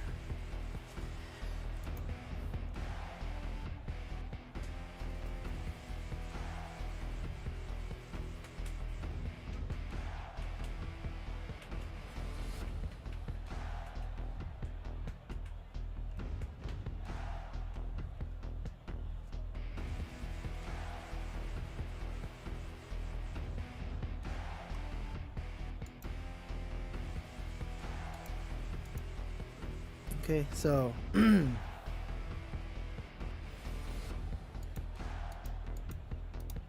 is the last match. Last few. One of the last two. Okay.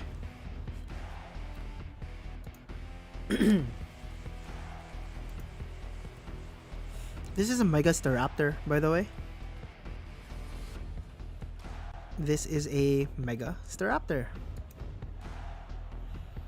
Both of them have Mega Staraptor.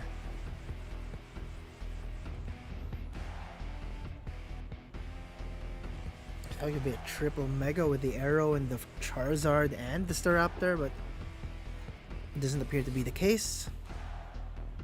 And I believe we are seeing this bug happen more and more often.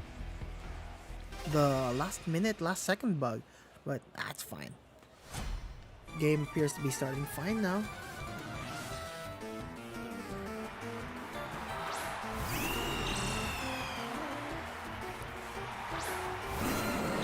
Okay, so let's just go through these team lists again. Dan, Arisen 1, the Gochan will be leading with Grimmsnarl and Staraptor, while Aerodactyl and Incineroar will be coming out for Dwightrick, Daze, Lou. So, I will be referring to your full names. Or rather, whatever I can. Well, Daze here, Dwightrick does have the Aerodactyl, but his Aerodactyl is Focus Sash. Very standard Aerodactyl with Wide Guard, not Protect though. And, well, there's nothing on the opposing side on Dan's team that would warrant clicking Wide Guard. However, this Grimmsnarl, let's go through this team sheet. Grimmsnarl does have Parting Shot, and it can Parting Shot directly into the Staraptor. As long as they keep feeding the Staraptor, I guess this is one of those haha funny kind of moments. The Staraptor successfully gets the boosts up. It could spell game over. But we never say never, you know.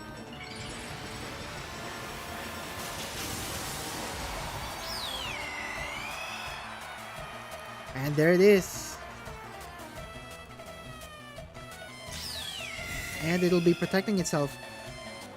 Okay, it will be protecting itself. Fake Out goes into the Staraptor from the Incineroar. Doesn't do too much. Parting Shot goes into the Staraptor, but it was protecting itself. Also protecting itself from the Rock Slide. Grimmsnarl eats some rocks. Does not do too much. Critical hit, unfortunately. Wow, that sucks.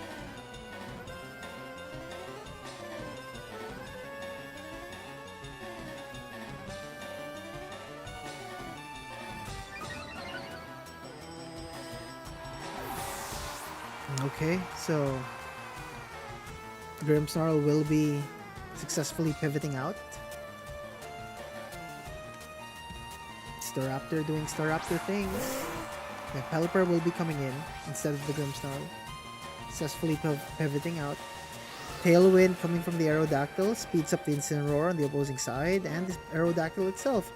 But close combat will be smacking Incineroar, knocking it out almost completely. Well, not almost, definitely. While getting the boost, the contrary boost. Okay. I see what's going on.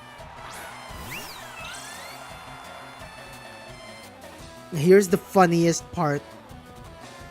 Here's something a lot of people tend to not think about. Hyper Beam can one-hit KO Staraptor even at +3.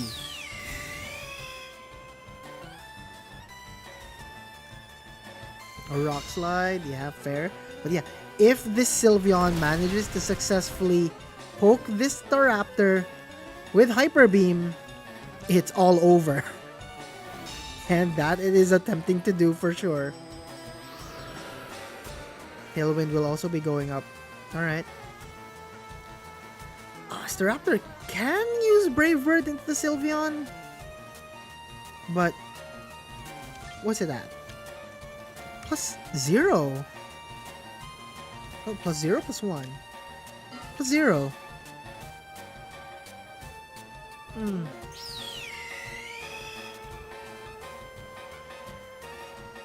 Okay. Whatever's coming in is about to eat a Hyper Beam. Okay, Rock Slide goes in. Of course, Pelipper flinches there.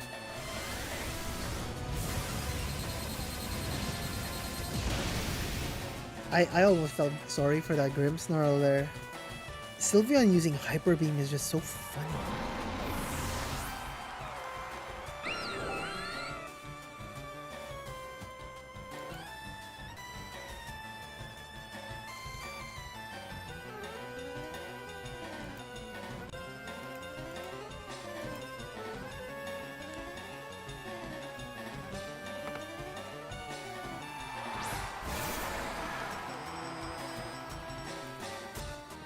Last did. Okay. My manager is here. She says hello.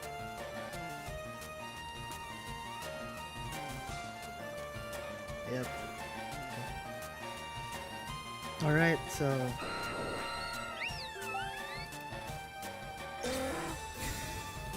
protect into the Rock Slide will be poking through. I think the funniest part in this game will be if like this Sylveon manages to just keep going for Hyper Beams. Wave Crash knocks Arrow down. I gotta conserve my... No, she's... the manager's saying I sound tired, but I still have 3 more rounds of Top Cut to cover, so... Okay. Tailwind gone.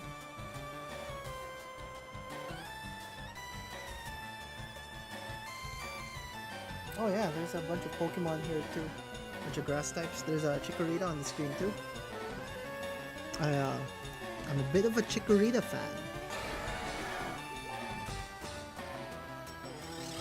Oh, Peter Spork says, hello, manager-san.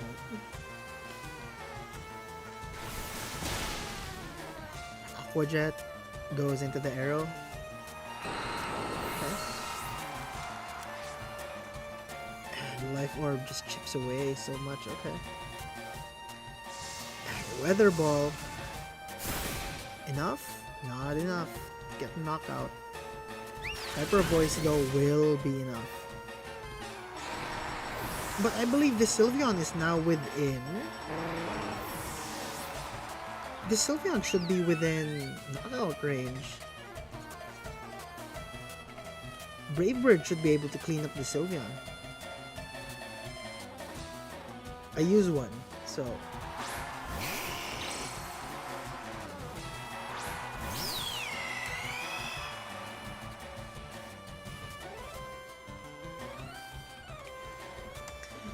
well, Staraptor's gonna have to hit.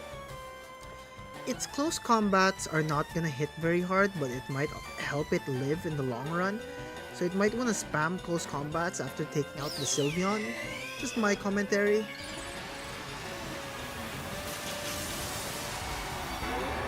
Yeah, Dwight right here. Dwight is gonna Mega Evolve his Charizard. Days Mega Evolving. Yeah, Sunlight, no more rain. Chooses to protect though, but his Sylveon is the one kind of at risk. But yeah, both Sylveon and Charizard will be protecting. And Brave Bird will be poking directly into the Sylveon, of course. Okay.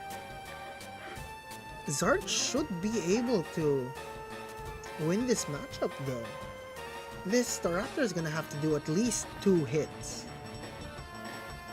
And it's not gonna be able to get any boost. If it goes for the Brave Bird into the Staraptor, the Sylveon, is gonna lose so much HP. At the same time, the Sylveon probably just wants to end this game with Hyper Beam. Okay. Brave Bird successfully takes out Sylveon, yeah. I believe Weather Ball should be enough to take out the Staraptor on this turn. Yeah. Maybe. No boosts? No boosts. And that is it. The very last game of Swiss.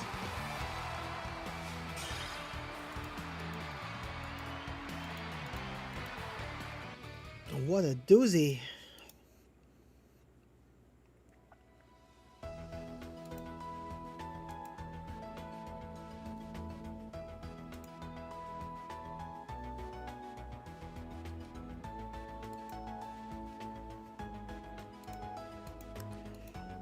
Okay. Let's end the round and enter top cut. Okay. So, currently it is 11:25 p.m.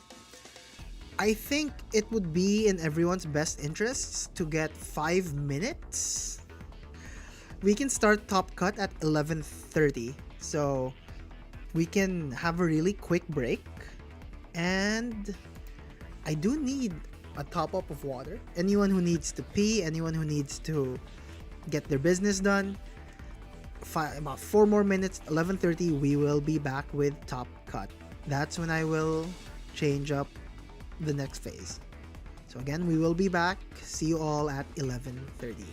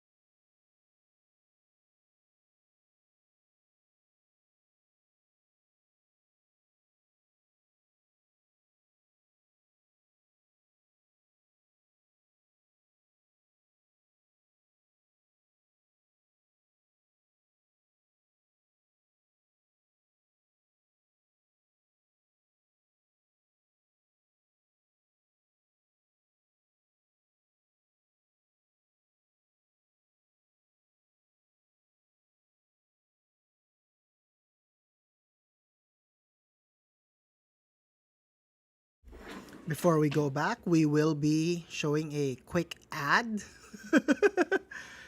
Little promo video from our own events, but yeah, we'll be back right after this ad.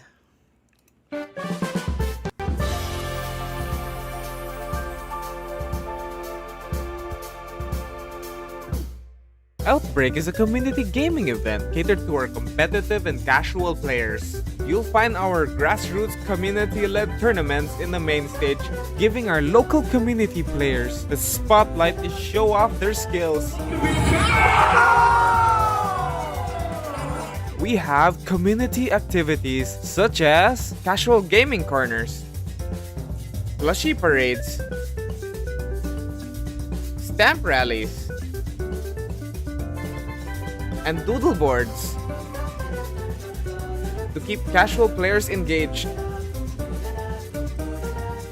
Play and connect through your favorite games. We also have artists and merchant exhibitors. Bring home something memorable from the event by dropping by their booths, because I know I will. Celebrate community, gaming and art. Play and connect here at Outbreak Cebu. Chase the tides with us this year at One Tree Plaza Hotel from July 25 to 26. See you there! Okay, let's pair the next few. Start the next round. Hello everyone. We're back. So right before I do the final pairing, one sec. I'd like to thank everyone who joined the tournament. If you did not make it to the top cut, I hope you are still there and you are watching the last few rounds, last 3 rounds. This is one of our longer tournaments. Normally we finish around 12:30 or 1. We will be finishing around 1 by my calculations here. 1:30. But yes, we will be going into grand finals. And yeah, like the previous ad, if you are in Cebu, if you are in Cebu on July 25 or 26, consider joining our annual big tournament. It's called Outbreak, and we have a lot of custom stuff. So it's a lot of fun. If you are in Cebu again, do check it out. I'm gonna do the final pairing now for the next phase. So top cut, 8 players, and the next phase will be paired. There are 4 matches here. Okay, transitioning out.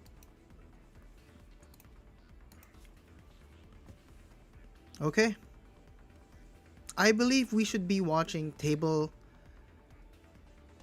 2. No, actually, I'm interested to see table 4. Josh De Jose, we did feature him earlier, battling Rennie, but we will also be seeing Billy Kubilan, Kubi. He is the captain of the Kitakami Brewmasters and one of the most seasoned players in the entire Philippines. Both of these players are actually incredibly talented. The top cut is filled with very powerful players. So I'm genuinely excited to see how this is going to play out.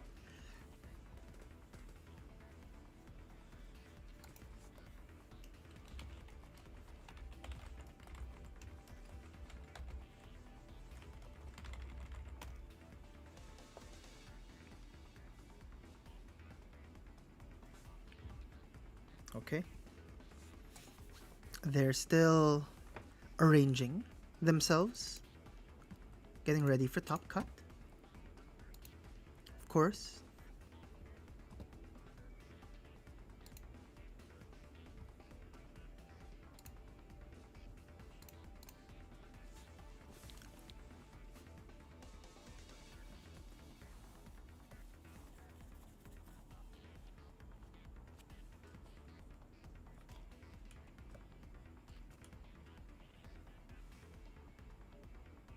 I hope everyone managed to get snacks, maybe some tea, a glug of water, a jug of water to glug.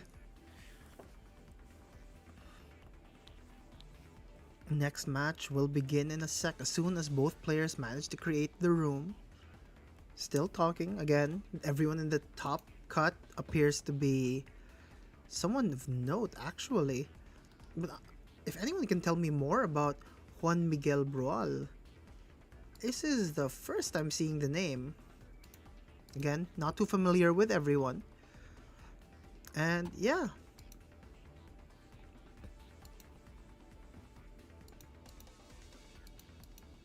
Okay.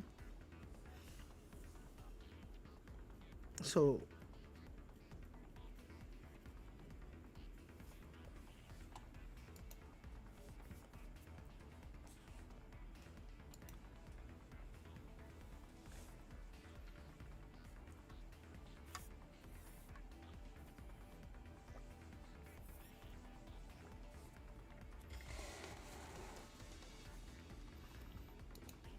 again, hello to everyone on the stream.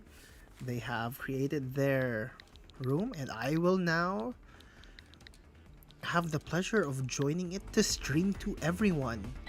This will be recorded as a VOD. This feature match will in fact be recorded as a VOD. Video on demand.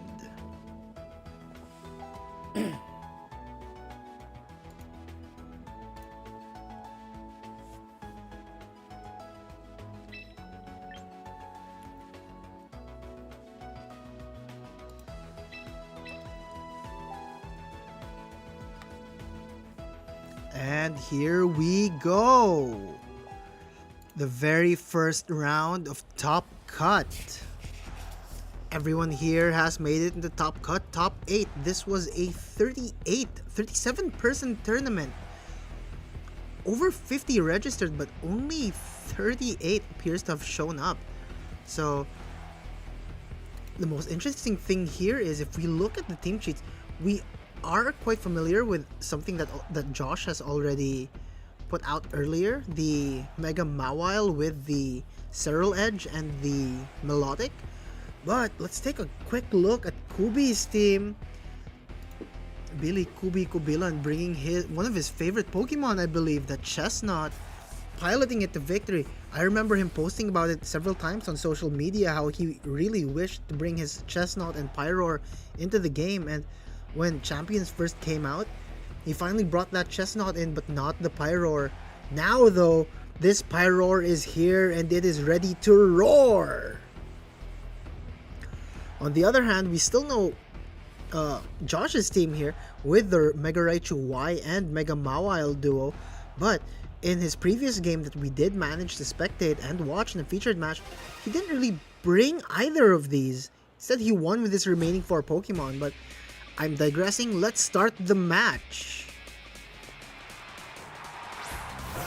Josh will be sending out, leading with his Melodic and his Cereal Edge. On the other hand, Kubi will be leading with his Pyroar and his Whimsicott. Now, I'm not sure if that's that's an Alpha Pyroar, but I'd say it's pretty big. Now, the Pyroar here is quite interesting because the Whimsicott does have Sunny Day, so it can bring in the sun and just allow this Pyroar to explode with damage from the get-go. Yeah, there it is. The Sunny Day and the Mega Evolution coming from the Pyroar. This Pyroar is set in a very good position to Solar Beam directly into the Melodic. But yeah, and it will do exactly just that. Goes for the Solar Beam directly into the Melodic and will do a respectable amount of damage. But this Cereal Edge will be going for a Bitter Blade, knocking this Whimsicott down to its Focus Sash and healing up. Well, it wasn't really damaged in the first place, but the thing is, this Pyroar is not able to really hurt this Cereal Edge. This Cereal Edge, for better or for worse, will be able to absolutely wall Pyroar here. Now, we did see that there is no need for Tailwind currently, just because both Pyroar and Whimsicott are significantly faster than the Cereal Edge and Melodic. In fact, most of Kubi's team appear to be naturally faster than whatever Josh has, so it's really not a matter of speed control at this point. It's just doing damage, but the Whimsicott gets caught by the Serral Edge there with a Shadow Sneak. This Pyroar will absorb light, and it will not be hitting into that Melodic, which is protecting itself. Melodic just taking up a little HP, chilling a little, eating up its leftovers. And yeah, we will be seeing the fish, Basculegion. Now, the more interesting thing here is, while there is no Tailwind boost from the Whimsicott from earlier, it's quite possible that this Basculegion might still be faster than the Serral Edge. Even in the sun, Wave Crash is still incredibly dangerous. But yes, Pyroar will be going for another Solar Beam directly into this Melodic. Most likely not enough to take it out still, but enough to bring it down to an HP that's more comfortable at getting taken out. This Basculegion though will be smashing Last Respects into that protected Serral Edge, doing no damage, but Hypnosis successfully putting the Basculegion to sleep though. Not able to do as much here, but again, this Pyroar and this Basculegion, this Pyroar-Basculegion combo, both of them are actually quite threatening, but Kubi will be bringing back his Basculegion and sending in his Chestnut instead. This Chestnut does have a Mega Stone and Bulletproof, and unfortunately, well, tactically, Josh will be pulling out his Melodic and sending Incineroar in. Successfully intimidating that Chestnut, dropping its attack stat by 1 stage. Solar Beam smacks into the Melodic slot, but then it's been taken over by the Incineroar there, while this Serral Edge, seeing that it has absolutely no reason to be scared of anything, the Pyroar or the partner Pokemon, the former Basculegion was there, he goes, yeah, I'm going to just bulk up here, make myself a little stronger, make my Shadow Sneak a little more threatening, but at the same time, this Chestnut now very severely threatens this Incineroar, but Fake Out is still available to this Incineroar on this turn. It's in a very good position to choose either of these targets to take them out. This Serral Edge though, still in a fantastic position to just keep bulking up. Pyroar though, not wanting any more of that smoke, will be returning into its Pokeball, being tagged in by its partner Basculegion before. On the other hand, the Chestnut will be using Spiky Shield, protecting itself. Bitter Blade will smack into that Spiky Shield, hurting this Serral Edge just ever so slightly.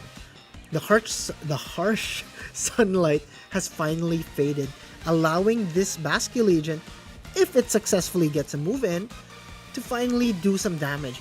Of course, the Serral Edge has been boosted at least once by the bulk up, so it will be doing a very significant amount of damage into this Basculegion, and it really does.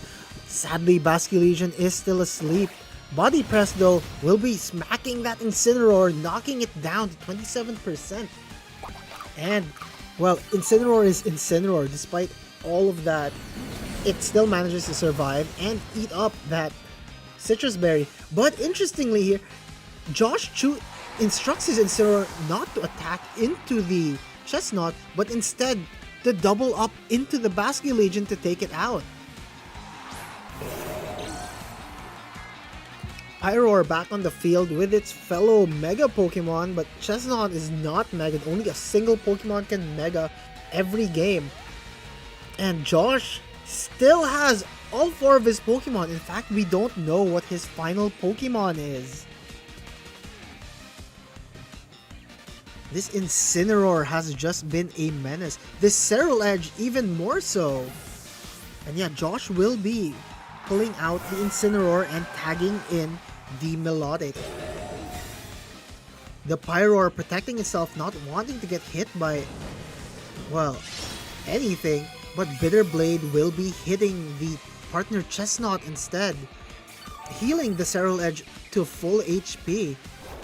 But Smackdown hitting the Serral Edge for a measly 15%. It has been boosted enough to take very minimal damage. While Chestnut is incredible for its wide guard capability and spiky shield, there's really just not that much this Pyroar can do to this duo. I'm not exactly sure what QB can still do to take this game, but he's going to... Well, I know how the best players in the league play, and they're probably going to go for several more turns. No forfeits will come immediately. They're gonna have to think of several ways to keep going. But yes, this Melodic on Josh's side does have Protect. It can just protect through the next turn in order to avoid the Solar Beam that is incoming. At the same time, this Pyroar is just unable to do damage into this Serral Edge because it is also resistant to the grass move that is Solar Beam. It does have Flash Fire, so nothing this Pyroar can do with its flames can ever hurt it. And like I said earlier, Solar Beam will be going into the Melodic, smacking into the Protect, not doing much. 35% from the Bitter Blade, but then there's really not much that can be done here. QB must be thinking of ways to adapt to this situation. We're not going to be seeing a forfeit probably. Both players are going to play out the entirety of this game. Oh, okay. I may have spoken a little too soon, but yes, QB probably already has thought of a game plan adjustment. Hopefully he has, because that was a very commanding game won by Josh.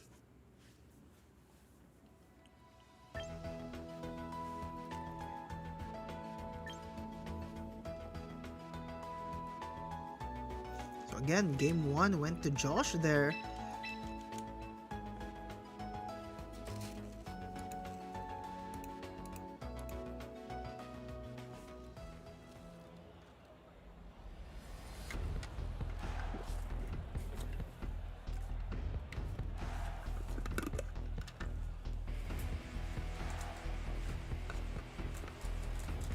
Alright, so we saw the leads earlier, which was a Serral Edge and Melodic from Josh, but I'm more curious to see what kind of adjustment QB is going to do. Just because the Whimsicott and the Pyroar lead really was not it. It was completely walled out by the Serral Edge. In fact, this Serral Edge might be the very thing that's leading Josh's games to victory. A fairly uncommon pick, but considering all the fire types running around in the regulation, it's... I guess the only thing that would really threaten it would be a Swampert, but that's not even in the cards right now. There's a Pyroar and a Chestnut, two Pokemon that this Serral Edge really has no problem poking into. But Kubi is Kubi, and he is still one of the best, so we can't count him out just yet. Josh will be leading the exact same way though, with Serral Edge and Melodic, but Kubi making a fantastic adjustment here, will be leading instead with Basculegion and Floette. While Floette will not be able to do all that much damage into the Serral Edge because Fairy is resisted by fire, it will be able to do a lot of damage into the Melodic, which has no way of boosting its special defenses. Josh sees that his Serral Edge here is threatened, immediately calls it back, and sends Incineroar in its place. That Intimidate coming in. While they're both fire types, this Basculegion is still in a very prime position with that Life Orb to use Wave Crash into that slot and just knock out whatever is coming. And yeah, we will be seeing a Light of Ruin directly into the slot of the Melodic, taking almost, bringing it down to 32%. And Last Respects, unboosted though, will be hitting the Melodic, but it is just not enough damage. That Intimidate has cost that Basculegion the ability to take out that Melodic. Melodic though successfully gets a single coil boost, will now be accurate enough to use Hypnosis. There's a significantly lower risk of it using Hypnosis at all, so from 60%, I believe it's now at around 90. It can still miss, but it's very unlikely. Kubi, seeing this, calls back his Eternal Flower Floette, his Mega Floette here, and just switches out for his Chestnut. Basculegion attacks into the Melodic, does almost nothing, but Incineroar on Josh's side sees the Basculegion is an open target, goes for the Throat Chop, and what a large target it is. Manages to just catch it on the fly, and well, nothing much the fearsome Basculegion could do there. It can still threaten with the Wave Crash, but Life Orb and Wave Crash will be too much for it, and it is still at -1. So Kubi, seeing this, will be calling back the Basculegion, and in its place, once again, will be the Floette. Josh, playing the mind games with all the switches, will be switching out his Incineroar for the Sinistcha. There is no Mega Pokemon here for Josh. Melodic, doing the most melodic thing it can do after a single coil, will be putting this Chestnut to sleep. But we have to note this Melodic is slightly slower than the Mega Floette. Even with the heals, Floette still has a very good shot at knocking out this Melodic with another Light of Ruin. Not too sure on the calculations whether Moonblast will be able to knock Melodic out at 50%, but you'll never know. This is a modest Floette, but we won't be seeing it attack this turn. It's going to be protecting itself. Rage Powder coming from the Sinistcha, trying to bait out any Moonblast or Light of Ruins there, and Melodic will in fact be going for a Dazzling Gleam. B, waking up, will be hitting that Melodic with Body Press, successfully knocking it out even after a coil because it was a critical hit, ignoring the defenses. The Chestnut lets out a roar of power, and Josh, seeing as there's no reason not to bring out the Serral Edge, finally brings it out. Now, we still don't know the full speed interaction between the Serral Edge and the Floette here, but the Chestnut on Kubi's side of the field is fairly threatened by the Serral Edge. It can't hurt it with anything other than Smackdown. But Josh will be bringing in his Incineroar in place of the Sinistcha once more, just constantly switching in and out. The very essence of balance here. Light of Ruin will be attacking into that Serral Edge, resisted, but how much does it do? 59%. A very solid amount, but is that really something you'd want to do there? It is faster though than the Serral Edge, that's for sure, but Fake Out Pressure is back. Fake Out Pressure is definitely here from the Incineroar, so I can't see any other way other than both of the Pokemon on Kubi's side of the field wanting to protect here.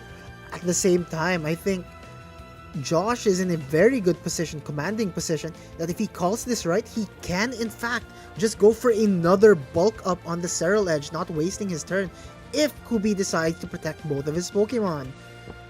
This Incineroar, its very presence and the fake out, but yeah, there will be no fake outs. In fact, instead, we will be seeing the Sinistcha come back in and heal up that Serral Edge just ever so slightly. And yeah, the Floette will be protecting itself, and it will be poking directly into that. But Body Press going into the Incineroar slot, there are now two ghosts on Josh's side of the field. A fantastic switch by Josh once again. This Chestnut is just not able to do anything in the face of this Serral Edge. Serral Edge, on the other hand, really bulky. Not the type of Pokemon you'd think would be bulky in this case, or in this scenario. But here it is. Kubi seeing that, okay, I don't think I want to sacrifice my Floette for anything. Instead, calls it back and sends in the Whimsicott. Rage Powder will once again come from the Sinistcha, trying to make sure that the Serral Edge is unhurt. Bitter Blade will be hitting this perfectly healthy Whimsicott, and it will be healing this. It will be healing this Serral Edge for so much, practically to full.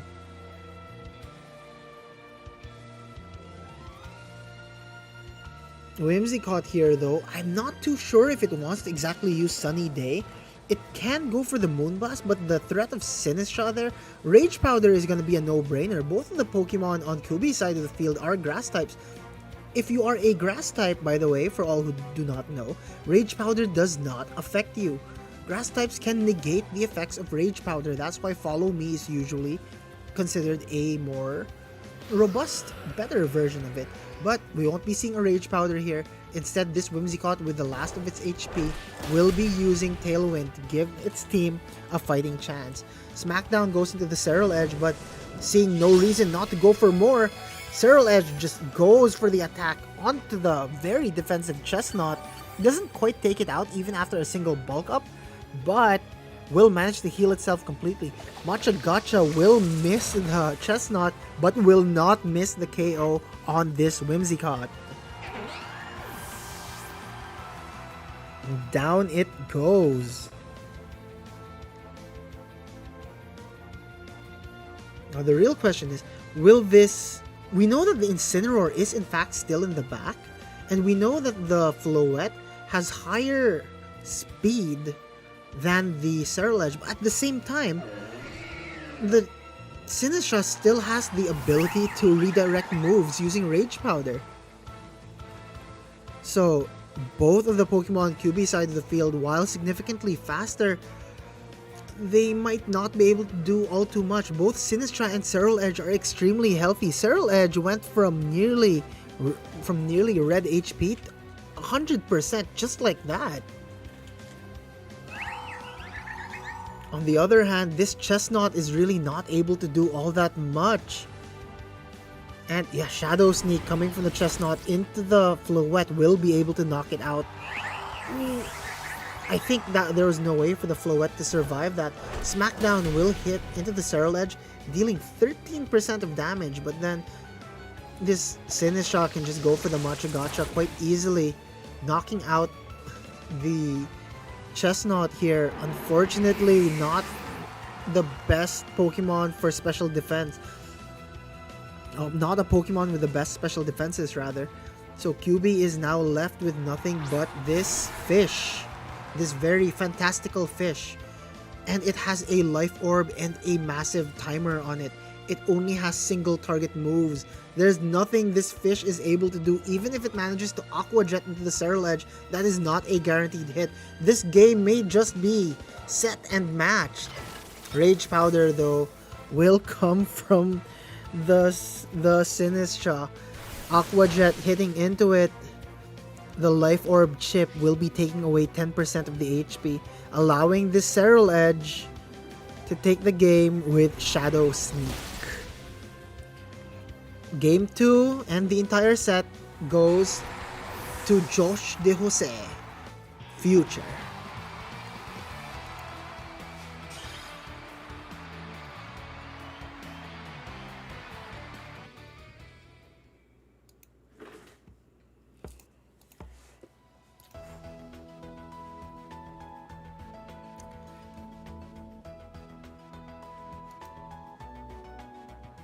Oh, I believe all the matches have just concluded.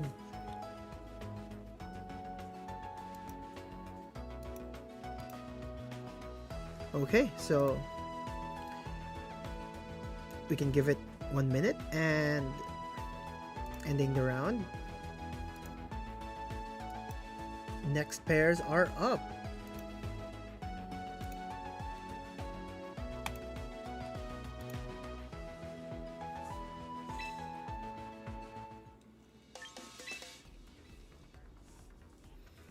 Let's flip a coin. Heads, we go to room 1. Tails, we go to room 2. Of all the times to not have a coin.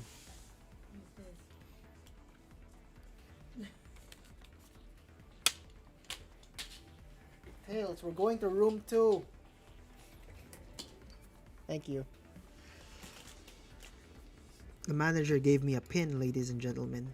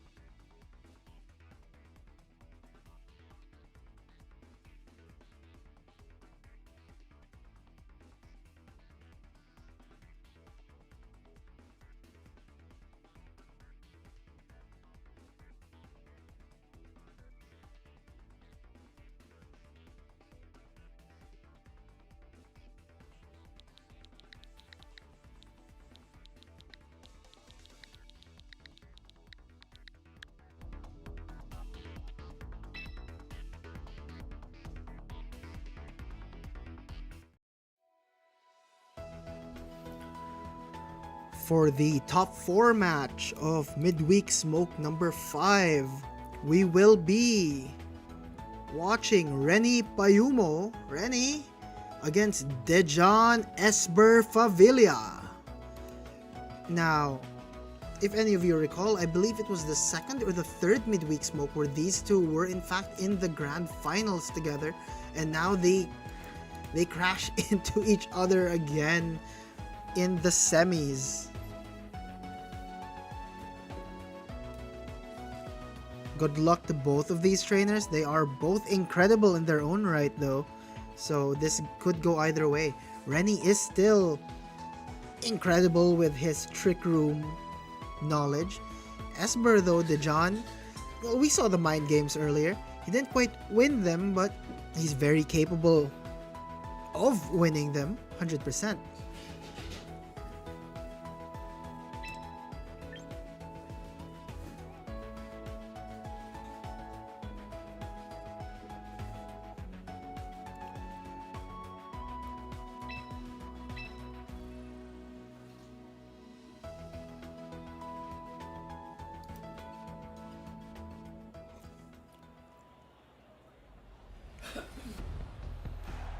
Okay. Semifinals. We have Dejan Esber Favilla versus Renny Payumo. Both players really good, actually. Some of the best we have here in the Philippines. And what a treat it is once again to watch these two fight it out. So a quick recap here. Renny is running a very solid trick room team with a chlorophyll Vileplume that does have After You if it needs to go with the Torkoal outside of trick room. On the other hand, Dejan has a very familiar team to us all. It is the Charizard Eternal Flower Floette combo with its best friends, Whimsicott, Kingambit, Basculegion, and Garchomp. All of these Pokemon meld well together to form somewhat of a balanced, extremely aggressive core. On the other hand, Renny does have the Staraptor with Choice Scarf and Final Gambit in case he has to run into another Staraptor that is a Mega. The funniest thing is, the best counter to Staraptor is Staraptor itself. Not gonna blab too much, the game is starting. Renny will be leading with Farigiraf and Scrafty here, and Dejan will be leading with his own Charizard, and what a little Charizard that is actually, with his Charizard and Whimsicott. I do not think this Whimsicott exactly wants to be in a position where it will, you know, Tailwind, just because the Farigiraf can very steadily just go for the Trick Room here. While Thunderbolt will be threatening into the Charizard, the bigger issue here will be the Trick Room. Fake Out pressure is on Renny's side. But yes, Dejan will be Mega Evolving his Charizard into Mega Charizard Y. Literally no reason not to at this point. He needs to do as much damage before the Trick Room goes up. And yeah, Fake Out will be coming from the Scrafty into the Whimsicott. And the flinch goes.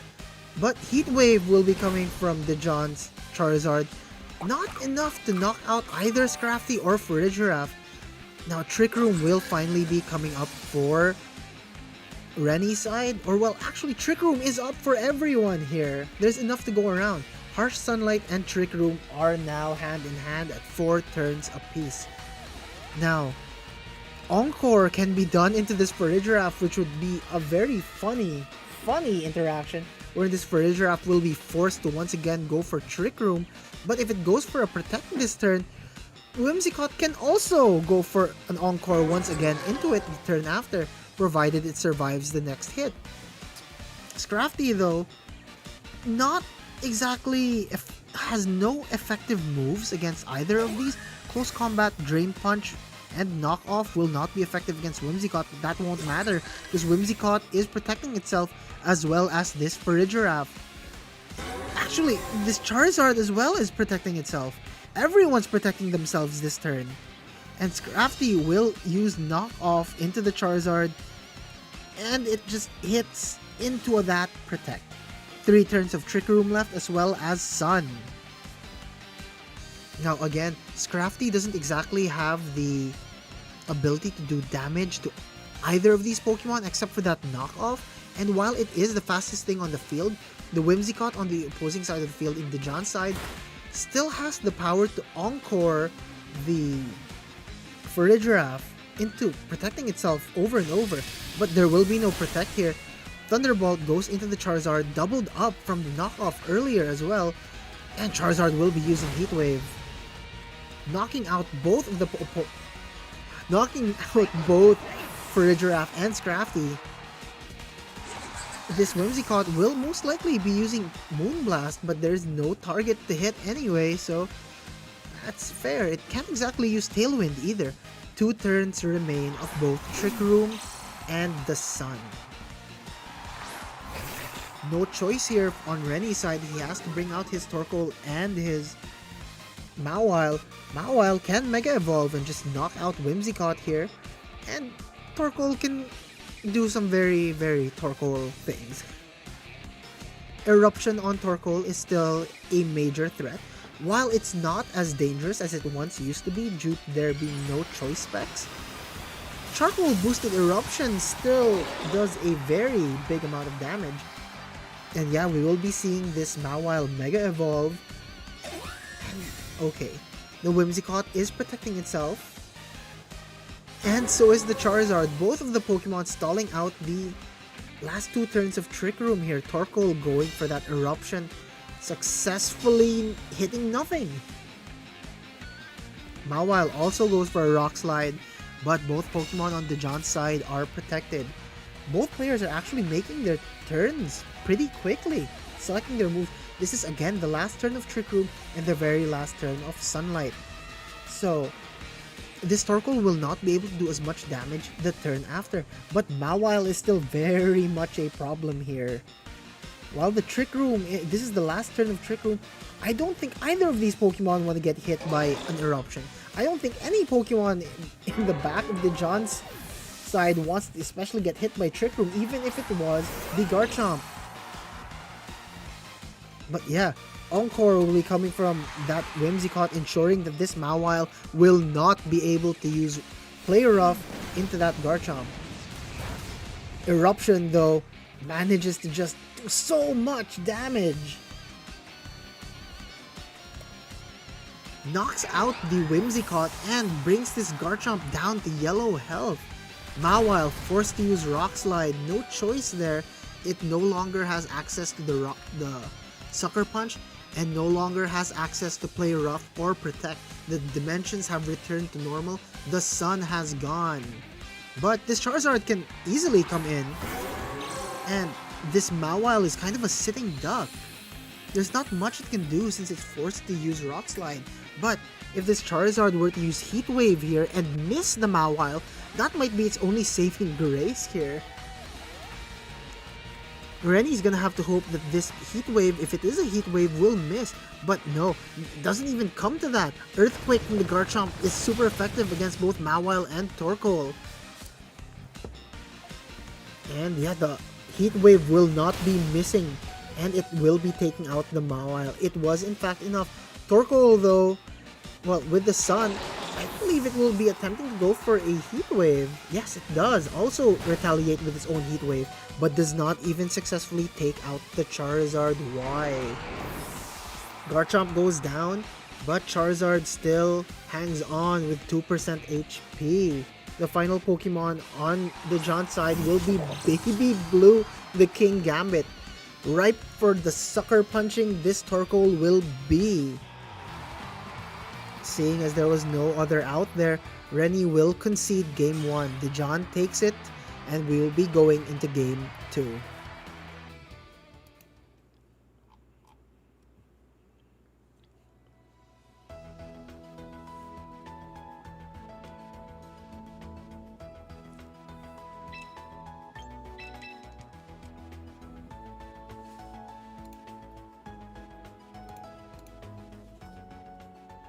Alright, Here we are in game 2 of this heated match. I wanted to say heated rivalry there, but that would appear less fun. Anyway, yeah, both of these players did match up in a previous midweek Smoke Grand Finals, and that time Rennie took it.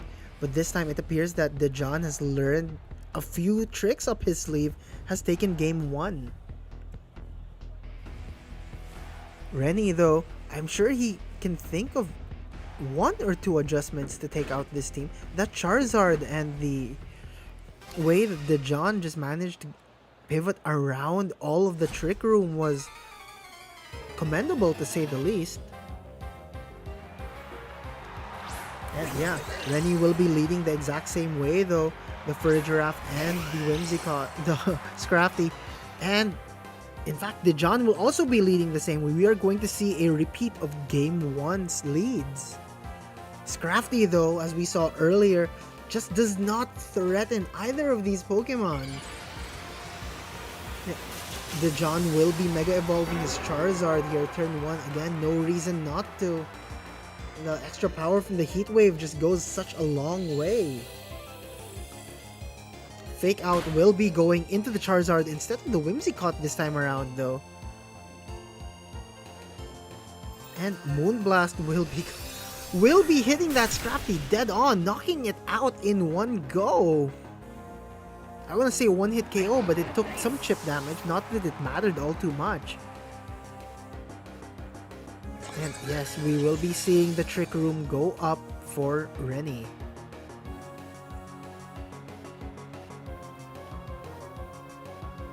Now the real question is, who is in the back? Okay, it is the Torkoal. Did we ever have any doubt? Nepo Baby, the Whimsicott, is again still wearing a Focus Sash. Equipped with a Focus Sash, it is still in a pretty good position to just do what it wants for now, so long as it doesn't get targeted twice. This Torkoal, though, can target both the Charizard and the Whimsicott. And with the Trick Room up, again with the same ticks as the Harsh Sunlight, it will be able to go first and it will be able to launch devastating eruptions. But yeah, this Whimsicott, just like a repeat of Game 1, will be protecting itself. And yeah, the Charizard as well will be protecting itself, stalling out these Trick Room turns to the best they can.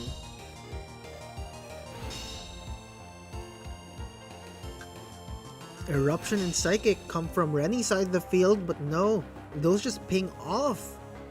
There's really no damage going in there because of those protects. Trick Room and Sun still up. Rennie is not out of this yet. That Torkoal is in a commanding position to just again erupt. It is a little volcano in and of itself. The comments on the chat here, overheated rivalry, right? So yeah, this Whimsicott will be returning into its Pokeball, but oh, this King Gambit, it will be consuming its Oka Berry, but in the Sun eruption, will this be enough to survive? Yes, it is. Not very effective on the Charizard there, but Psychic will be hitting that Charizard. Still not enough to take it out. This Charizard is actually quite bulky. Heat Wave coming from the Charizard deals about 40% into the Torkoal and even more into the Furgiraffe, bringing the Furgiraffe down to force it to eat its Citrus Berry.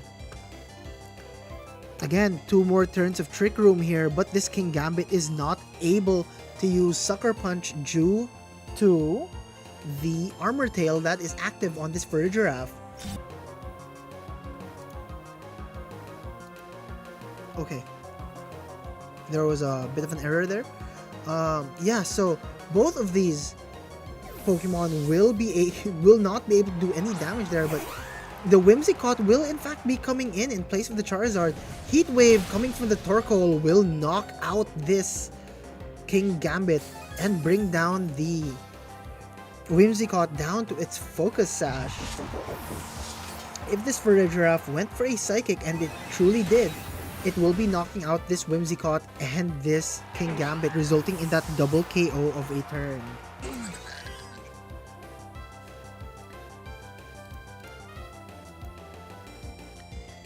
Okay. So now, the sun will return, but we will also find out who the very last Pokemon on Dejan's side of the field will be.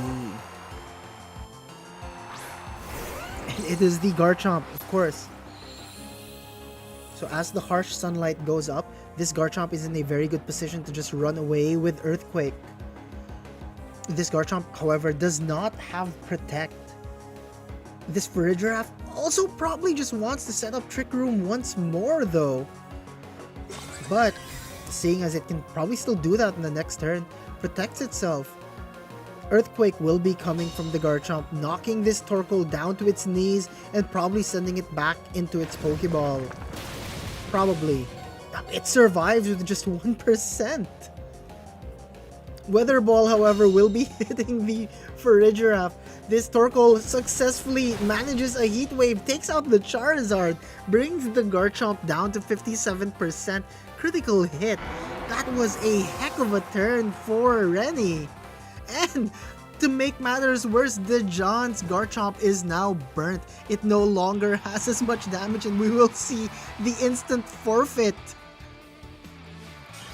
Rennie will be taking game 2 and we are going into game 3.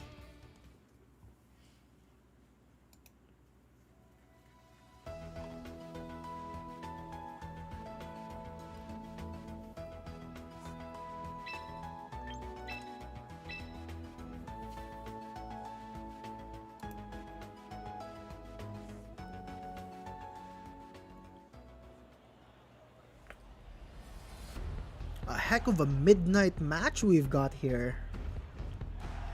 Game 3 for the semifinals.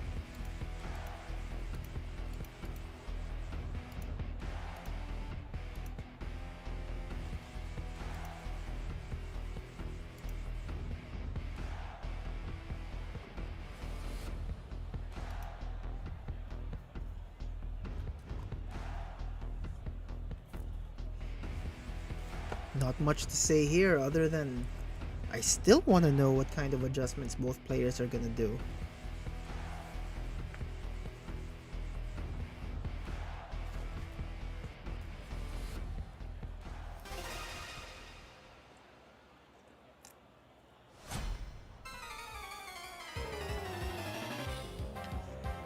We are set. Game 3. Rennie will be leading with Staraptor and Farigiraf, this time no longer leading that Scrafty. The thing is, does this Charizard have enough HP to survive a final Gambit? Now, the Whimsicott can just go for the Tailwind and damage here, but if it does go for the Tailwind and successfully gets it up, this Farigiraf can also get the Trick Room up. Is it going to be worth it though? Oh, the threat on Rennie's side, bringing the Staraptor in the lead, is just incredible. The John can't really afford to protect here. He has to go on the offensive. Charizard can attack into the Staraptor, but if Tailwind doesn't go up, the Staraptor might just be taking him with it. So Protect will be coming up from the Whimsicott. And Protect will be coming up from the Charizard. Okay, he has gone for both of the Protects here. Final Gambit from the Staraptor though. And Trick Room will be going up. This Staraptor is now not in a very good position. Fantastic adjustment from Dejan, forcing the Trick Room up, but then this Staraptor is now the slowest thing in the field. It probably really doesn't want to have its final Gambit do very little, but it is what it is, I suppose. And yeah, 21 just does 79% there, and the Moonblast will also be going into the Staraptor. I guess there's no more point in that slot being there. Rennie sacrifices the Staraptor, not wanting to keep it in. Perhaps that was the only intent it needed, and since it failed its job, it just didn't have any value going forward. But Mawile will be coming out, threatening this Charizard very, very badly with that Rock Slide. 3 turns of Trick Room left. Of course, now that it's an odd turn, Dejan can protect this turn, attack the next one, and then protect once more just to stall out the Trick Room completely. Mawile will be Mega Evolving for Rennie here. And yeah, like I said, they can just protect this turn to stall out the Trick Room once more. Yeah, both Charizard and Whimsicott are in fact just going for those protects. Rock Slide coming from the Mawile. This Mawile has 1 turn to get this Rock Slide through. And I believe, yeah, the Psychic will be going into the Whimsicott just to take it out. Rennie confident that this Mawile can one-hit KO this Charizard with Rock Slide. It is a Charizard after all, and it is allergic to stones.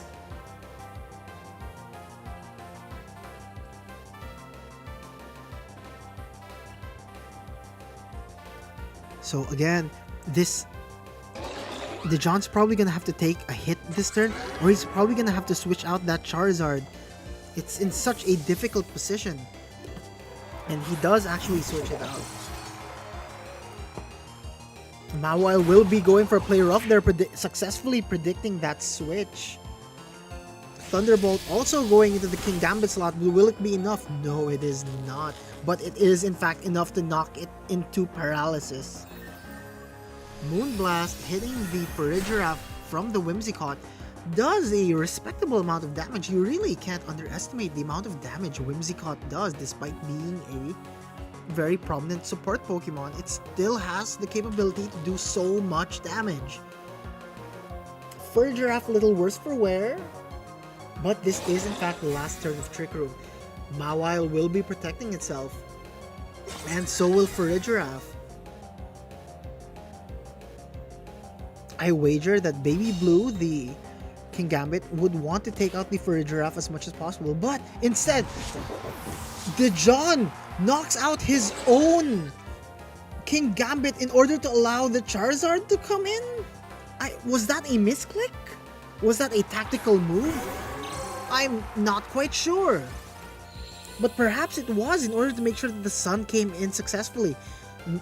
Side targeting into your own King Gambit there in order to force this Charizard to come in without any issues. After this protect, this Mawile... Oh, okay. It's swapped out. Okay, Torkoal has taken the place of the Mawile here. Moonblast will be hitting the Farigiraf once more, and this Charizard is free to do any attack it wants. And I wager it is going to go for a Weather Ball. No, it goes for a Heat Wave, and it is not enough to take out Farigiraf. Farigiraf will once again be able to set up the Trick Room. But this Torkoal has been damaged. It is not able to launch maximum power eruptions here, but it will still have that boost to its Heat Wave. This Farigiraf, on the other hand, does not have Helping Hand, so it cannot power up the power of this Torkoal, but I don't think it needs it so much. The Whimsicott and the Charizard will once again be going for Protect, stalling out this Trick Room once more. Dejan just very, very calculated with how he's handling this, dismantling the Trick Room here. Incredible, actually. But yeah, Rennie is still in a pretty commanding position because the Trick Room is still up. His Farigiraf is still up. 4% is definitely more than 0%. Mawile is still in the back. And this turn, Dejan's gonna have to either switch or he's gonna have to attack. But I don't think there's enough damage or firepower on Rennie's side to take out the Charizard here, but there will be enough to take out the Whimsicott. Eruption brings it down to its Focus Sash, and Psychic enough to actually knock it out.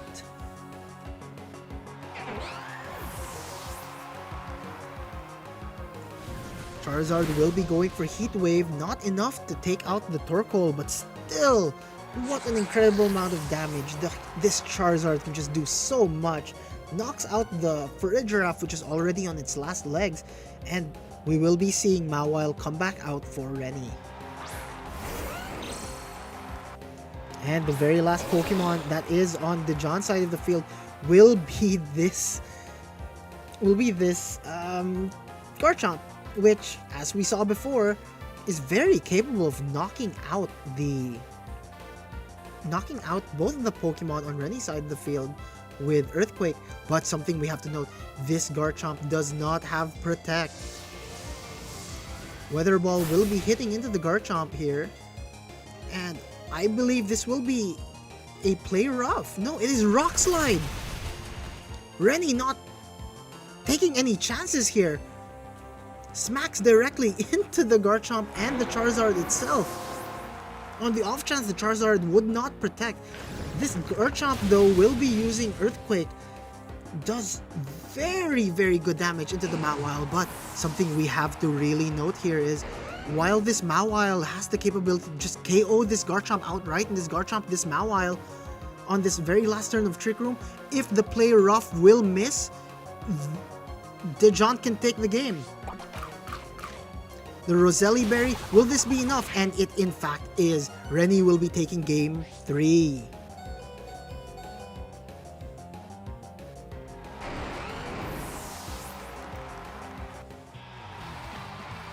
What an incredible match.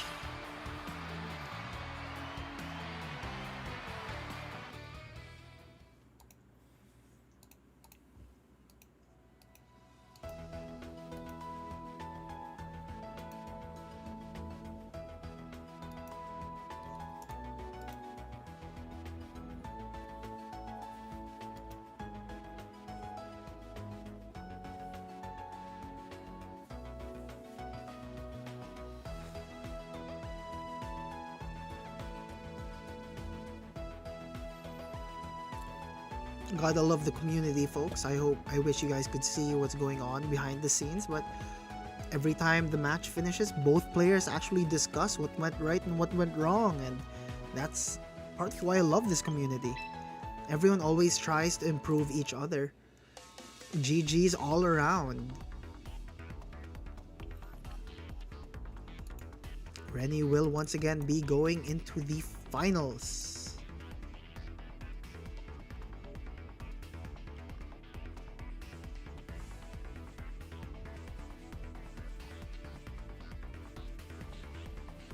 The other room though, Snivs and Josh, still on their game 2. Let's see what they're doing. We have already seen these players fight before in separate matches, so let's see where they're going.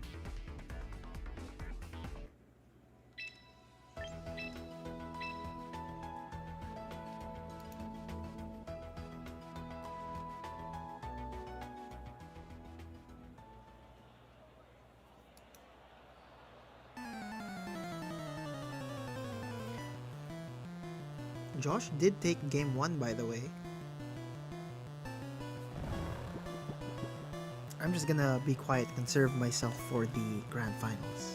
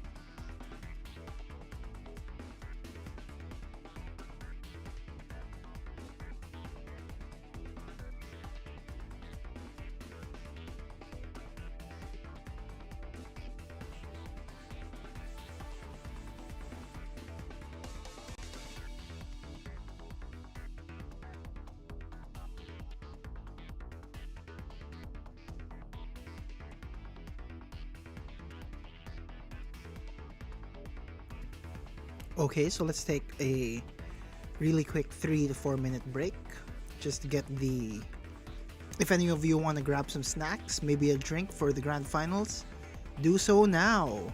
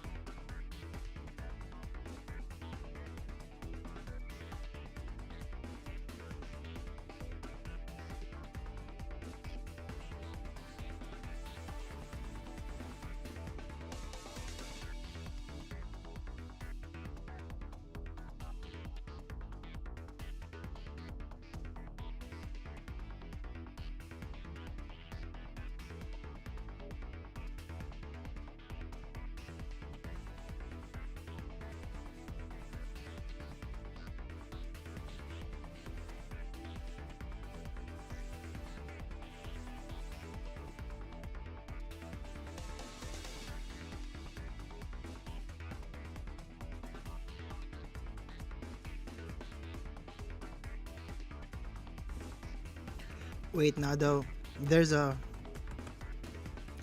there's a con nag- there's a contest here. Snivs is contesting something with Josh. Something about a wrong team sheet.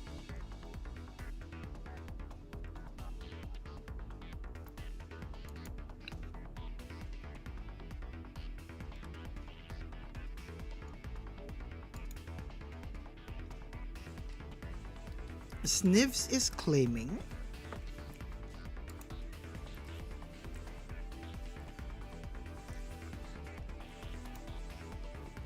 okay. Everyone in the chat, I'm sure you're all there.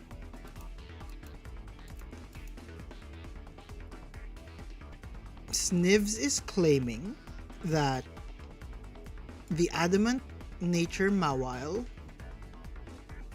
on Josh's Mawile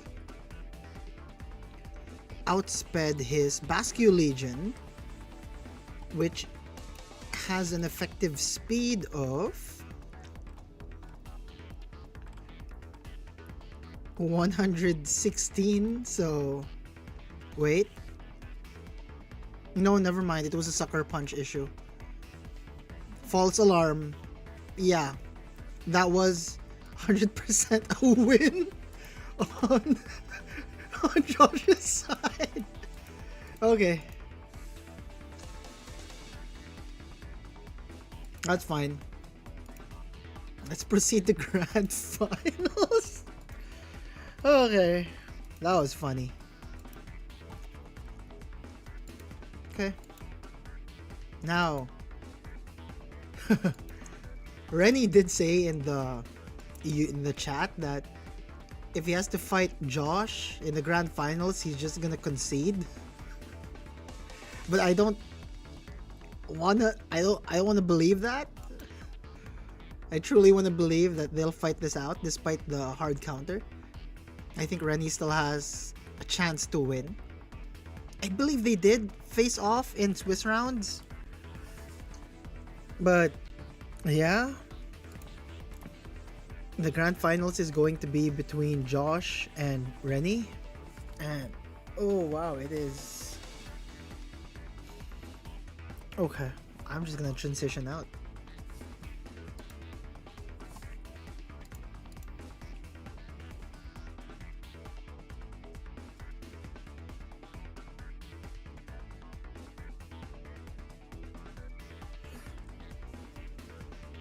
Man, that Serral Edge is a problem.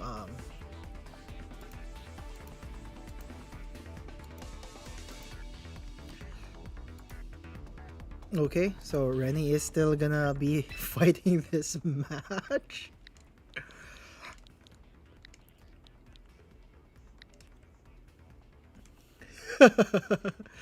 I I wish we could change teams mid tournament, but it is what it is.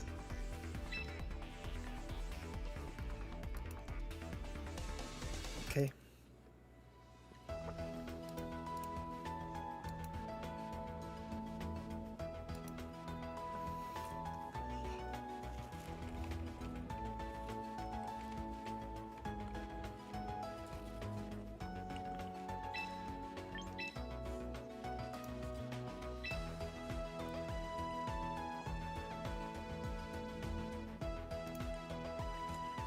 Here we are, grand finals of the 5th midweek smoke. Now these two have fought in the Swiss rounds, and Josh successfully neutralized Rennie's team, but perhaps that can change in the grand finals. Not rooting for anyone here, but a grand finals match would always be fun to watch. One last match before we all go to sleep at 1 a.m. or 1:30. Of course. So yeah, again, we do see that Future Josh has that Serral Edge, which in every game we have spectated with him has been this core member of the team, just destroying everything it can. On the other hand, Rennie's team, though, that Serral Edge is a problem for sure. Not a very common pick, but the perfect pick for this tournament, apparently.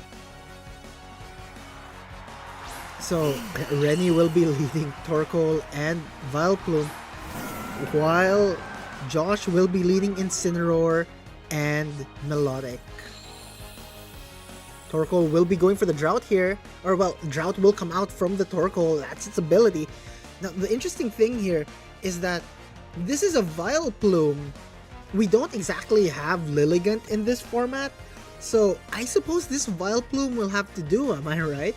It does have Chlorophyll and a Timid nature. It has After You and Sleep Powder. It's very capable of doing the exact same things that Venusaur can do, but it can also use After You to neutralize the targets after it allows a slower partner to go before it. And unfortunately, on the very first turn, the fast Sleep Powder will miss and it will knock out the Vileplume. What an unfortunate turn 1. Despite all the speed and the wide lens, there is also a wide lens on this Vileplume and it still managed to miss the Sleep Powder. That was rough.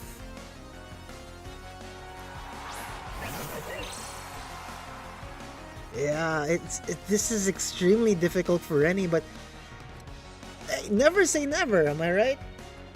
Well, then again, this Serral Edge just... There's still the Scrafty. Furdraft will be protecting itself this turn though. Not going for a Trick Room, but Bitter Blade will be coming from the Serral Edge, and it does 65%. Doubled into the Scrafty. Just Flare Blitz and Bitter Blade into the Scrafty. Josh is just slowly dismantling this. It's still the second turn of the game, and we will be seeing that forfeit. Okay, so now we're gonna go into game 2.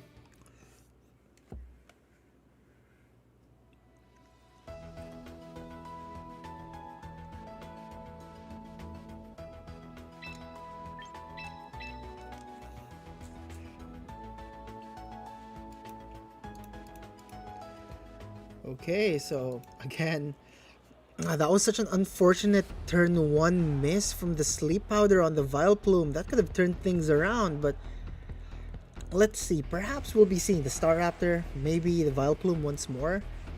But yeah, anything can still happen. Of course, Final Gambit will not be able to hit the Serral Edge. This Serral Edge, again, is just such a big problem. Scrafty can perhaps neutralize it with knockoff, but still it is an uphill battle 100%.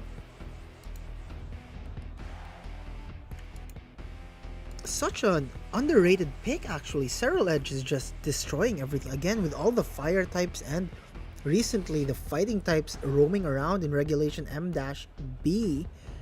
Serral Edge appears to be quite an anti-meta pick. Of course, with the rise of Metagross and Mega Mawile, Serral Edge is still quite a fantastic pick. While not the fastest thing around, it clearly pulls its weight in the team. Rennie will be leading with Scrafty and Vileplume. Now, neither of these Pokemon can actually set up Trick Room, nor can they set up Weather, but Fake Out is available on the Scrafty, but so is on the Incineroar.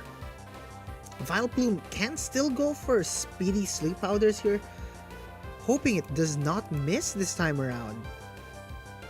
Milotic also can go for a Coil and Hypnosis. Sleep is the name of the game apparently. But yeah, Rennie will be calling his Scrafty back, and he sends in his Farigiraf in order to take the field. Vileplume will be going straight for a Leaf Storm, doing so much damage into the Milotic, but just not enough. Milotic is bulky. And with that, Milotic will be coiling, raising its attack, defense, and accuracy, and making sure that its Hypnoses will be hitting with 100%. Well, close enough to 100. However, Incineroar, seeing the opportunity to light a plant on fire, the dark type that it is, the fire and dark type that it is, decides to flare blitz into that Rafflesia Vileplume, knocks it out completely. Again, we do not have Lilligant in this format, so that was, I guess the next best thing really is just Vileplume. Scrafty will be coming back in its place, but Trick Room still needs to go up on the field for Rennie. Trick Room teams need the Trick Room. But yeah, Milotic here going, I know what you want to do. I have a very, very interesting thing I can do here, and it is called Hypnosis. Incineroar will be Parting Shotting. He will be using Parting Shot into the Scrafty, lowering its offenses, and in its place will be the Sinistra, healing up this Milotic ever so slightly, back to 52%. Scrafty will be using Knock Off into the Incineroar slot, now a Sinistra, and goodbye Berry, but still not enough damage to take the KO. Scrafty with its little hood down will be taking some chip damage due to that Life Orb though, while Milotic will be gaining a little extra with its own leftovers. Farigiraf asleep, not able to do anything still. Well, Farigiraf really wants to set up the Trick Room here, but yeah, Josh calling his Sinistra back in, and just an Incineroar pivot into the field, just dropping the attack of this Scrafty once more. But Rennie not taking any more of that, calls his Scrafty, sends out the Torkoal. Sunlight is now once again up, but Muddy Water comes from the Milotic. It will not be missing anymore after that single coil. Farigiraf unfortunately still asleep, not able to use the Trick Room this turn. Milotic will be healing just a little more with those leftovers though. Again, this Farigiraf definitely just wants to get the Trick Room up. And Rennie pivoting in and out as much as he can, trying to get the Trick Room up. Farigiraf does finally wake up, but it uses Protect instead. Scrafty will be coming in from the Torkoal slot, and Milotic will once again be using Muddy Water. Doesn't do any damage into the Farigiraf, but will be doing a pretty okay amount into the Scrafty. Scrafty is still fairly bulky in its own right. Parting Shot into the Farigiraf, but Well, it was protecting itself. Melodic just casually healing off damage. Again, the Trick Room has to go up one point or another. Scrafty is fresh. Scrafty does not have any intimidates or parting shots driven into it. It will be using Fake Out into the Incineroar. Critical hit. Takes a little bit of chip damage on the other hand though, from its own life orb, but Melodic, seeing the opportunity, will once again put this Farigiraf to sleep. Melodic in the lead is just such an oppressive threat. This Melodic has successfully healed almost a quarter of its entire HP through leftovers alone. So the Harsh Sunlight is still up. Muddy Water will once again come to the Melodic. Not doing as much damage due to Sun being still up, but Incineroar will be using full advantage of that Sun. Flare Blitz into the Farigiraf, still asleep. Takes some recoil damage, but that's fine. It definitely still has a Citrus Berry, eats it up. Farigiraf does the same thing in its sleep. Talk about sleep talking.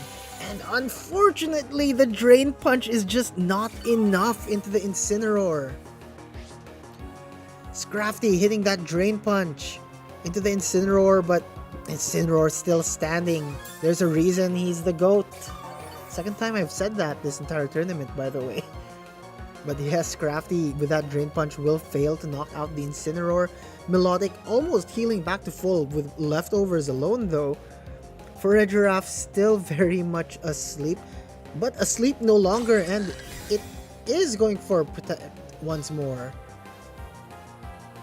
Melodic goes for Hypnosis, but like I said earlier, a single charge of Coil does not make Melodic 100% guaranteed to hit those Hypnoses. It's still at about 80 or 90%. And there it goes. Scrafty finally gets its attack up from the Moxie, but it loses a little HP. But Melodic, on the other hand, there's no more Sun, which means this Melodic can launch full-powered Muddy Waters. And the tried, true, and tested, this Scrafty is the only thing standing between this Serral Edge and Melodic. Well, before this Serral Edge, Scrafty at +1 might be able to knock out this Serral Edge with a knockoff, but that will still remain to be seen. Farigiraf though, again, no helping hand, unable to assist Scrafty with this KO. This Serral Edge also able to just protect itself if it really got doubled into.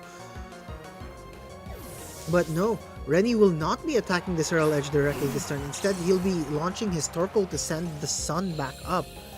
Thinking of the future probably, but Serral Edge takes advantage of this and goes immediately for a single bulk up.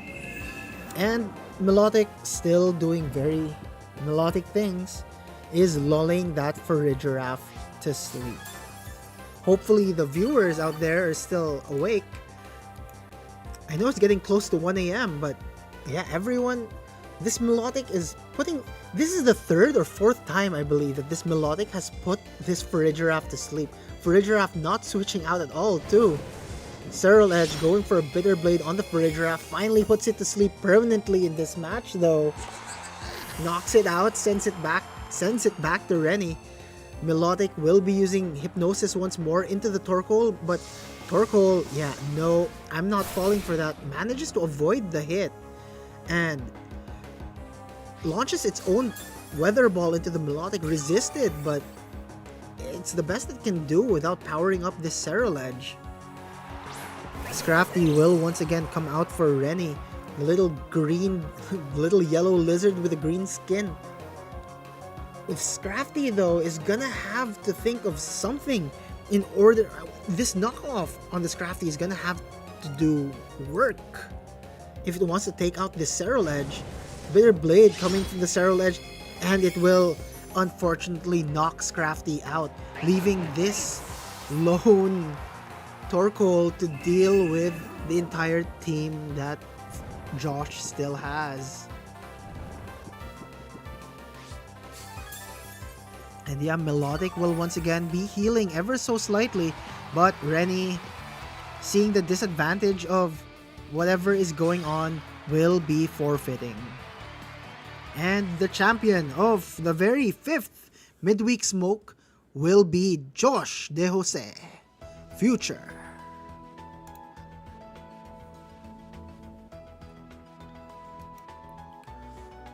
Wow! Okay. That's the stream. Wow, we can all go to sleep now, technically. So everyone who is on the stream, thank you so much for watching. Everyone who joined, thank you again so much for playing as well. We will be back with the next midweek smoke on, I believe, July 8th. So be on the lookout for that one. I will still keep it open with a waiting list, but I think we might cap it at 32 again. We'll see. But yes, thank you so much for watching. And before I leave, I'd like to really invite everyone to join Outbreak. If you are in Cebu, once again, if you are in Cebu, let me duplicate the scene real quick.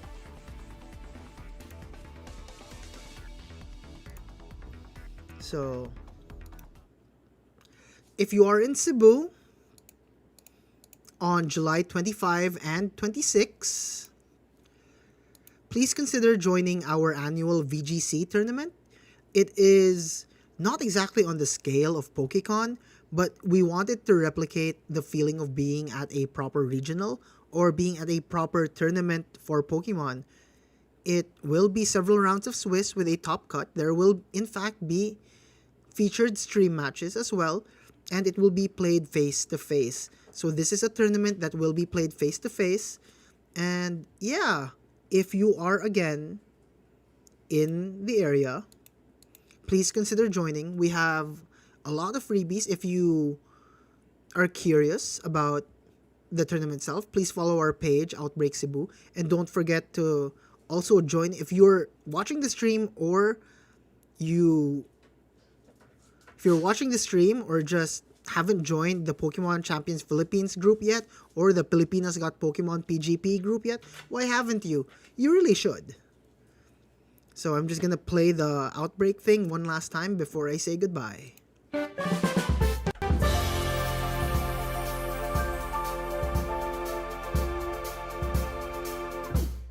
Outbreak is a community gaming event catered to our competitive and casual players. You'll find our grassroots community-led tournaments in the main stage, giving our local community players the spotlight to show off their skills. We have community activities such as casual gaming corners, plushie parades, stamp rallies, and doodle boards to keep casual players engaged. Play and connect through your favorite games. We also have artists and merchant exhibitors. Bring home something memorable from the event by dropping by their booths, because I know I will. Celebrate community, gaming and art. Play and connect here at Outbreak Cebu. Chase the tides with us this year at One Tree Plaza Hotel from July 25 to 26. See you there! So again, yeah, entry is free for this event. So if you are in Cebu on July 25 and 26, entry is free. If you're not going to join the tournament, stop by. The event's going to be a lot of fun. So I'm going to raise a glass to the winner. Congratulations, Josh. Please DM me for your prize of choice. With that, I'll be bidding everyone a good night. And GG's all. See you on the next one.